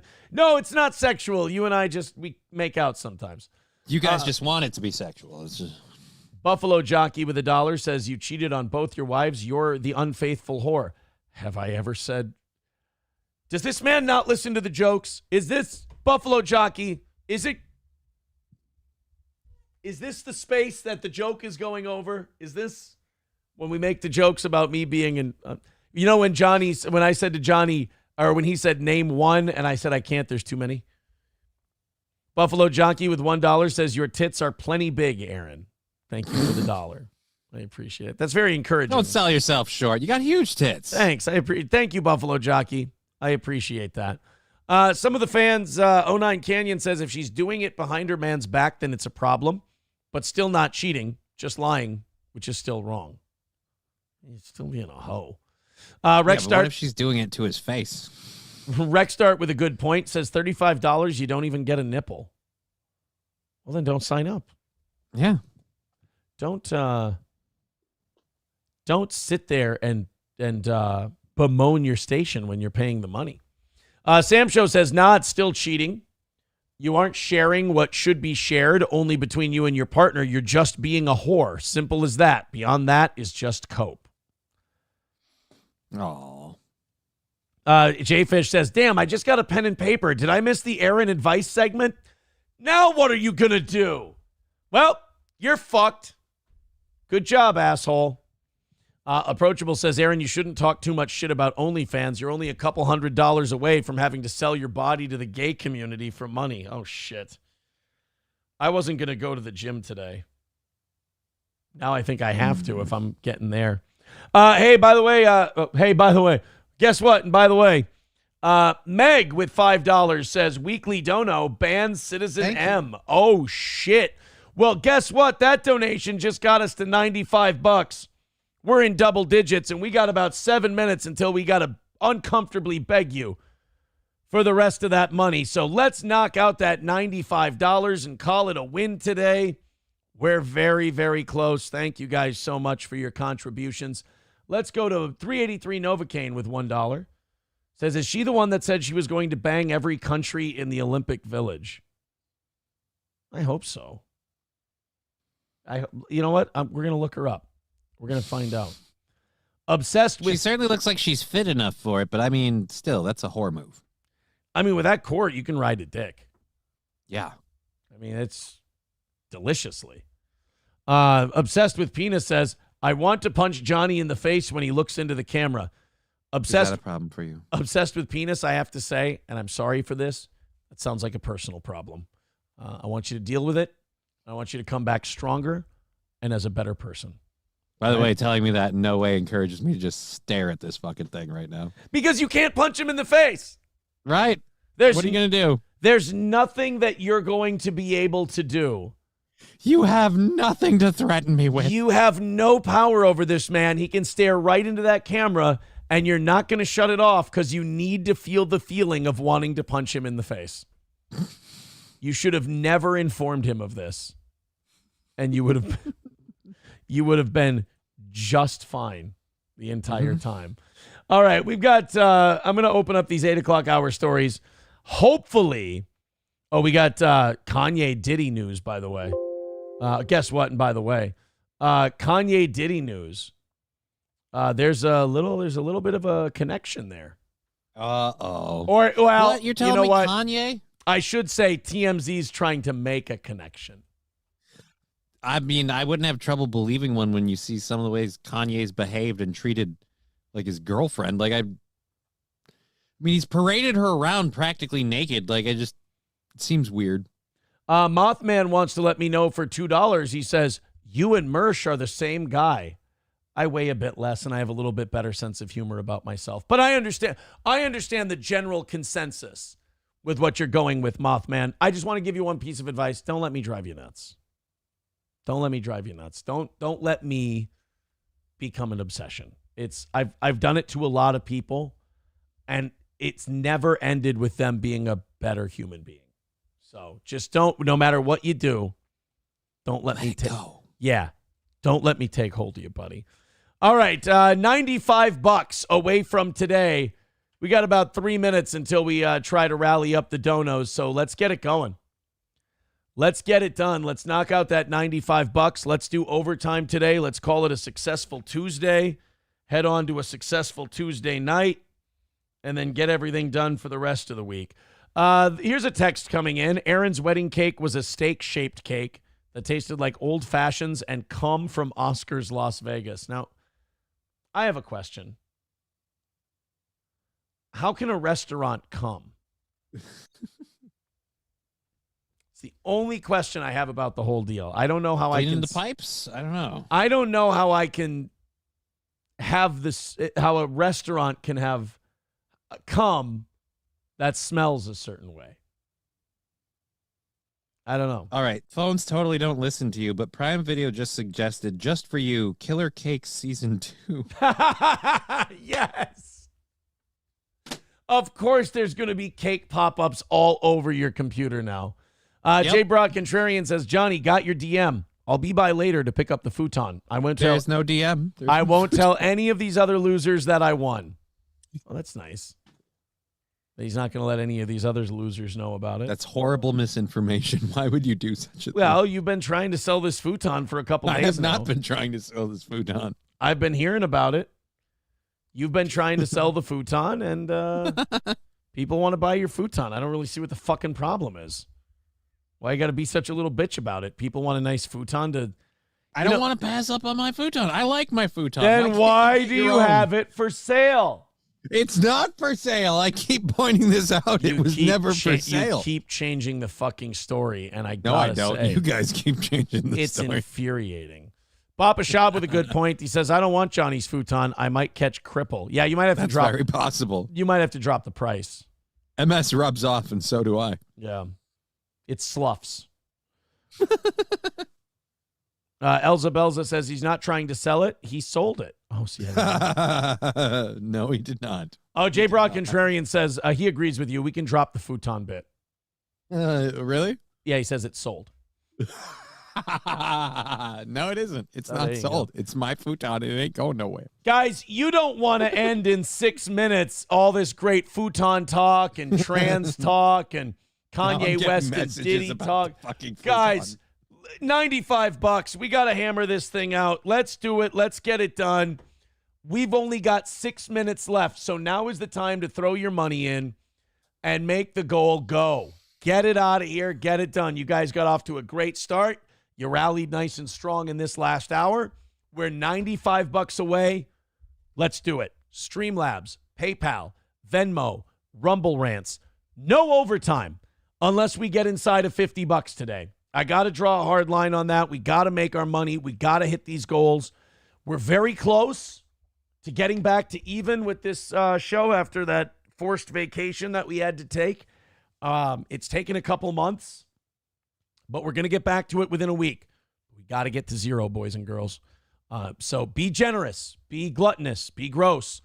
10, 20, 30 bucks on PayPal, Streamlabs, Rumble Rants, Venmo. Let's get it going. The rally starts right now. 5 minutes away. Futon jokes are fucking welcome. Now I'm panicking. Now I'm in worry phase. 95 bucks would suck. I don't want to lose. And I very much, at the least, want to have a little bit of a rally, because right now I've been talking about the rally for about a minute and nothing has moved. The needle has not moved. I'm starting to worry that 95 bucks, which is very doable, is not going to happen. Buffalo Jockey with $1 says, you should bring Corey and Oz back as guests. Corey will not get back to my messages, and Oz and I talked on the phone very recently, and he has an open door to come do a show. All right, I got 2 shaky legs going on underneath the table right now. Let's get moving. $95 away. I don't want to talk about money any longer than I have to, and I don't want to, the depressed face I'm going to make when we don't hit it, and then people are going to clip that and go, look at this disgusting piece of shit. So pretty please, throw us some money. Our pathetic little show, our beggy little fucking bullshit program, make us feel like we're important and we deserve to stay on the air because we're $95 away. Oh, God, we got 4 minutes left. Nothing is fucking happening. We got a lot of stories left to go. We got plenty of content. Thank you, Toad Climbs Mountains, with the $5. He says, futons suck. 90 bucks away. Yes, Dive Bar, pretty pleased with Skittles on top. Let's knock out this last $90. 90 bucks left to go. Get inside of 50 so I can keep begging for the half hour at least. We have 3.5 minutes left. Buffalo Jockey with $1 says, you have shaky legs. Use the vegetables crutches. LOL. Sometimes it's just really fucking mean. I don't actually have crutches. I have walkers and canes. Yeah. He walks around with a Texas Ranger everywhere. Guys, $90. Forget that joke. It never existed. It was fucking dog shit. 3 minutes left. $90 away. Help us. Throw in a couple of bucks. $5, $10, $20 so I don't have to sulk away like a fucking loser at the end of this show. 90. 2.5 minutes left. No rally. Nothing. Chip in. Click one of the links. You got 20 bucks on you. Throw us 20 bucks. We're filthy beggars. It's not working out. We're running out of time. 2.5 minutes left. $90 away. Streamlabs, PayPal, Venmo, Super Chats, Rumble Rants, fucking anything. Western Union, fucking put cash in my hand as you're driving by. Fuck, I don't want to die. All right, 2-minute warning. 90 Come on, bucks guys, away. We can do this. Thank you, Dive Bar. He says, beg in a Trump voice. We're fucking fucked. Shit's terrible. I'm a whore doing anything for money. I basically should be an OnlyFans swimmer. $75 away. Streamlabs, PayPal, Rumble Rants. That $20 gave me a little bit of hope that this can actually fucking work today. Help me out. $75 away. A minute and a half left. We can do this. Get inside of the 50 for Christ's sake so I can at least have a fighting chance. Oh, my God. Chevy fan says every week it goes this way. Oh, I know. It's taken its toll on me. It's taken its toll on me. All right. 1 minute. All we need, honestly, 25 to fucking get to stay in the fucking game. Right? We can do this. It's very, very hittable. Buffalo Jockey with $1 says, do you ever regret making fun of that fat girl in Iowa? I had such a fucking sweet life with that radio show, and the internet is just full of toxic retards and awful people. Yes, I regret it all the time. I'm dying to be back on the radio to get my show back. And the way I fucking behaved the last year, it's probably not going to happen. This fucking eats a dick. The only thing I can ask is that the fucking goal gets knocked out in the next 30 seconds so I can have a goddamn prayer at pretending I've still got something going on. Oh, And we can do guys. 30 more minutes. Throw in a little fucking money and keep this facade going, please. $75 away. I've got too much pride to give overtime for $75, though. I got too much pride. I just got to walk away a loser today. All right, 20 seconds left. Streamlabs, PayPal, Rumble, something in PayPal, please. Something in I don't want to end Venmo. the show. Let's go, people. Fucking Let's do this. something, please. Please do something. Getting down to 10 seconds. 10, 9, 8, 7, 6, 5, 4, 3, 2, 1. Look, at some point, like it's been getting more difficult to knock these out. At some point, I have to start saying it's the show. It's just not needed by a lot of people anymore. It's just not something people want and need. There's probably a lot of shows like it out there. Because it's not getting easier to knock these out. It's not getting better. It's getting worse. Like the listenership may be up, but the money isn't. I think I'm worried that it's a sign. And I got to find a way to just maybe make my boat a little less heavy if I want to keep doing this. Trying to ditch expenses best I can because I'm clearly asking too much of the audience. Thank you, Fauci's Pangolin. I appreciate the gifted membership. We ended up $70 short for today. Appreciate it. Let's go ahead and hit refresh and make sure we didn't miss anything. Oh, we might still be going. Hold on. Oh, yep. Crash with $30. Haven't seen you in a while, Crash. Thank you very much. And Scooby Jooby Jew with $20. That's a grand total of 46 after the things. So let's see here. $25 away. Oh my God, we fucking made it. I mean, we haven't made it yet. But we're $25 away from today's goal. Fucking keep it going, guys. Thank you very much. $25 away. Please get there in the next half hour. I would really appreciate it. Mr. Beat says Aaron's pity party is so sad. Well, psychologically, I'm not going to blame the audience, but I got to process this somehow. It's not the audience's fault. The money that comes in is a reflection of the quality they're getting, and, you know, it's getting tougher with this program. I appreciate the people saying that everyone is struggling. It's our economy and this and that, and maybe that's true. Maybe that's accurate, but I will refuse to blame this audience. This audience that has supported this show for 4 years since we left small town radio, and we've been able to keep it largely the same. I'm never going to blame them. I'm never going to say it's the economy, that whatever. I'm always going to blame myself first. Mr. Beat says that's not true. Our economy is fucked. No, I know it is. I'm saying that I won't ever blame that. I will always look to myself first. I think that's accountability.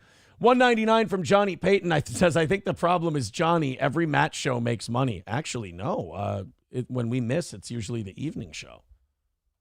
So you're saying I should fire Matt? No, I think he's saying you should fire me. I don't know. I'll sleep in. Look, guys, don't worry. Miss some goals and we'll see. But if we keep knocking them out, everything stays the same. I'm trying to hang on to the last vestiges of co-hosts that I have. Hopefully we'll get this 25 KO'd and we'll be good. Buffalo Jockey says, if you consider doing subscriptions and having ads like successful podcasts, genuinely curious as a retard. We have sponsors. We have ads. We make money off of ads. We don't make enough because we're a small, tiny show. That is one question I get tired of answering because I know Buffalo Jockey's being genuine, but it doesn't feel genuine because I've answered it so many times. And quite frankly, the daily discussion about our shitty, show barely making enough money to stay on, it's tiring for me too. But I appreciate the money. I appreciate the contributions. 25 away. Knock out the rest and let's call it a win. Here over the course of this next half hour, please. I would appreciate it. Hopefully, hey, maybe we can do it without begging. That would be cool. So I'm going to shut up. We're going to start doing the show again. If you guys want to do $20, I'd appreciate it. Johnny Payton, number 8 with 199 says, is Ray a good stand-up? Give your full remarks, no holds. I am so proud to say that I don't live in that gay fucking world. I've never seen Ray do stand-up. I've never either. I've never seen him. So I have no opinion. That feels so good that I can give you my honest opinion, which is I've never seen it. All right, guys, $25 away from calling today, some semblance of a success. I appreciate it. Let's go ahead and get back into the show. I wanted to play. This one's going to cheer me up. It's going to drive you guys fucking insane. Like, I've developed such a friend of mine, black-pilled attitude about all the trans school teaching shit. Like, my kids, you know, they all go to public school, and it's a fucking disaster. It's a nightmare. It's, you know, their school's okay. Ooh, I like this. Someone says, what about putting replays behind a paywall? I have been thinking about that. I have been thinking about making the live streams members only after they're done, so everyone has to pay $5 a month. To watch them later? To watch them later. I don't hate that idea because it doesn't lose us any money. Well, it loses us money on the ad revenue front. So that's interesting. I mean, we make a decent chunk in ad revenue, but I appreciate you guys trying to come up with ideas to lighten the load for us. It's just, as we incur fewer expenses, we'll be able to drop some things. I'm just hoping we can survive until that day. The radio thing, I haven't checked on it lately. I've been afraid to. When people are fucking out to get you and they fucking lie about you and shit, and then it hurts your, like, a gig you had lined up. Not that we had a finite start date for it. It does. It's demoralizing a little bit, but hopefully we get that straightened out. I've just been too chicken shit to check in on it. I've just been going, I'll give it some space. I'll give it some breathing room, whatever. Give it some time. Yeah, it's unfair, but such is life. All right, let's go to this. Infinite ways to be non-binary. Oh, fucking goody. friend of mine is non-binary but doesn't use they them pronouns. Is that okay? Of course. Actually, the correct answer to that, this woman's already wrong. The correct answer is, who gives a shit? The correct answer is, she can call herself a fucking banana cream pie for all I give a fuck. I don't need to hear. Like, that's the weird thing about all the non-binary shit. They have to come and tell you about it. Yeah, because we didn't need to know. We never cared. Curious. We didn't need to know. We weren't curious about it. And that's like the kryptonite to trans and non-binary people, is you just going, I don't care. Yeah. I don't hate you. I don't love you. It doesn't cross my mind. I don't think about it. And they go, well, what do you mean? What are you, transphobic? No, I'm trans nothingness. It's not interesting to me. What do you mean it's not interesting? It's my identity. Right. Yes. And that's your problem. Your identity. Nothing to do with ours. Your identity. You got this. Is that okay? Of course. Non-binary doesn't mean one size fits all. It's just about how a person identifies themselves, and it's not all about pronouns. Some non-binary people prefer he or she pronouns, or they or them, or something else entirely. It's kind of like they want to have a reason to complain about people with no pretense whatsoever, so they can change what they need to be to always be a victim. What Septum Piercing here is trying to say is that it's all pretty much made up horseshit. And you can just say whatever the fuck you want. It's all about personal preference and self-expression. The beauty of non-binary identities is the freedom to express gender in a way that feels true to each individual without being confined by societal expectations. Then why do you keep begging to be approved of by societal expectations? If the whole thing is supposed to be about the way you feel and feeling good about yourself and blah, blah, blah, then why is so much of your shit forcing other people to acknowledge it? Because they're full of shit. And it's the whole, again, like she said, the trans thing is their identity. It's not that they were born the wrong gender or they need to identify. It's just their identity is being a victim, and they can't be a victim unless they have something to hold on to. It is a neat way to be a victim, though. Follow Little Justice leaders to foster diversity and inclusion with the kids in your life. That's the grossest part. is they're teaching teachers how to talk to kids about this shit. And they're like, create little justice warriors. They're literally like, we used to get shit on for saying they're fucking recruiting. They're recruiting. They're kind of, I don't know, grooming the children. Yes. And then you go, how dare you say that? You can't say that they're grooming. And then they go on their videos and they go, we need you to convert these little fuckers into social justice warriors. And you're like, hey, wait a minute. I thought you said that you weren't recruiting. We're not. And it's bigoted for you to say so. But you just told us to convert the kids. We're just talking about educating people, you fucking racist. God damn. I feel like you're missing the part where, but you're still doing the thing you said you're not doing. Right. You're still doing the thing that I got yelled at. That's kind of like that's a natural progression for all this social justice stuff is 10 months after you started getting in trouble for something, that's the thing they're going to start talking about next. It's kind of like COVID lab leak from the Chinese lab. You could be banned from the internet for saying that. That was racist against Chinese people. It was far more tolerant to say they're a bunch of bat-eating savages. Then 10 months later, they're like, yeah, it probably came from a lab. Hey, this vaccine doesn't seem to be as effective as you said. Oh, that's medical misinformation. You're going to get a strike for that. 10 months later, hey, that vaccine doesn't have the efficacy rate that we said it did. And now turns out that everybody who was talking shit about us was right. Yeah.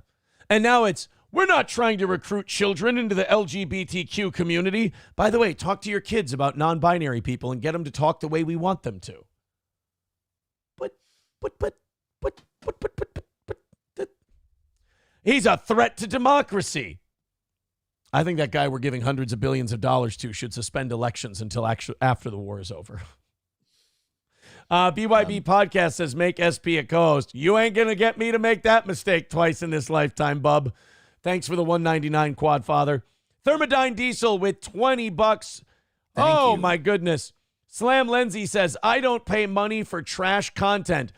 Then justify that super chat.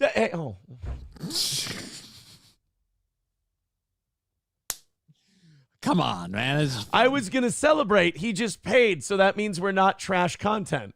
Right, we're 25 over, and I sucked the fun right out of it.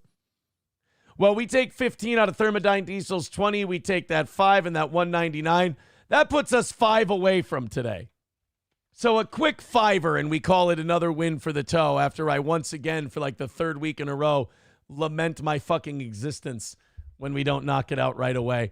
$5 away. Help us out, and we'll call it another win for the toe. Oh, my God. Another day, another slog to the finish line. But, I will say, outside of that 10 minutes a day where I'm talking about how fucking pathetic it is, I have fun doing the rest of it. It's a fucking good way to make a living, despite all the begging, despite all the money we need to. Really, my biggest problem is people talk about the second mics and stuff. The problem is I had a really successful radio career, and the money was coming in nice, and I have to keep it. That's the biggest expense. You can sit here and go, oh, it's Johnny, oh, it's this, oh, it was April, oh, it was that. Fact is, I made good fucking scratch at that radio job. Yeah. And I took that salary and I split it between April and I, and that was more than fine to take care of. And now, guess what? When you lose that job, you got to keep that income. When you have, not if you're single. If you're single, you can just downsize. But when you have 3 kids and a divorce to pay for, shit goes wonky. Buffalo Jockey with $1 says, teachers will purposely provide garbage education, yet parents care more about them LGBTQ knowledge. Teachers will purposely provide garbage education, yet parents care more about them LGBT. I feel like parents are kind of starting to get sick of this shit. Yeah, parents are getting pissed off that like schools, like there's a school in Michigan that was refusing to tell a parent what they were doing with a like a DEI inclusion thing in their class. They were refusing to tell her what the curriculum explicitly entailed, and she like took them to court over it. Yeah, and I mean the people you always see showing up at the school board meetings, it's always like pissed off moms fucking screaming at bitches. I like that. I like the woman on angry woman. dads. A few of them, but I like the woman on woman crime the most. That's my favorite, is when the, The broads are fighting each other. Yeah, she's a skank. Get her. What? Yeah. I really should stop going to the actual meetings and providing commentary. I forget that people can hear and that it's not my inner monologue, but oh well, what do you I just go into random meetings and just yell, another win for the toe. And then I stand up and I leave. MSO, when I was talking about like how the fucking lies and shit about me could end up affecting the radio thing, and MSO wrote another win for the toe ? No, that one is not another win for the toe. It could be funny though, like I just email and check in and I'm like, hey guys, what's up? And they're like, yeah, we actually said we weren't going to talk to you until November anyway, but just clear the shit up and we'll be fine. That's what I'm kind of hoping for, because I do want to get back on the air. I do want to get back on and take back my number one spot. I never lost it, you know? Nope. I never lost it. It was lost for you. It was taken away from me, so I want to get it back. Poe says, why not look it up and know what you're talking about, and maybe your show audience, and maybe show your audience might be engaging. The trans shit? What do you want me to do? You want me to watch it? Oh, God. What did you send me, Poe? Oh, Poe's behind in the chat. He's he's on the Otoman thing. Oh. Oh, now I know why we've been down by 150 or so people this morning. Why is Fucking that? Legal Mindset decided to stream. God damn it. Fuck you, Andrew, you piece of shit. I'm just kidding. I like him. I think he does solid work. Anyway, we're 5 away from today. Never mind, we're 4 away from... Oh! Let's do the $1 at a time thing. So that's 80 cents, 160 cents. That's $1.60. We're $3.40 away. That would be 5 more $1 gives on Rumble, and we've knocked out today's goal. Keep it going, guys. What did I say? We were at 340? Here we go. Let's, uh-oh. What did I do? Uh-oh. I fucked up. Hold on. I fucked something up. There we go. $3.40. I'm going to keep track of this to the dime on this one. I want to see if they'll do it a buck at a time. 70 cents on YouTube for $1. 80 cents on Rumble for $1. Buffalo Jockey says, do you think you'll be back on radio before you turn 50 years old? I hope so, or I'm going to fucking lose my mind. I won't. All right, I want you to tell me if this person did anything wrong. I honestly think we should have just left this guy alone. I think when you talk about police de-escalation, I think this is what you're talking about. A man in Menasha, Wisconsin, was taken into custody Sunday afternoon after an hours-long barricade situation. The Menasha police responded to a business in the 1600 block of Appleton Road after the business's alarm was triggered. Never mind. I thought this guy was barricaded in his own home. So this guy was barricaded in a business with a large samurai sword. And the people who own the business decided to call the police, which does seem like a bit of a no-brainer in a case like this. But I was thinking that this was a situation where a guy was in his own home being crazy and wielding a katana. Okay. Like in that case, I would say, fuck it, just let him stay there. Yeah, he's fine. Leave him alone. Who gives a shit? Somebody, too, says, F your $1 at a time. All right, we're taking $1.45 of his $2 that he just gave us on PayPal. So that's going to put $2 even, Johnny. $2 even, and we're done. $2 even. So that's a little more. That's a little more than 2 $1 gives on Rumble. So we are 3 $1 gives on Rumble away from knocking it out. $2 is the goal for today. I'm just deciding I just want to have a little fun with it. That's all. Poe says, oh shit, I was way behind. I'm the asshole, but I'm okay with it. LOL. Sorry. Yeah, he sent me a thing about the Ottoman bed. Yeah. Citizen M says, you petitioned the court to pay less than the standard minimum child support. What do you have to pay for? No, I didn't. What? Again, this is the thing I love, where people who don't really put themselves out there or anything A random name person just has a giant blue M as his profile picture. Hey, you petitioned to do this. Says you. No, I didn't.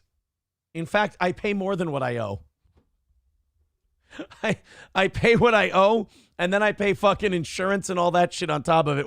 One thing you can't get me on, I'm a pretty fucking responsible fucking dues-paying dad over here. Stephen Bravo would not, and I think that drives people like M nuts a little bit. I think he wants that to be true. Stephen Bravo with 99 cents. All right, that puts us 70. What's that? Oh, shit, we hit it already. I wanted to do math. Okay, not math. I wanted to do math. Thank you guys for making the end of that fun. Buffalo Jockey with $5 says, I love giving you a hard time.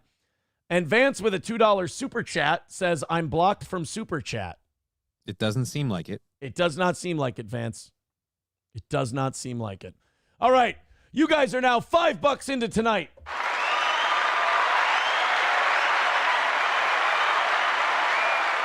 Oh, $2.99 from Paul. He writes, goal. Thank you, Paul. We knocked it out. Mussolini Dip with $2 says he heard Assassin's Creed Shadows got delayed. Who cares? I'm over Assassin's Creed. Like the game was really cool at first, and then it's just like, yeah, it's the same thing. Sneak around an area, kill people, and get away. Like, got it. Well, thank you guys for all the ones and twos at once. We got it all the way down there today before overtime was over. Now Bearded Trucker with $4. Now we're like $10 into tonight. Thank you guys. I appreciate it. If we would have just kept doing this vibe at 7:30. That's really all I'm thing along. The only thing that's going to, like, it's such a small adjustment to make this show perfect for me. And it is the thing we do at the end of the show to barely get to zero. If that just moved to 7:30, you'd never hear about a fucking goal out of my stupid, shitty mouth again. Yep. Never again. All right, so the guy with the katana holding up the business, what do you do with a guy like that? Like, because a crazy guy who comes into your business with a sword and locks shit down, he can just start hacking people up at any time. Right? I feel like you just have to start playing Queen and grab another sword and fight it out. I think that's, like, honestly, for the cops, that's a situation where I don't think you negotiate with that guy. You keep him on the phone or whatever, but, like, you try to get him in a room where you can take a shot and you fucking take it. Because a crazy guy with a katana, I actually believe that a guy holding up a store or a bank with a katana is more likely to use his weapon than a guy with a gun. Yeah, because it's not quite as lethal unless it's sharp. Right, and I think somebody wielding a gun is more likely to be someone who needs to scare the shit out of people. Whereas I think someone wielding a katana is just nuts. Yeah, a guy who wields a katana is, in my opinion, much more about that shit, if you will. Like, he'll come get you. A guy with a gun is like, look, I need to scare the shit out of people and keep them in line so they don't fucking stop me from robbing this joint. But the katana guy, that's a guy you got to take out pretty quick before he starts cutting people. You know how they made breakdancing an Olympic sport this year? And I think they took it away. I think it's already done. Probably good, because apparently breakdancing is right up there with football when it comes to head injuries. I'm not kidding. A Danish man has developed a scalp tumor from too much breakdancing. They have a name for it. It's called head spin hole, which is a lot different from meat spin hole. It's a completely different hole. The meat spin hole. Oh. All right. The ham bone hole. They can't all be gold. Man developed scalp tumor after decades of breakdancing. So this is, oh my God, look at that fucking thing. He turned into one of those fucking bump head dinosaurs. He's got a head nipple. Look at that. Now, is that cancer, or is that just like a growth? Like, I'd be worried that it's filled with pus. Oh, I'd love to lance his fucking head tumor. Oh, no. I really would. No. Known as head spin hole or breakdance bulge, caused by too much head spinning, this condition can begin with hair loss and graduate into a bump on the top of the head.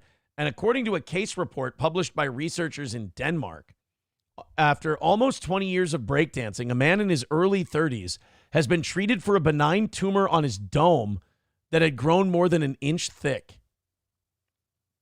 Fuck, dude. It's not worth it to spin on your head and act like a dick. Breakdancing is not worth it in general. No. I mean, well, now they've made it worth it because you can fucking get in the Olympics with it. The man reported discomfort and soreness from the bulge, which he covered with a hat whenever possible. Well, that's nice for the rest of us. Luckily, doctors were able to remove the bulge for the breakdancer. Giggity. Just Did he go back to breakdancing?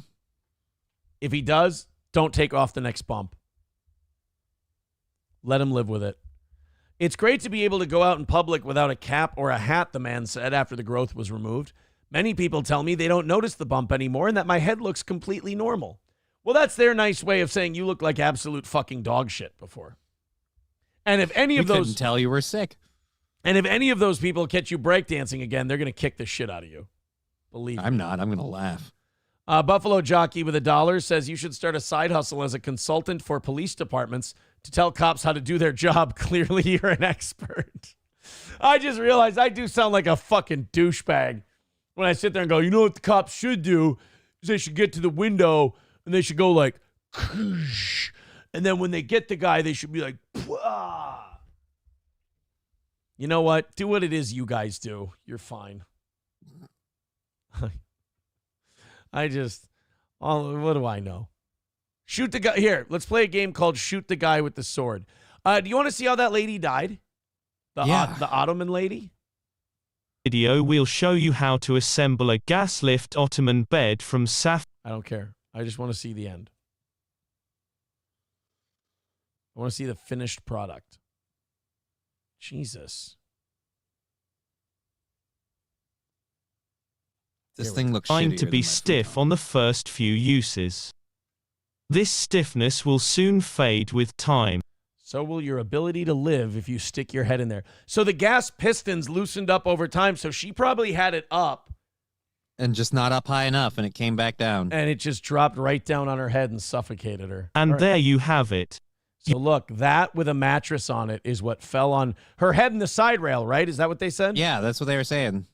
So all this with a mattress on it fell down, and her neck was right here on this side rail.